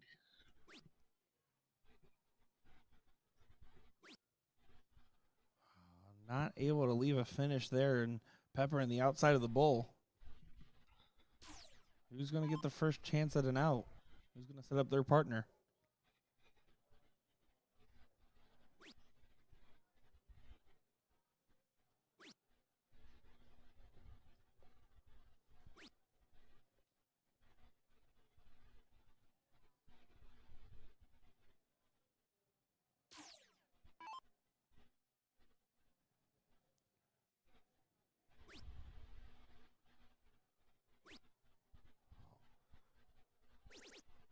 It does leave a finish on the last start. An excellent last start there.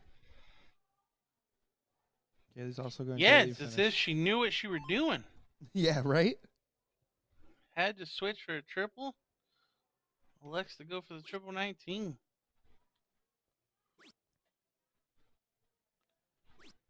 Oh, I needed that bowl to connect there to lead the 164. So 174 doesn't have to go. I personally wouldn't mind them just going right at the bulls and continuing to bring it down.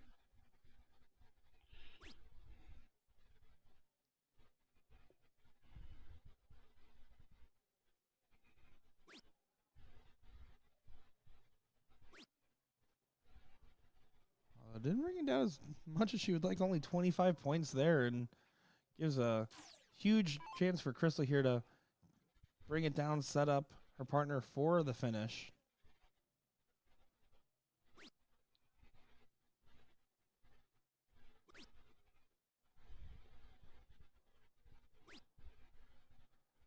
One 5-7. Again, both these teams just kind of shooting a little bit below the center. We saw them on the 0-1 game at the start of this. A little bit of that, this is a ticket to the final, and I feel like some of the pressure is getting to them.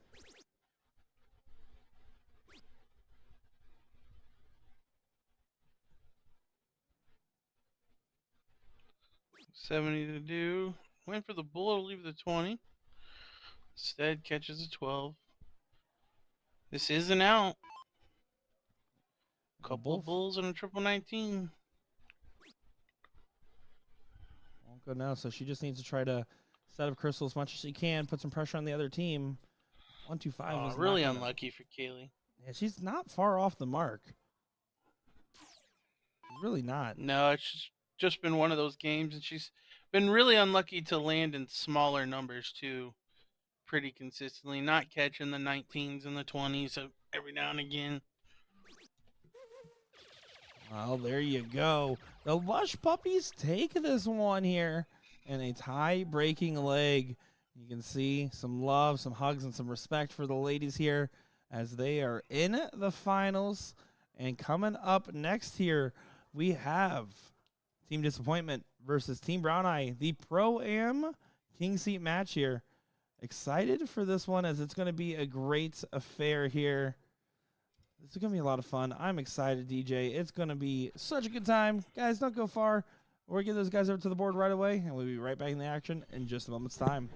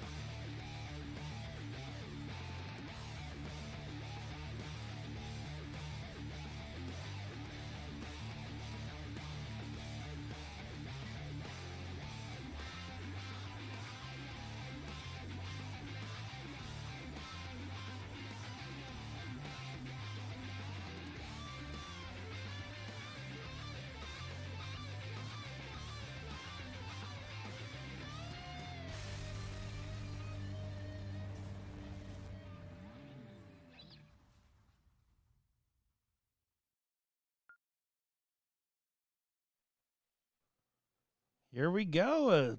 Ladies just played. Time for the boys to play here. We got the king seat match at the Pittsburgh, Pennsylvania BullShooter Regional Tournament for a 38th annual.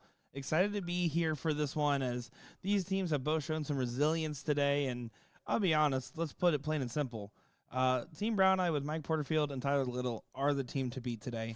They've shown the best performances so far. And if there's a team up to the task, well, this is the other team that's made it this far on the winner's side. See what Travis and Sam have for us here.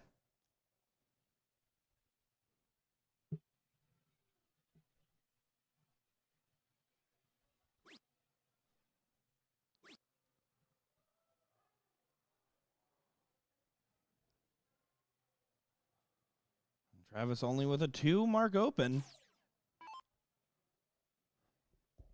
Early opening.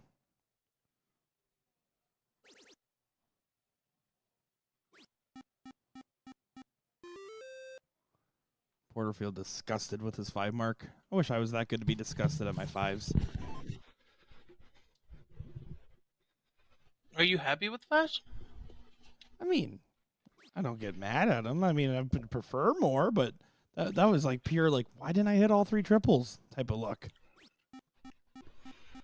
Gotcha. Yeah, to me, 5's minimum. Like, I'm going to throw mostly 5 marks, and I know that. But, like, 5 is the minimum, and then you splash in the 9 here and there, and you throw in, a 7 mark a third of the time.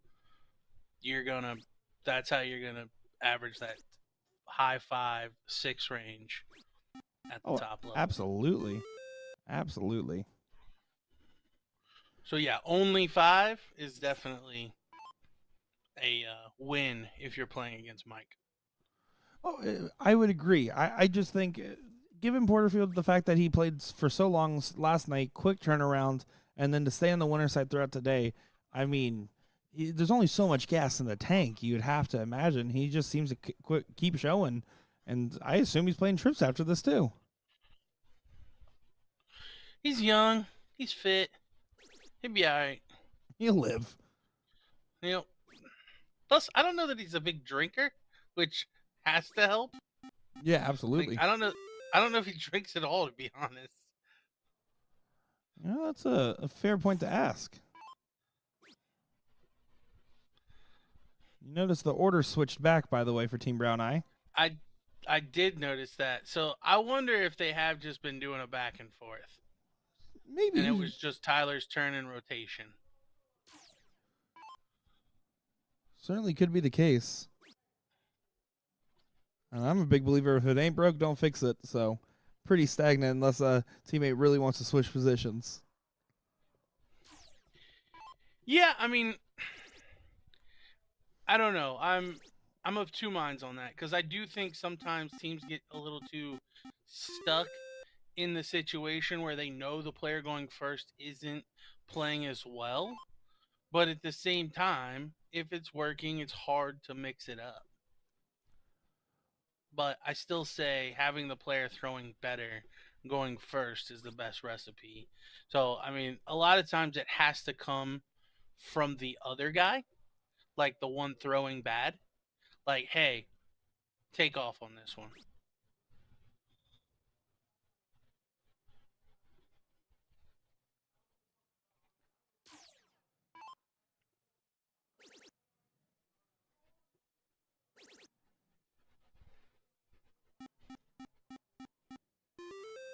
Six mark there for Tyler. Almost 17 strong. Forcing Travis to get a couple more points before taking the look over. That's more than a couple. Fine 6 on the 19s for Brewster.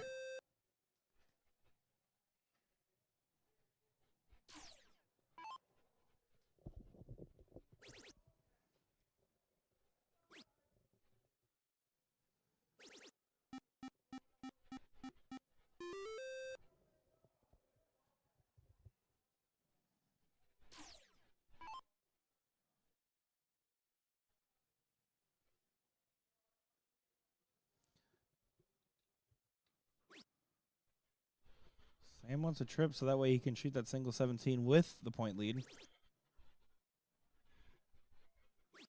does do so. Vanderpool pulls through.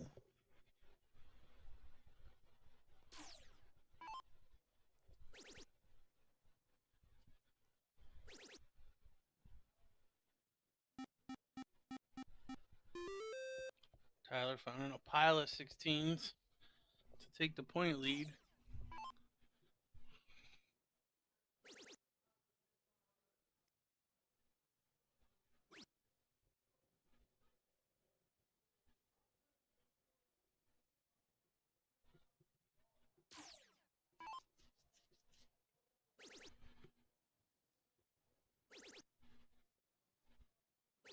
Oh, great shot from Porterfield. Backing up his partner's 6 mark with a 9 and keeping the fight alive. Combined Yeah, 10.25. Collective 5 out of 6 on the triple 16. That's a pretty good ratio.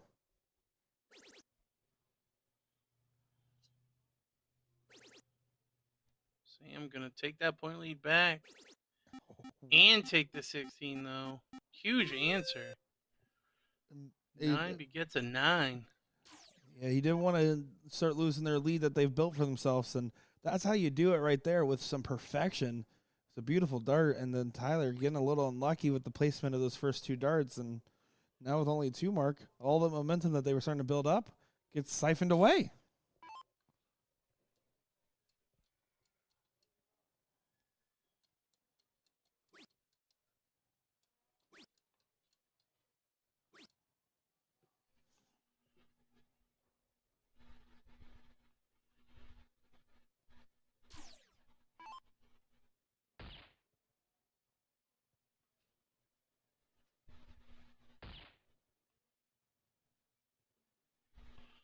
So Sam for a hat trick for game 1.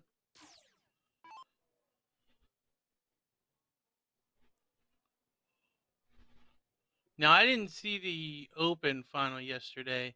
How was it between Sam and Tyler? Was it close? Did Tyler push Sam down to the wire? So Sam actually won the King Seat match, and Yep. then, which we did not get to see on the stream, so I don't know exactly how it transpired.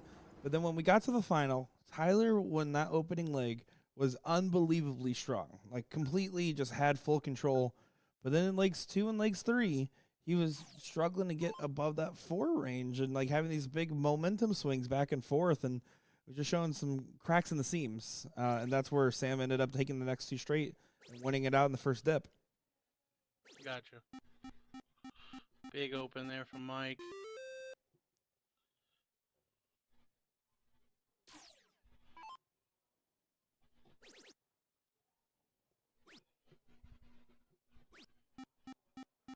Travis snaps back with a 5. Bare minimum there.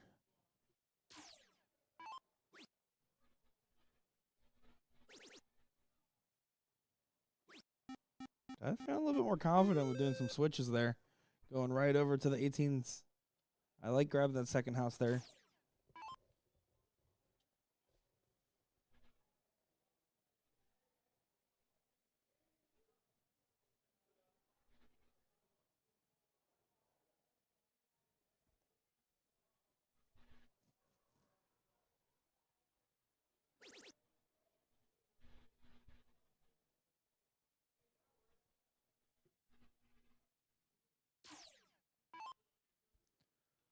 Sam did find a third dart triple, but not enough. So Mike's going to make him pay. Shutting down the 19. Out of all of our top 6 teams, there's only one team we've yet to see on the stream. They're playing on board 59. That's the team of Yahtzee, Don Stewart, and Gary Kidd taking on the Glory Hole Diddle team. So curious to see if they're going to make it back on the stream as Travis hits a 9 there.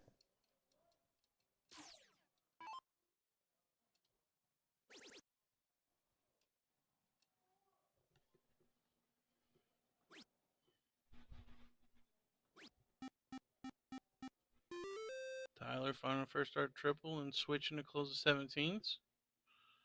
Solid shot.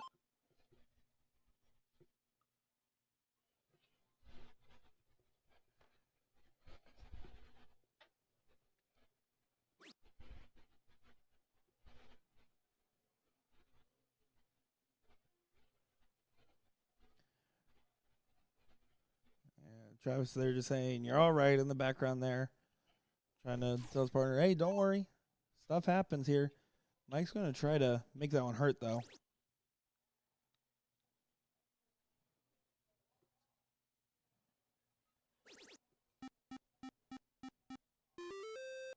Does make it hurt. That was an excellent last start.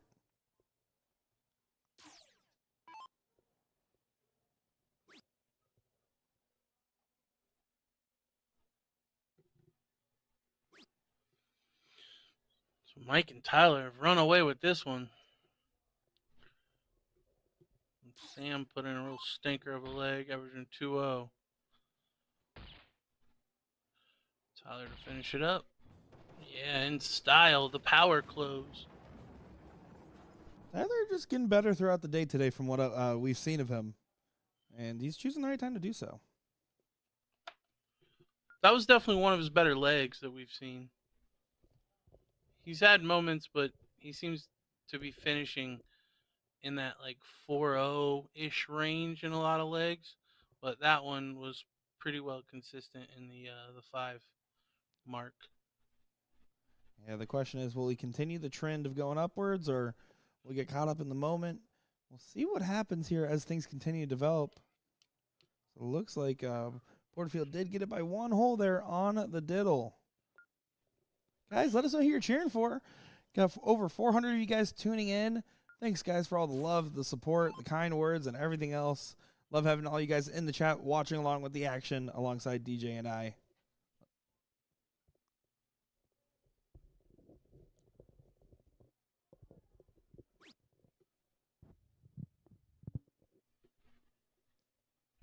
Ooh, and a vastly different start than the last leg. Instead of a 180, only 220s. You can tell Mike visibly angry. Yeah, I mean, Oh, and Travis trying to return the favor of the 180. Mike knows that opening is so costly there and puts the pressure on Tyler to perform.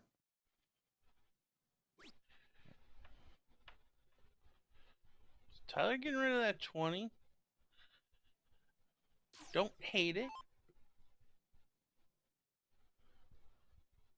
Yeah, it basically just puts the question on Sam of, what are you going to bring to the table here? It could be a great shot, could be a harmful shot. It really just depends on what we see out of Sam. That's an excellent Well, I last was going to start say, there. as you were saying that, I was going to say if he puts in a 2 triple turn, they're going to have a pretty sizable lead. Yes, sizable lead indeed. Porterfield going to try to rebound. He is going to rebound. Closing the Solid distance. shot. Yeah, but they've effectively lost their throw here. Yep.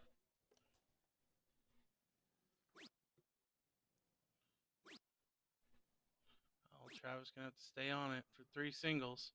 That's an opening if you're Tyler and Mike. That's what you need, is for Sam and Travis not to find triples. And then you need to start finding 2 or 3 a turn to make up for the slow start. They're within the 9 mark at the start of this throw, and they want to make sure they get these opportunities. That's a great 7 mark there from Tyler Little. With Mike's soft opening there, I think Tyler's doing everything right to make sure he gets back into the game and keeps himself in the game as well. Absolutely. Yeah, I would say he definitely picked up Mike in this one pretty well to not let this leg get out of hand really fast. Sam going for it. Bit shocked with the bigger number there. 18 against the 16, you just stroked a triple. I'm probably hitting at least one more triple before I look at that 16. You've left the door open for Porterfield to really punish you here. Yep. Big shot there from Mike. The exact reason you can't do that.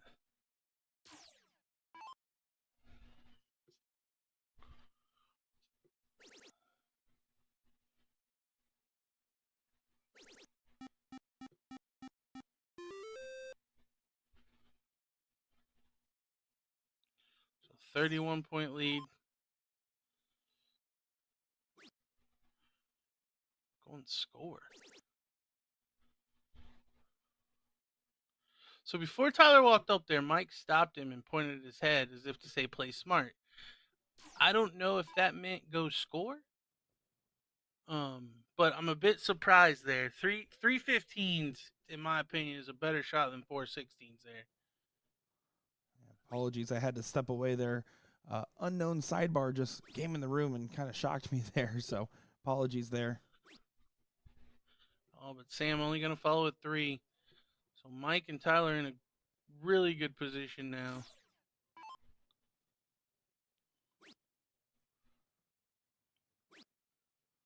Mike playing it a bit safe. Looked like he threw inside on the triple on all 3 of those. I agree with you there. It forces Travis's hand. He has to collect big here if they want to stay in this. Trying to get underneath that dart. I mean, if he wasn't having the position, yeah, it's a tough shot. It's a tough shot. Yeah, he flight deflected on that second one, clearly. So it's 3-4. Tyler just needs hat trick here. Well, now he's going to need double somewhere. Well, Sam is definitely going to get a shot at 4 bulls. For the Hucklebuck and the king seat. 2 to close and 2 to tie the point lead.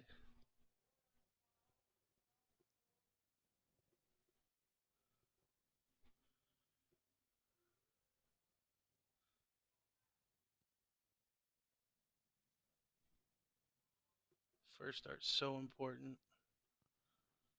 Oh, makes it so much Needs harder. 2 doubles. And not going to happen. The pressure of the moment. See the sigh of relief? The sigh of relief from Mike in the background. Mike Porterfield to make another finals appearance. Yep, and puts it in. Going to be 2 for 2 so far on the finals appearance. And team disappointment, you're definitely going to feel a little bit of that. It's a heartbreaking loss as they effectively stole the throw and then had to face off against a team that wanted to do everything they could to get back into the fray there. So right now we have the 5th and 6th matches on both sides currently playing. I believe if it hasn't started yet, there's some women's matches available or something else. We're going to see what's available next because we do have a hold here for a minute, guys. So give us a moment. We'll figure out what's going on. In the meantime, we'll actually go ahead and take an overhead look at the guys over here. Both of these matches are to get into the 4th place match on boards 59 and 57 here. So we're going to try to just get a good look at these in the meantime. And we'll be back with the action in just a moment. Don't go far, guys.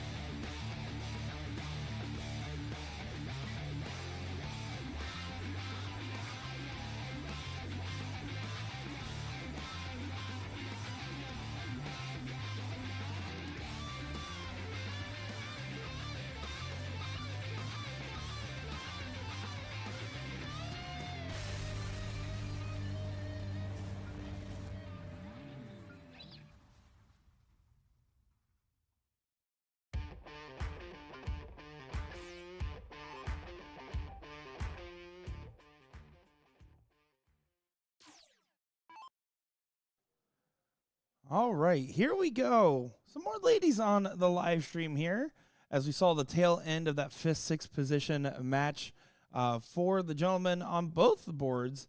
So Yahtzee and Vaughn and Dunks going on in 4th place to play on to see who plays Disappointment. We get that 3rd place match after this one. But for the women to start off here, Kalika starts off with a hat trick. I'm excited to see how this one plays out. And turns out Trish, in fact, decided that she was playing today. I don't know. I saw the same post that you saw on Facebook after. And turns out she just said psych to everybody.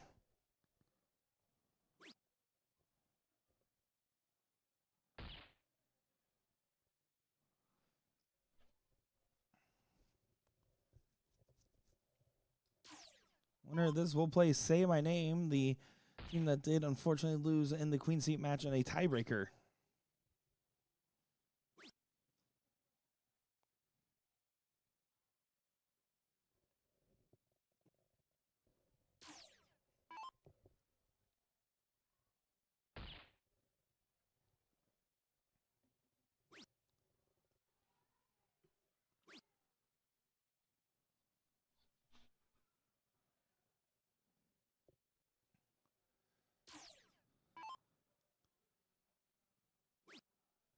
She was on for the 6th starter. Not going to happen now, but can just continue on bringing it down. Alexis stay on the bull there. I think with both of the opponents in the 200s, you can probably not worry about that too much and set it up a little cleaner. But the fall out there, 68, not a bad leave, not a bad position for the Cam-Am team.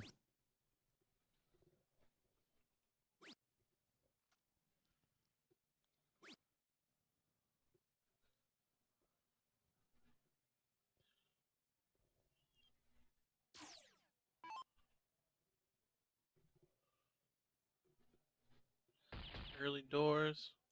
Kalika running away with this leg, sitting on 68 after 6. I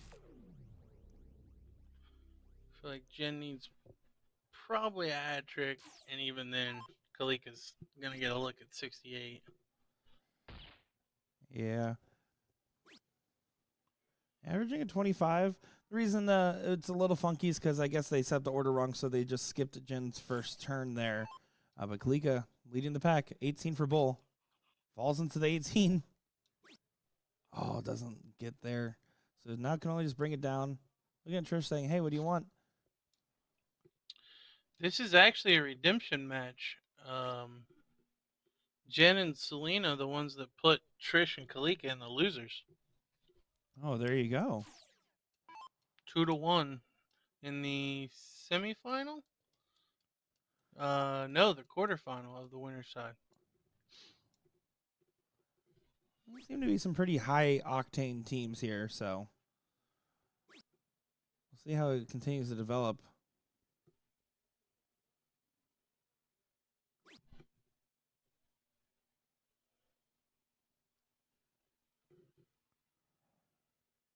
So Trish here, 106 is the look. Bull 6 bull. Nothing fancy needed. You just want to focus on continuing to bring down that score and just going for a basic open out. There's your bull.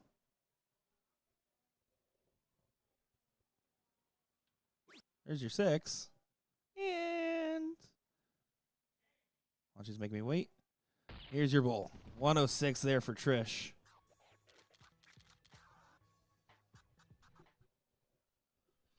So on to leg number 2. Team Funkery is going to get things going here.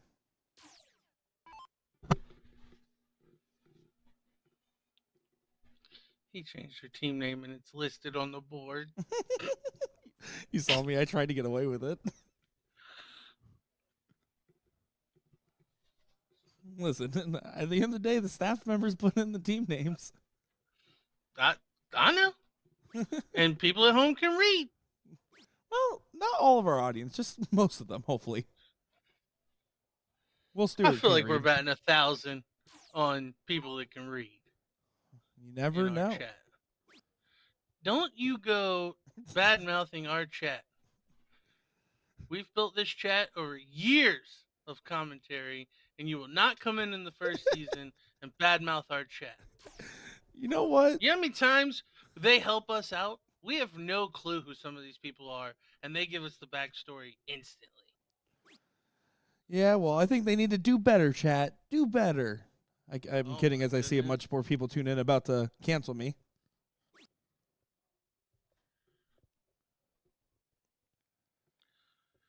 And for our Omaha regional, we are taking auditions for a third.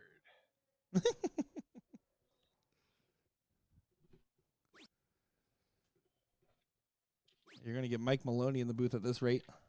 You guys can all hang out and argue about doubles the whole stream. I mean, I would gladly sit in the booth with Mike, but yes, there would definitely be some disagreements about cricket strategy. They go. Other than that, I think he's a pretty intelligent dude, and the stuff is right. But doubles and cricket, gosh. That's the line we can't cross, as Frank in chat says. Yay, chat!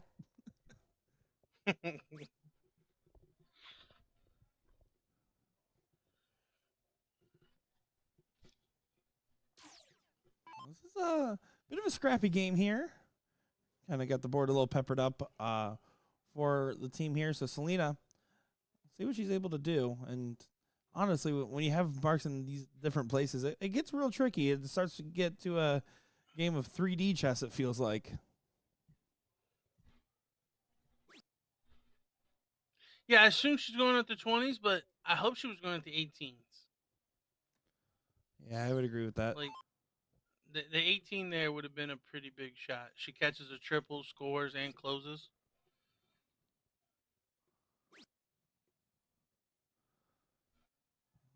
$19 for last start for Trish here is what I would expect. Oh, yeah, back at score. Get the point lead. Jen, again, I think the right shot is not the 16. You don't want to get into a 19 versus 16 battle.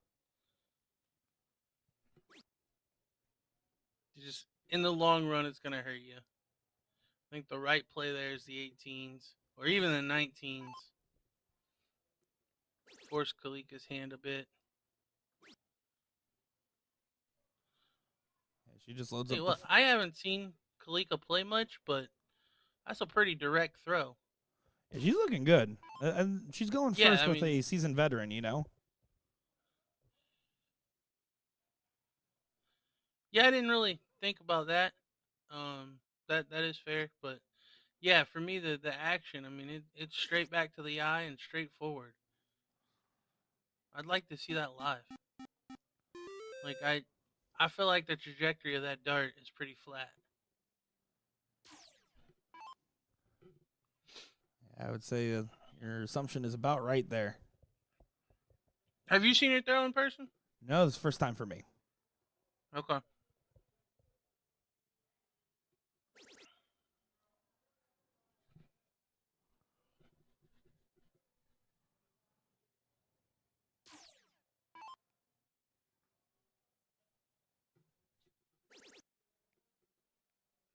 Jen finding her way through for 416s.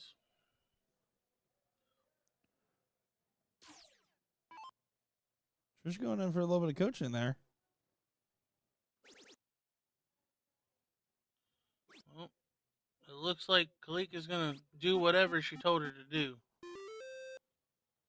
Still don't like the 16 shot. Yeah, They want to score on the 16s, leave it for them. right. With the 18s and 17s there, and the fact that you already have the 19s, I'm with you. You leave the 16s or 15s if they're opened early.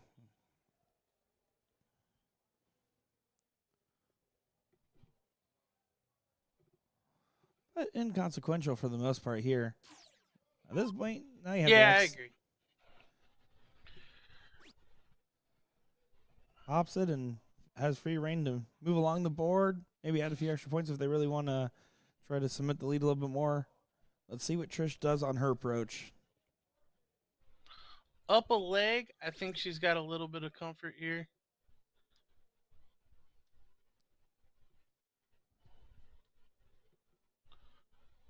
Having it large, aren't we, Trish?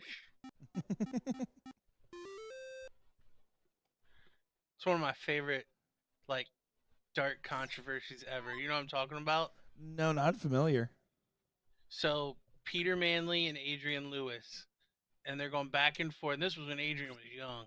They were going back and forth nonstop, and Peter was like known for the gamesmanship, and he like Adrian's at the line, he stops and he like backs up, and you can tell he's irritated because Peter just said something, and Peter like looks like, what? I didn't say anything. I didn't say anything. And then like they go to break and they come out of it. They show Peter mouthing, having it large, aren't we, Adrian? That's awesome. God, that's cool. Like caught red-handed, and he's like, I what? I didn't do it. You were talking in the guy's ear, and you know it. Anybody that is a new darts fan that hasn't sat down and watched the old tapes from early PDC stuff and the BDO stuff from back in the day as well, darts is a sport of personality, and that's why I don't have a problem when people show, celebrate, act good, bad, or whatever, because at the end of the day, darts has always been a show. Well, and the stuff they used to do, like, it was much more than who could hit the most triples back in the day. Absolutely. Like, there's still a little bit of it that exists, but, I mean, back then, it was like they all had tricks.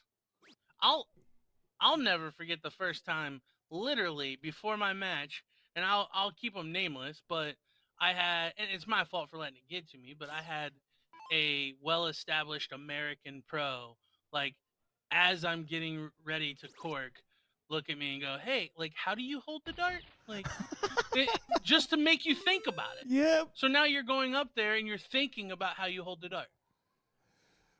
Yeah, that's messed up. That is so messed up. Yeah, just little quirks like that just kind of puts that seed in your brain. So Trish now just needing one bull to wrap up this match, 2 straight, and move into the 3rd place match. And it looks like our men, our Pro-Am, haven't even played a leg yet. I think the women are cruising. We'll probably just finish out the ladies. As long as they don't dip out on us. Yeah, I'm going to be honest. I agree with that one here. So I'm going to go ahead and just get these ladies not too far from the board, because I know as soon as they go, they could be gone. All right, we'll get them back on 60. All righty, guys. We'll be right back in some more ladies on the stream. We'll go ahead and get that 4th place match on our side cam here. Be right back, guys.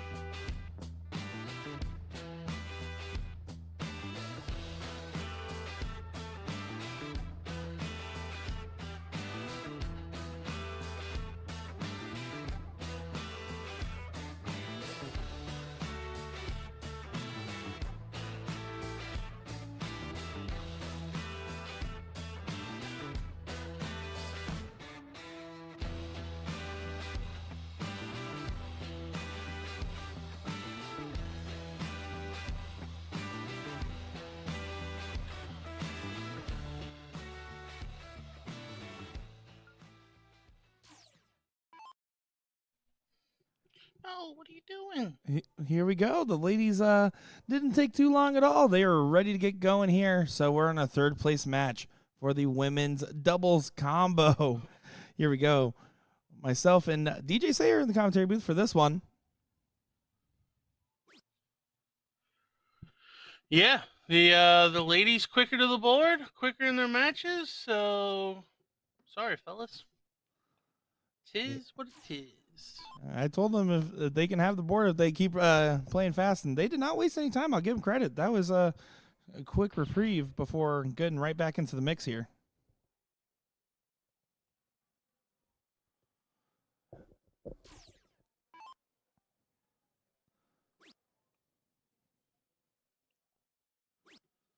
Here we go. We've seen all four of these ladies on the stream. Of course, Say My Name losing in that tiebreaker, and Can-Am, of course, playing phenomenal in that last match and a pretty convincing one there.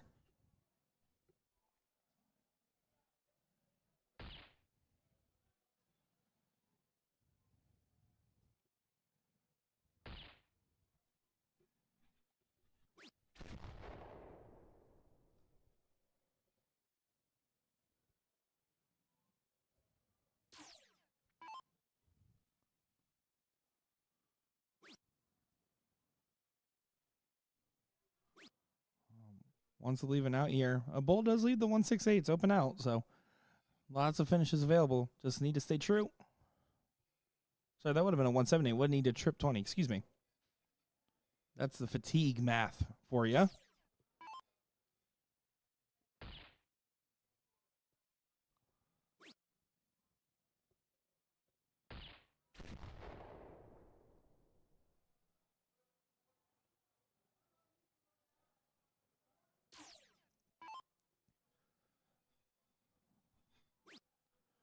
Kaylee struggled a lot in the 0-1 section of her match when we saw her on the Queen Seat match, and thankfully she did hit the ball in the last start there, but it seems the struggles have not gone too far away, unfortunately.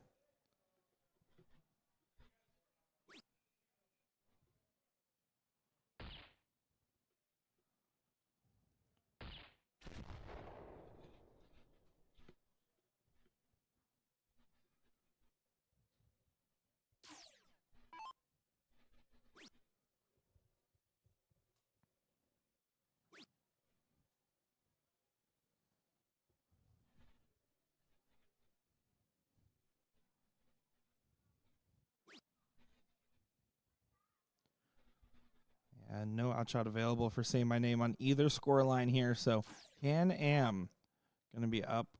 1-3-2's the look.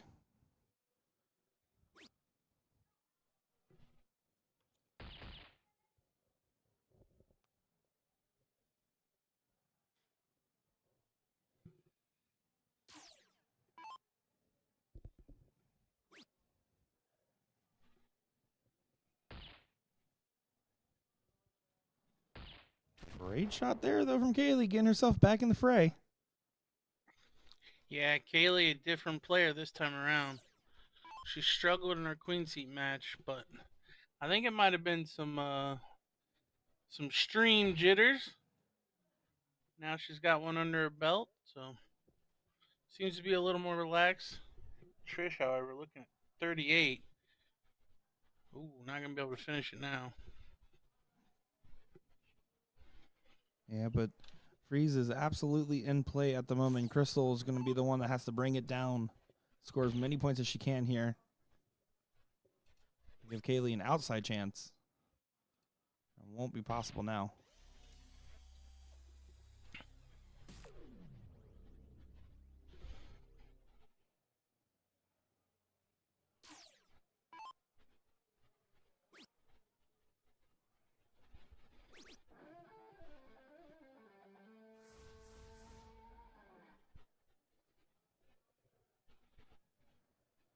There you go. Kalika gets that one. Game number 1 under the belts for Can-Am.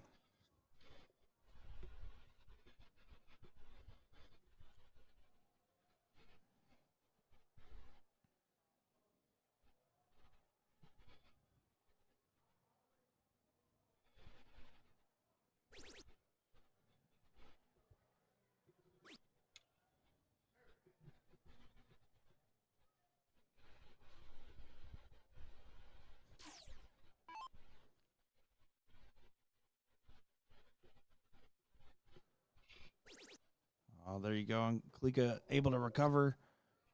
She's throwing some excellent darts. You're spot on about her form there, DJ. I mean, she really does have an incredible dart stroke.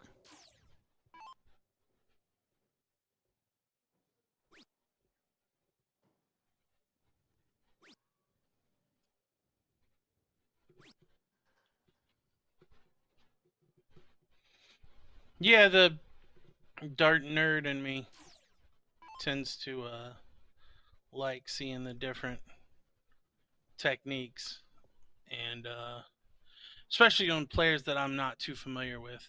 I know the name. I don't know that I've ever seen her throw in person. Been at the same tournament.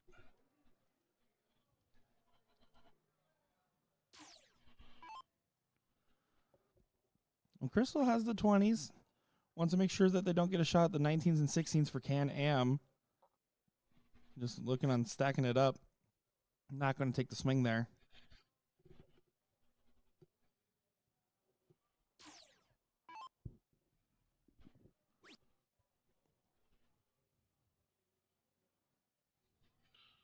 Kalika definitely has a lot of friends and family / fans in the chat. By far the most represented person we've had so far today. Yeah, I couldn't agree more. Colin Rath sent it to God and Country, and he didn't have that many people. They're more of just, they're not the commenting type. Maybe they were there in silent droves. That's true. That's true. Yeah, maybe his fans and friends and family are just a little less vocal. Or Kalika has more fans. We could just call it as we see it. You're right.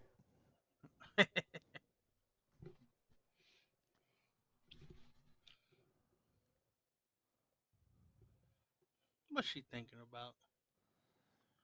Ain't nothing to be thinking about. I think she's just dancing to the song. Who knows? Or she was thinking about going right at those 20s.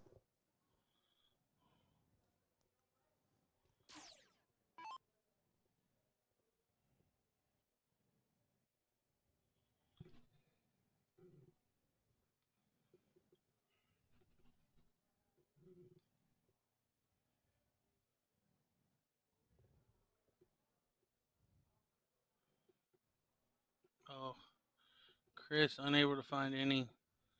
So Kalika surely going to take away that 20 and get the point lead here. Trish going to direct traffic in the background. Kalika going to smash in 3 triples. Yeah, what a beautiful, beautiful shot there, and such a big pressure shot. Kaylee's going to need to dig deep on one of these numbers here, and also, I mean, you got Trish dancing there. There's a lot of things going momentum-wise for Can-Am. Well, they already got redemption on the team that put them in the losers bracket, so they've got to feel like they've got the chops to win it all. Even with the tough feat of double dipping, was it Lush Ladies? Yes, that is Lush correct. Puppies. Lush Puppies. Lush Puppies.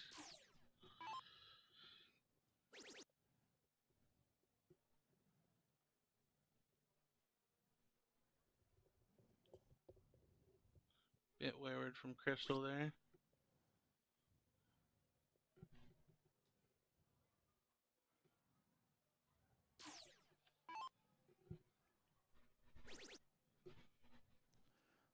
It's 4 in a row. You had to say it. Yeah, it was coming. It's fine. Nobody's perfect. You just got to work it again and again till you get it right. That's Hannah Montana, by the way. I'm glad you clarified that. Well, you didn't know that one off the top of your head? I didn't even know you were referencing something, sir. Well, I thought you just made it up on the fly. I am pretty witty, but not that witty.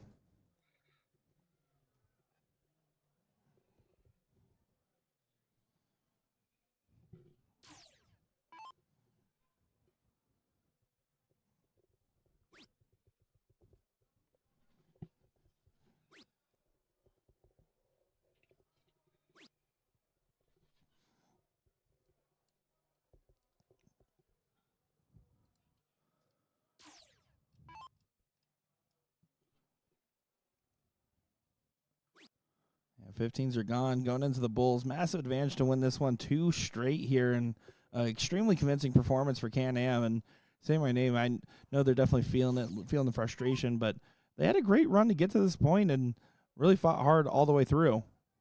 But just right now, things are going completely in the favor of Can-Am.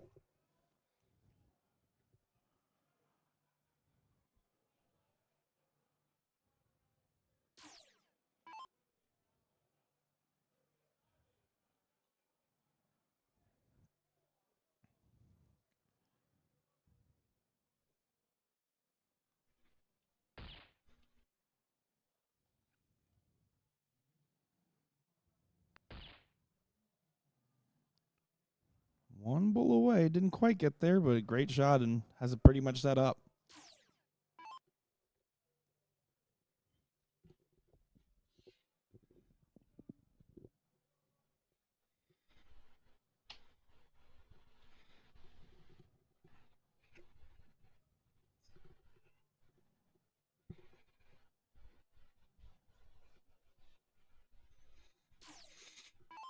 Kalika to get her spot in the finals with Trish.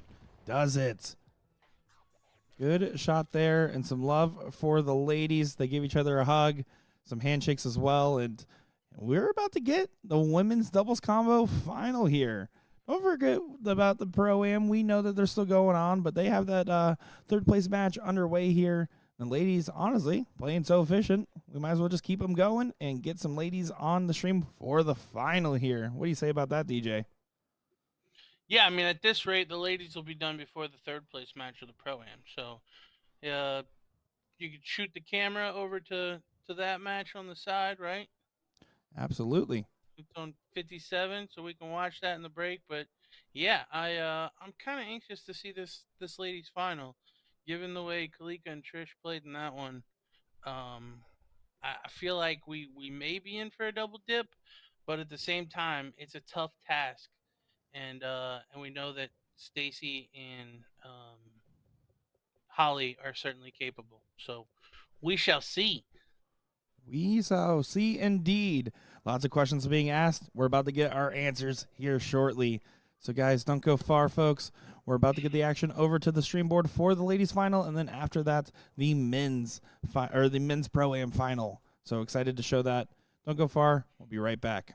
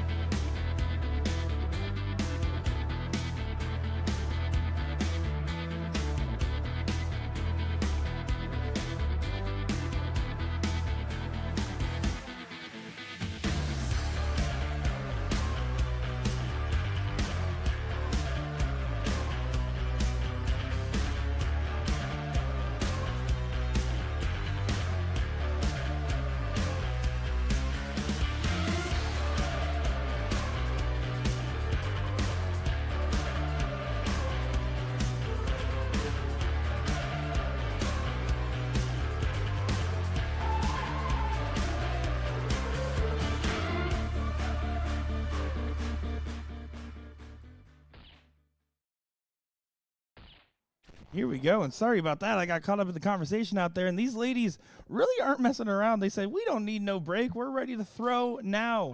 It's the women's final, everybody. Can-Am versus Lush Puppies here in the Pittsburgh, Pennsylvania Regional BullShooter. Excited to see how this plays out. Will the seat holders hold it? Or will we see potential double dip action? Let us know who you think you have in the chat, who you want to have, and what you want to see. I'm Nick Teixeira, joined by DJ Sayer in the booth.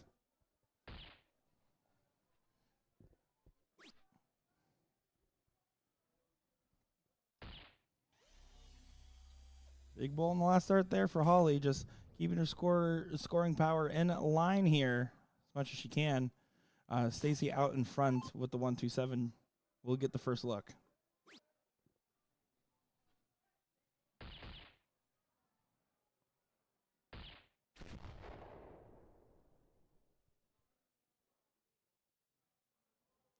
So Stacy Shelton here.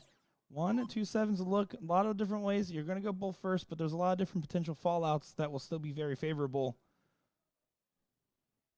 Taking her time to get centered here. Goes the 19s route, still on for the outs. Was needing 2 triple 18s after that. So no out now. Needs to go back to that bullseye and make sure that Holly will be able to stay in line with the scoring here. You want to always think about that freeze rule and keeping that scoring going as much as possible. And Kalika, the girl that I think is throwing the strongest form so far on the stream, has a 1-3-2 in front of her. Oh, and she might knock it down right here. Does knock it down 1-3-2. Great shot there for Kalika Big Chris. ol' out. What a shot. Yeah, we talked about the ladies being so fast. And here they got a leg in quicker than I could go pee. Yeah, no, they were blinking you missed it, because I went out there and a couple of the staff members like, oh, what's going on? What are we streaming next? What's going on? I went out there and just explained what was going on to everybody and what our plan was. And all of a sudden I came back and they were already like starting the leg. And I was like, all right, I guess we're going. Good job, ladies. Yeah, that's what we like to see. We don't want Right? no waiting. No muss, no fuss. Yeah, Let's get down to the business. on my mama.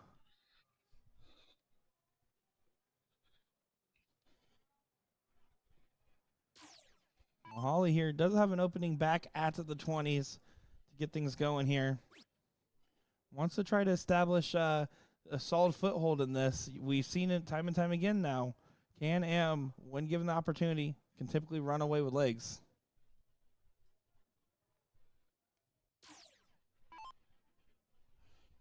Yeah, so far, 3 of the ladies not really doing much. Down to Trish. Her first opportunity to board in this leg. Everyone in chat, go ahead and put guesses on what's playing in Trish's headphone. I'm going to guess some Probably- Boyz II Men. Yeah, like Maroon 5. Some Imagine Dragons. It's going to be something trendy. Something trendy. Trendy from like 10 years 2010. ago. Yeah, it was like trendy Yeah. from like 2010, 2014. She's playing That's 2000's top 100 on my heart radio. That's what's on her. Aaron saying Sweet Caroline. Mike saying Backstreet Boys. New Kids on the Block. Canadian National Anthem on repeat. Oh boy, guys. Canadian national anthem. We were actually in Canada for a PDC tournament one time, and it was like the retirement of like some band, and they did like a tribute or something. There was a Canadian band that like Gordon, who is a music enthusiast, had never heard of, and they were awful. Like they had like a TV thing, and this band was the horrid. And like I remember one of the Canadians that we were eating with was like, "I'll give you a slap. You do not disgrace our beloved band," or whatever. So yeah, if it's a Canadian band, it's probably terrible. Well, you heard it here. And by the way, our numbers in Canada are way down for some reason lately. I don't know why that is on the live stream. That's terrible. I love America's hat. Don't be mad at me. It is a pretty cool hat. Oh, so we got Spice Girls, paint the town red. Oh boy, guys. I do like the Spice Girls call. It probably is. She's kind of bopping. Yep. She's always bopping. If you want to be my lover. Guys, type in chat if you want DJ to do a full cover of any Spice Girls It ain't song. happening. That's about all I know. It's you gotta be with my friends or get with my friends. That's it. Like other than that, I don't know the words. That's enough for us to make some content, buddy. Okay. I mean, I'm here for it. Like, I don't care. On business. On business. Well, here we I'm go. doing too much. Can-Am here. 19's on their foothold. They're facing on the open 16s and the 15s there. Let's see how she approaches this. Trish has options. Decides to attack those 15s first.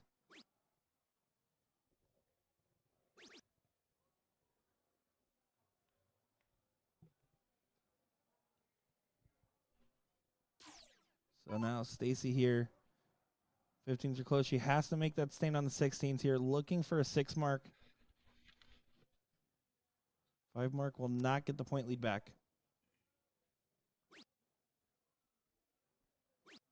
And doesn't get the close there. So Kalika, if she gets the close, massive advantage to take the first dip in very quick fashion. One rant about Canada later, and all of a sudden, Cricket Leg's almost over.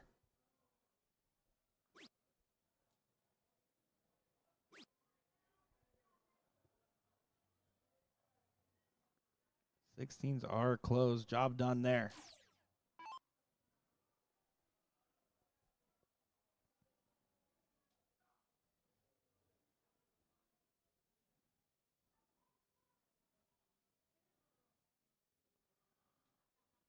Well, here we go. Rezik to take it here and bring us to another best of 3.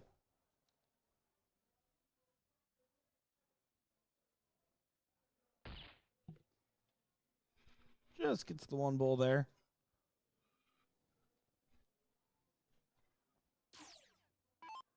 Keeping everyone up to date. It looks like Sid Vaughn and Anthony Dunklin is up 1-0 on Team Disappointment, which was Sam and Travis. And that is our 3rd place match. So the winner of that one will take on Porterfield and Little for the title. Yeah, I'm really excited to see that final there. I definitely know Tyler and Mike there are real itchy to play their itching. Excuse me, they're not real itchy. That was terrible. They're itching to play their match, so they're sitting there, they're waiting, they're ready because they're also in the trips. And Mike made a joke. He's like, "Do you want to fill in for me? I could use a nap here." And I said, "Absolutely not, sir." You want to lose? Well, he just wanted someone that looks better playing. I get it. I mean, he can give one away. He can let you play 1, 2 out of 3, and then take a nap, and then wake up once you lose the first set.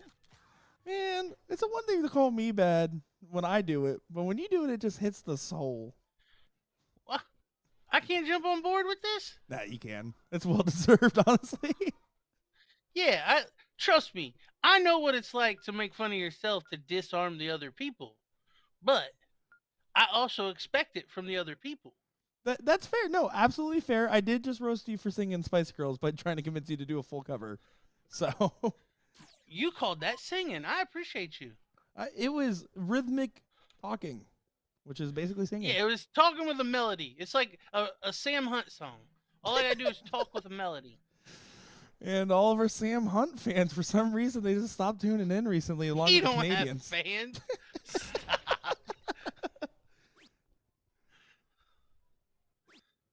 Oh boy, here we go. Another best of 3. Pretty This sure is, the song Tequila has more singing in it than a Sam Hunt song. you mean my go-to karaoke song? Yes. Tequila.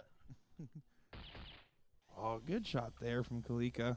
Finding the Bulls here. This is the last best of 3 for the women's. This is for it all. It's do or die. Can potentially do it.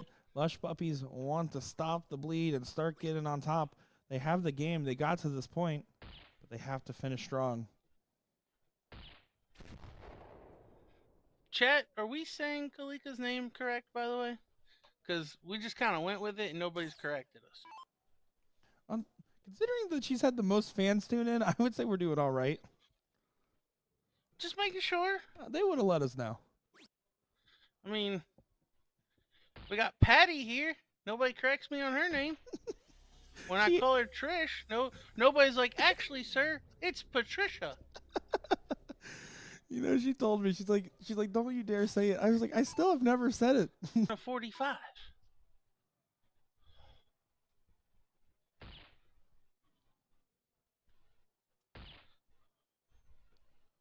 Look at Holly, though. She ain't rolling over. No, not at all. Not at all. Do apologize to a couple people there. It looks like, again, the stream servers that we're going to, not the internet at the hotel, but the servers that we're connected to send our broadcast, they keep flickering there for a second. So apologize if you got kicked from the feed, but welcome back if you're just coming back in.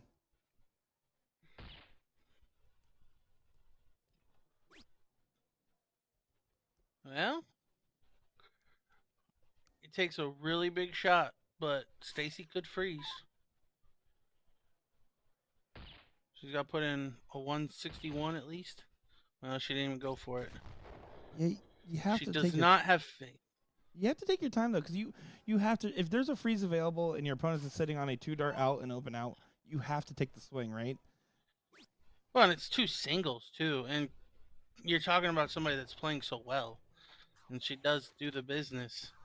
So, in double quick time, Can-Am up 1-0 in the second set. Yeah, Meanwhile, the Pro-Am still has only completed 1 leg.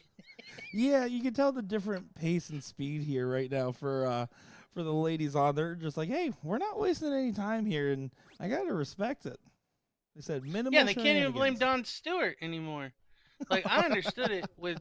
I'm not even being mean, but I understood it with Don's issue initially, like why his bracket was kind of held up, because he's going through something, right? It takes him a little longer to his process to throw darts. So I expect his matches to go a little longer, but those 4, what's your excuse? Well, and it just went 2-0. Yeah, there you go. Vaughn There's and the Dunks. update. Vaughn and Dunks, like you said, beating out disappointment, and that's definitely what they're going to be feeling. They're falling just shy of that finals appearance there.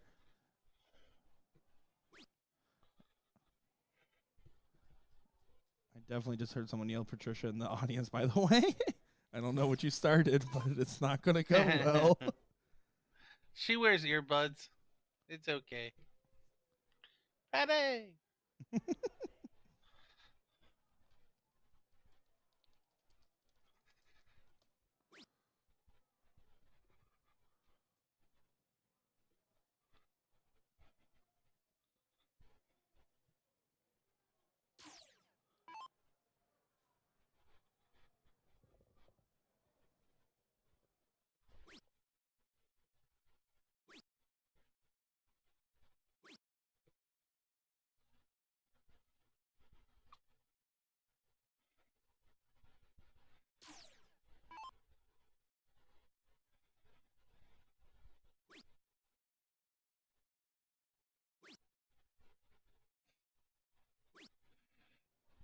All right, to all of my Kalika fans in the chat, has she played Chicago before? Is she on the pro list? Like, where's Kalika ranking come Chicago? And I guess, is she going? I assume she is. I would certainly hope so. I mean, she would be a very welcomed addition to a talented field. Yeah, I'm just trying to get a feel for where I should look for her name in the ladies. Is it AA? I mean, I could just look it up. That would be ridiculous. Right? Thank you. We work hard, you know. We do so much. Chat, you're in. Come on, let's keep it up, guys. Thank you. If it makes you feel better, I'm doing like the half a heart with my hand. Oh, that's what I felt in the wind. Mm-hmm. Lush Puppies, by the way, they're doing some work in this league of cricket so far. holding Can-Am at bay and keeping themselves in front until that shot from Kalika there kind of switches the things around there. Jacob saying women's Pro A. Yep. Okay. So we will be on the lookout for all of these ladies. I don't mean it. I'm familiar with the other three is why I kind of put it that way. Absolutely. Absolutely indeed. And see, I was a little firm with chat there. Told them I need to get to work, and now the comments are rolling in. You guys, you know what? You might not be half bad as a chat. Not half bad. But I'm telling you, you don't turn on our chat. They got your back so often. Yeah, we get the occasional person that comes in and like, these guys are terrible. Like, well, I'll welcome any constructive criticism, sir or ma'am. Yep, go right on in and try. My favorite was someone coming into the chat yesterday and says, Jules is overrated. And the first comment right back to him from somebody was, go ahead and try play him then.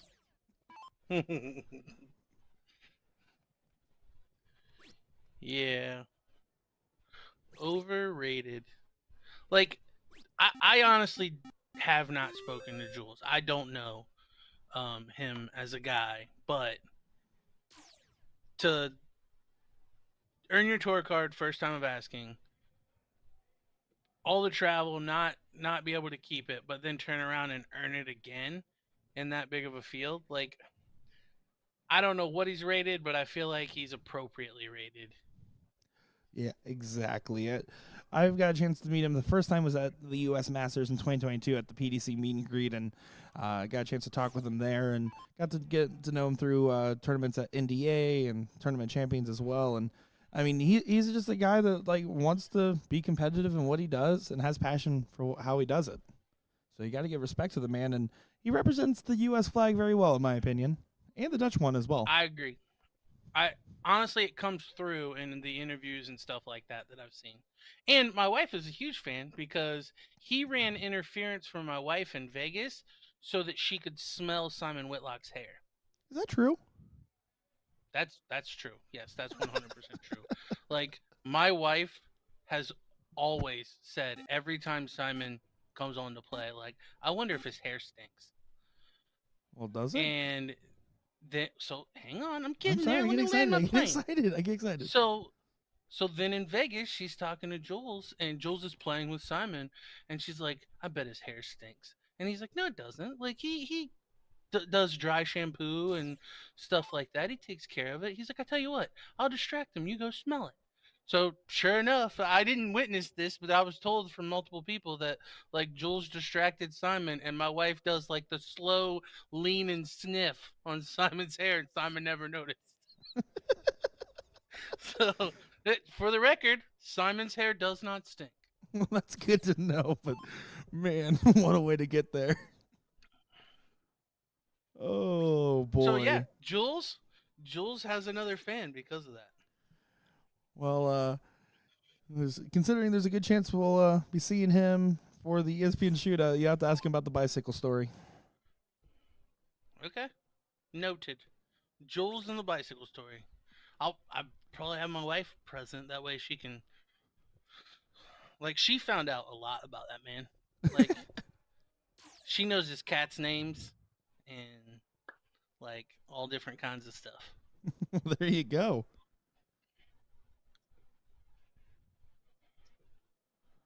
Here we go. Well, Can-Am, in the meantime, while we were vamping there, seems to have completely gotten back into the fray and or in front. If they shut down these 16s, they'll have a huge advantage going into the Bulls. Ooh, getting tricky. So an opportunity for Stacy to turn this leg around. They had control early on.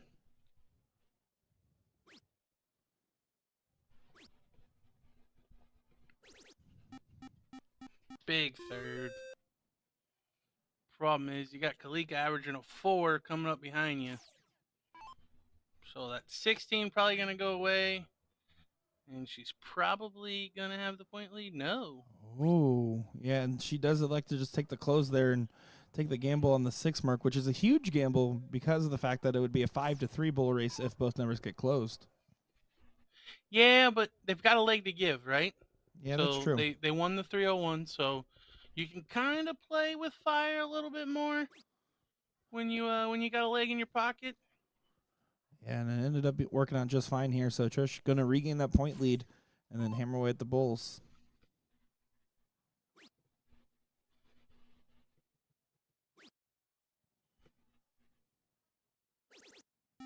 Great last start there.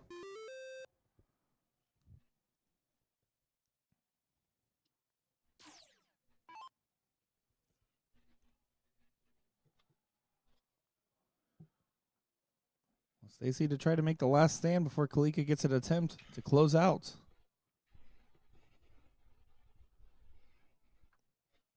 For the match and the title, and to complete the double dip.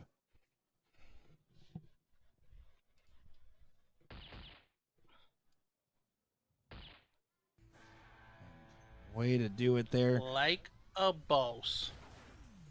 Like a boss indeed. That was a very, very clinical performance there. No real errors, and they just, Can-Am just played great. And honestly, you almost wonder, how did they get to losers bracket in the first place with how strong they played on the stream here? Or maybe they just like being under the lights, cameras, and action. So you can see some kind words getting exchanged there, and it is time now for our last final of the day, the Pro-Am Cricket Doubles. Team Brown Eye versus Vaughn and Dunks here. They're going to go ahead and get those guys right over to the boards. You already see Mike Porterfield walking on over, and I'm sure the rest are going to follow suit here. So, guys, we're going to get our last set of stuff set up here. Do not go far. Our big final up next. Be right back.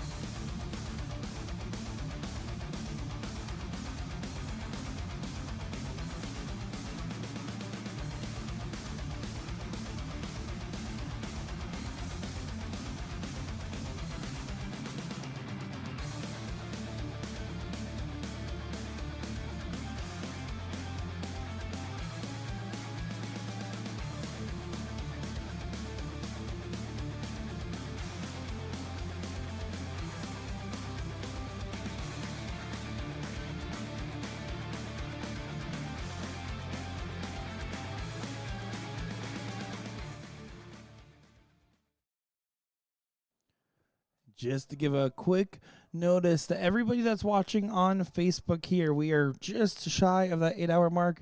Only got about 10, 20 minutes left till we hit it, and Facebook, unfortunately, does not allow you to stream longer than 8 hours at a time. So we're just going to quickly refresh that feed. It's going to go offline for all of about 1 minute here, tops, maybe even just 30 seconds, and then it'll be right back up. So everybody that's been watching along, guess what? It's going to be right back. We're not going anywhere. The match isn't done. We're not done. We're going to get that final for you. If you're watching on YouTube, don't press a thing. You're doing just fine. But if you're on Facebook, you're just going to have to give it a quick little refresh here. Just want to give you guys a heads up. Finals time in just a moment.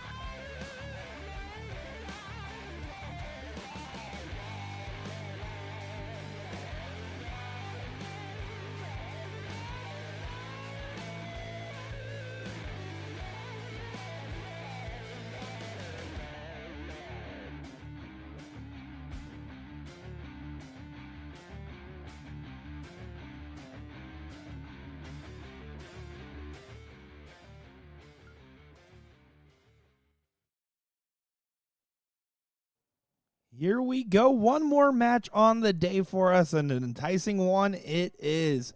Team Brown Eye taking on Vaughn and Dunks here for the Pro-Am Cricket Doubles Final. Excited to see what they have in store for us and what's going to happen on the stream board here. Will it be done in the first set, or will it go the full distance?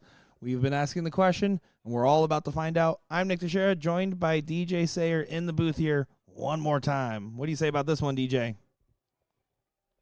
Yeah, I'm looking forward to it. I think we're probably getting what's been the two best teams on the day, especially the king seat holders. I think in moments, Dunks has certainly been one of the guys to look out for sure. Yeah, and Team Brown Eye does have the king seat there. Mike Porterfield led team with Tyler Little, the cousins, and the duo doing damage so far. Let's see if it carries over into one more match.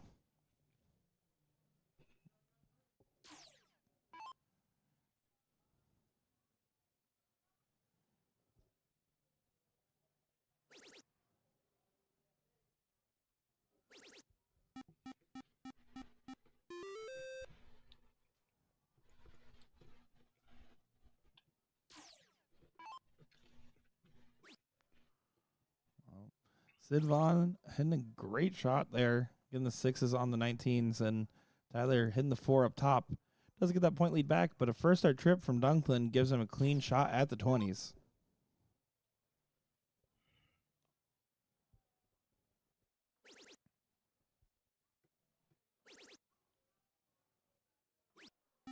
Decides to just take the 1 at it up there. Does find 6 downstairs.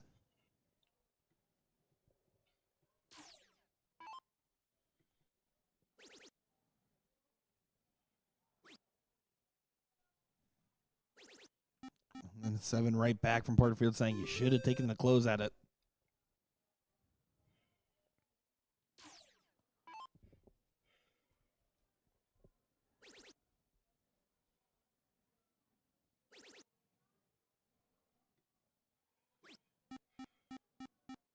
And the 7 right back. 3 7s in a row now. Yeah, we're going to get some high caliber stuff here.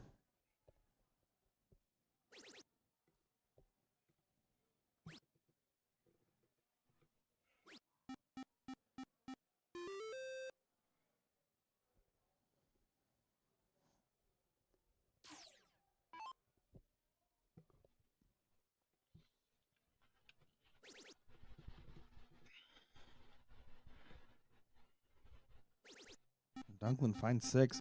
Surprised he stayed for the third dart there. Wasn't sure if he was going to go over to the 19s that were open, but ends up kicking it right on through. Yeah, I mean, once you find it, you're there. You might as well stay with it. 3 points at that point, not really that big of a difference.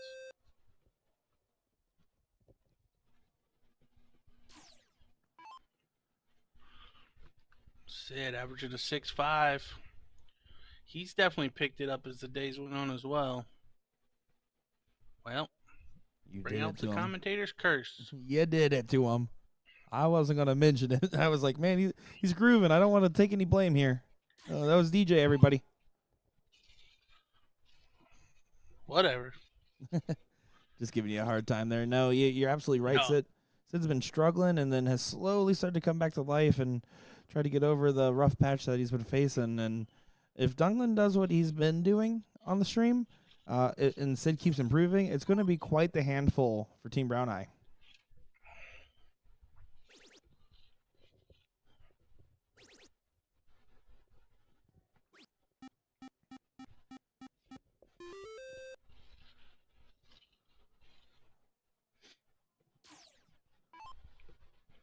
Say thank you to each and every one of you in the chat. We have over 500 viewers for the first time today. Everyone coming to see how this final will play out and to see what is possible for these players.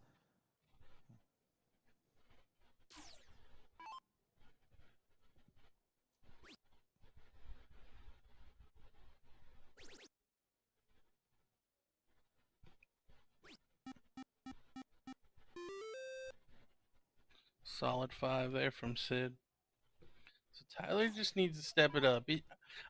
I'm fairly confident that Mike will be the best player on the board.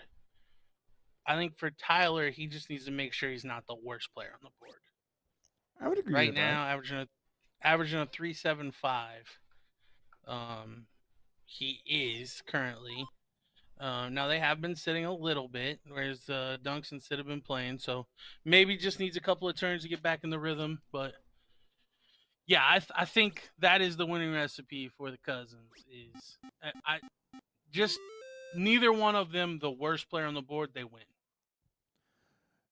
Yeah, you're absolutely right with that. I mean, while Dunklin has thrown some really impressive games and has that high average, we have seen some pretty big cracks where Porterfield's been extremely consistent, very rarely dropping below a 5. So if Tyler just focuses on just getting done what needs to get done, you don't need to have perfection every round. It's about making do with what you have and where your darts are going. Yeah, and honestly, it's a great spot if you're Tyler, right? You know that you've got Mike in the back. Like he's got you the whole time. So Tyler, and I get this a good bit. Or I used to playing in draws. Like people get nervous because they get me, and I've always tried to convey it's actually quite the opposite. Like you should now relax because trust me, like everyone's looking at me. Like we lose, well DJ must not have played well. You can just relax and throw your darts. And I feel Absolutely. like Tyler's in a similar position here. Like Porterfield's going to play well, just relax and throw. Dunklin threw very well there as well. I mean, he's Yeah, impressed me only a lot today. 0.03. Only 0.03 separating the two, and I mean that is really close. The difference there was really going first. The Yes, cork was the biggest difference, but I mean Tyler versus Sid, Sid had the advantage. I totally agree there.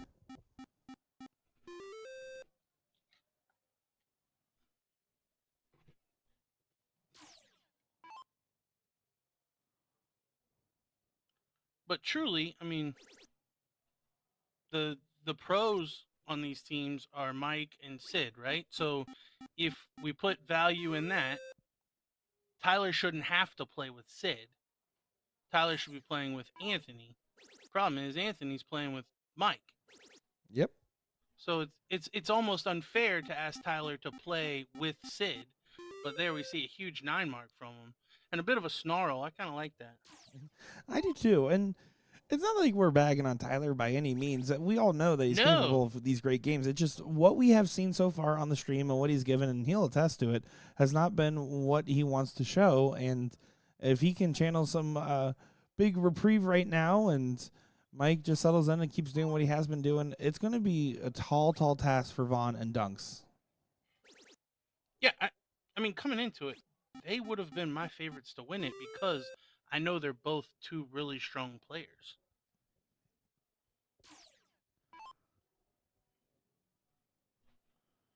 I still just can't understate how impressed I am with Dunk's performance, though. Truly rising to the occasion throughout this whole day. Once again.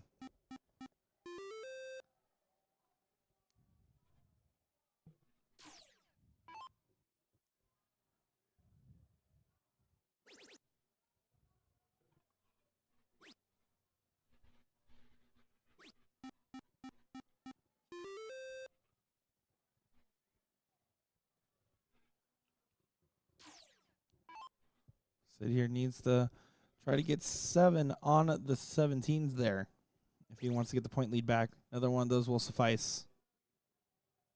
It's a good thing Sid carries 4 darts. The old dropsy and don't have to pick it up, Skr.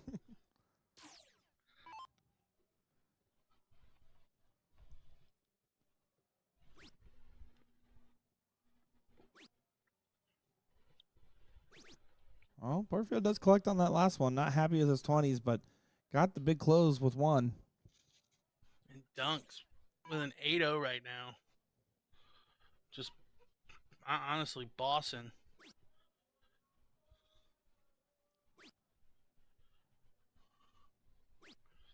Yeah, they're just peppering the with a wire. 3 mark. Can't get much closer with a 3 mark. That 3 mark was very much a hole out from being a 9.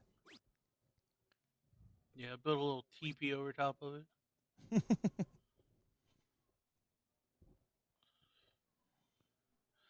I think you're comfortable to switch to the 16s here.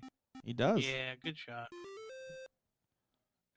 6-3-3, and Tyler show more of what we were talking about. He doesn't even need to go to this extreme, but because he's at this level, it's just pairing so well with his partner right now. Mike a little bit below the mark, so doesn't have as much pressure on his own back because that 4-6-7, he doesn't need to be thinking, I need to be at 5-6-7. He just think, okay, well now I just need to support Tyler. He has the hot hand at the moment. Yeah, these 4 players, we're gonna have really fine margins. It's probably gonna go with throw more often than not. I mean, that's not saying a lot, but like I have a feeling that these guys are close enough that we're probably gonna be playing all 6, unless Mike and Tyler win this cork. Well, let's see who wants the cork bad enough. Sid has been strong on his corks. He truly has, even for the complimentary player, the second player. He's been corking the whole time, and I mean that might be the worst one I've seen from him. But it's good enough for a win.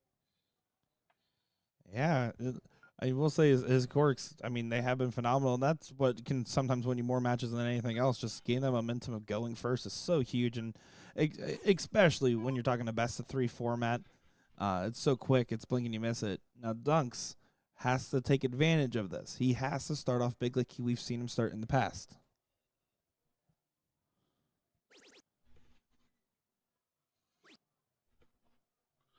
Well, Dunks is averaging about 6 marks a turn right now through 2 legs.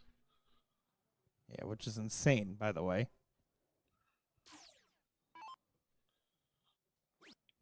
Yeah, I think he was close to 5.5 in the first one, or maybe 5.25, and then above a 6 in the second one.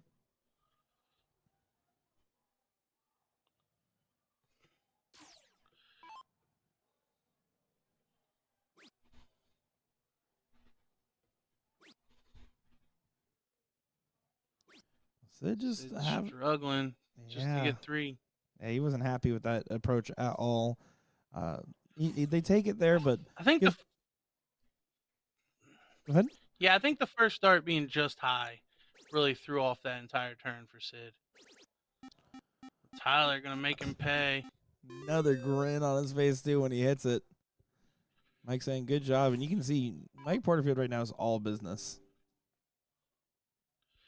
I will say, since that first leg, Tyler's hit another gear for sure. Dunks has stayed in that gear. Has not left 5th gear. That's a perfect bed to lay another one on. Oh, he must have felt blocked. I thought he had all kinds of room, but that's a huge dart. Yeah, another big 9 mark. For a big back off to go right back over and then nail it, that's a hard thing to do, and he made it look real easy there. And for whatever reason, Mike looks a little shook. Yeah, I would agree with that. Compared to how we've seen him last night and today, he just looks uncomfortable. And maybe the fatigue is finally setting in. Oh, but Sid not helping Anthony out. Mike does get the solace of knowing no matter what happens, he only has a whole nother event to play. Tyler's found a honeypot. Oh, what's happening? The board got stuck. Yeah. He put in 3 triples and it gave him 3 singles? Yeah, it looks like the outer 17 got stuck there. Something happened with the board. Yeah, so they're going to go ahead and back that up real quick. You got back up all 3. Yeah, they're realizing they now. only backed up 1. Mm-hmm. That's shows that we've been having a lot of people throwing the board here, and good reminder for us to make sure we have a technician come take a look at it after this final is concluded. Because that's a huge 9 mark there for Tyler. That gave him a 3 mark. It's a heck of a swing. He goes from a 3 mark to a 9 mark. Yeah, and absolutely. That board was being disrespectful to Tyler. I don't know. The board is bribed. It's like the NFL refs. And that's why the old rule that doesn't exist anymore, the board doesn't lie, is a bunch of bull. Could you imagine if that rule was still in play? Oh, And Tyler God. just threw a 9 mark but got 3 marks? Yeah, good thing Like, all of oh, his darts stuck there, too. Board don't lie. Yeah, that's crazy. And it looks like it's a full-on momentum swing for them, too. Dunklin didn't capitalize, and Porterfield backs it up there, finding a 9 mark to follow his partner, completely flipping this on its head out of nowhere. Yeah, it's kind of looking like we got a winner. Not over yet, but I'm starting to think you're right here, my friend. All the pressure's on Sid. He needed 9 plus a couple other darts, and capitalizes on 6, keeping themselves within the running, but only if there's an error from Tyler here. If Tyler goes triple 16, triple 15, he has free reign to throw another triple. Oh, nope. Never mind. Yeah. I was saying to preserve the 9 mark, but that's gone.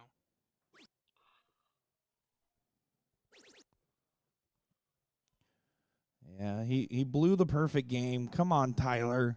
Only a 7-3-3? Terrible. if you're not going to try, just quit. Yeah, just get out of here. You think you could talk to Maloney with darts like that?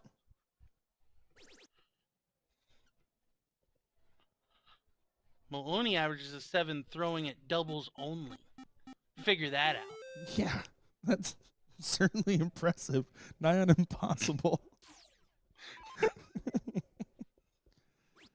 Porterfield here can put the nail in the coffin and twist the knife as well. Great shot there from Mike Porterfield.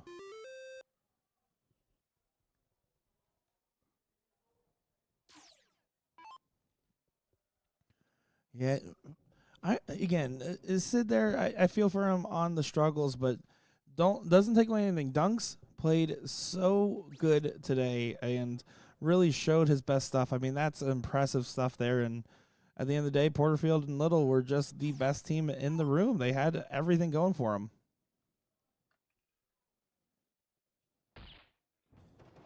There it is. Your winners of the Pro-Am Cricket Doubles. Team Brown Eye, Mike Porterfield, 2 for 2, and Tyler Little there getting that one. Congratulations to them. Yeah, well played. I mean, all day, ladies, the pros or Pro-Am, sorry. We had a heck of a display from everybody there. Congrats to the cousins getting it done. Pretty cool there to win it with family. And then obviously Dunks and Sid. I know Sid's probably not probably. Sid's not going to be pleased with his performance there in the final. But you can't be great all the time. For Dunks, played really well. So definitely a head up moment for him.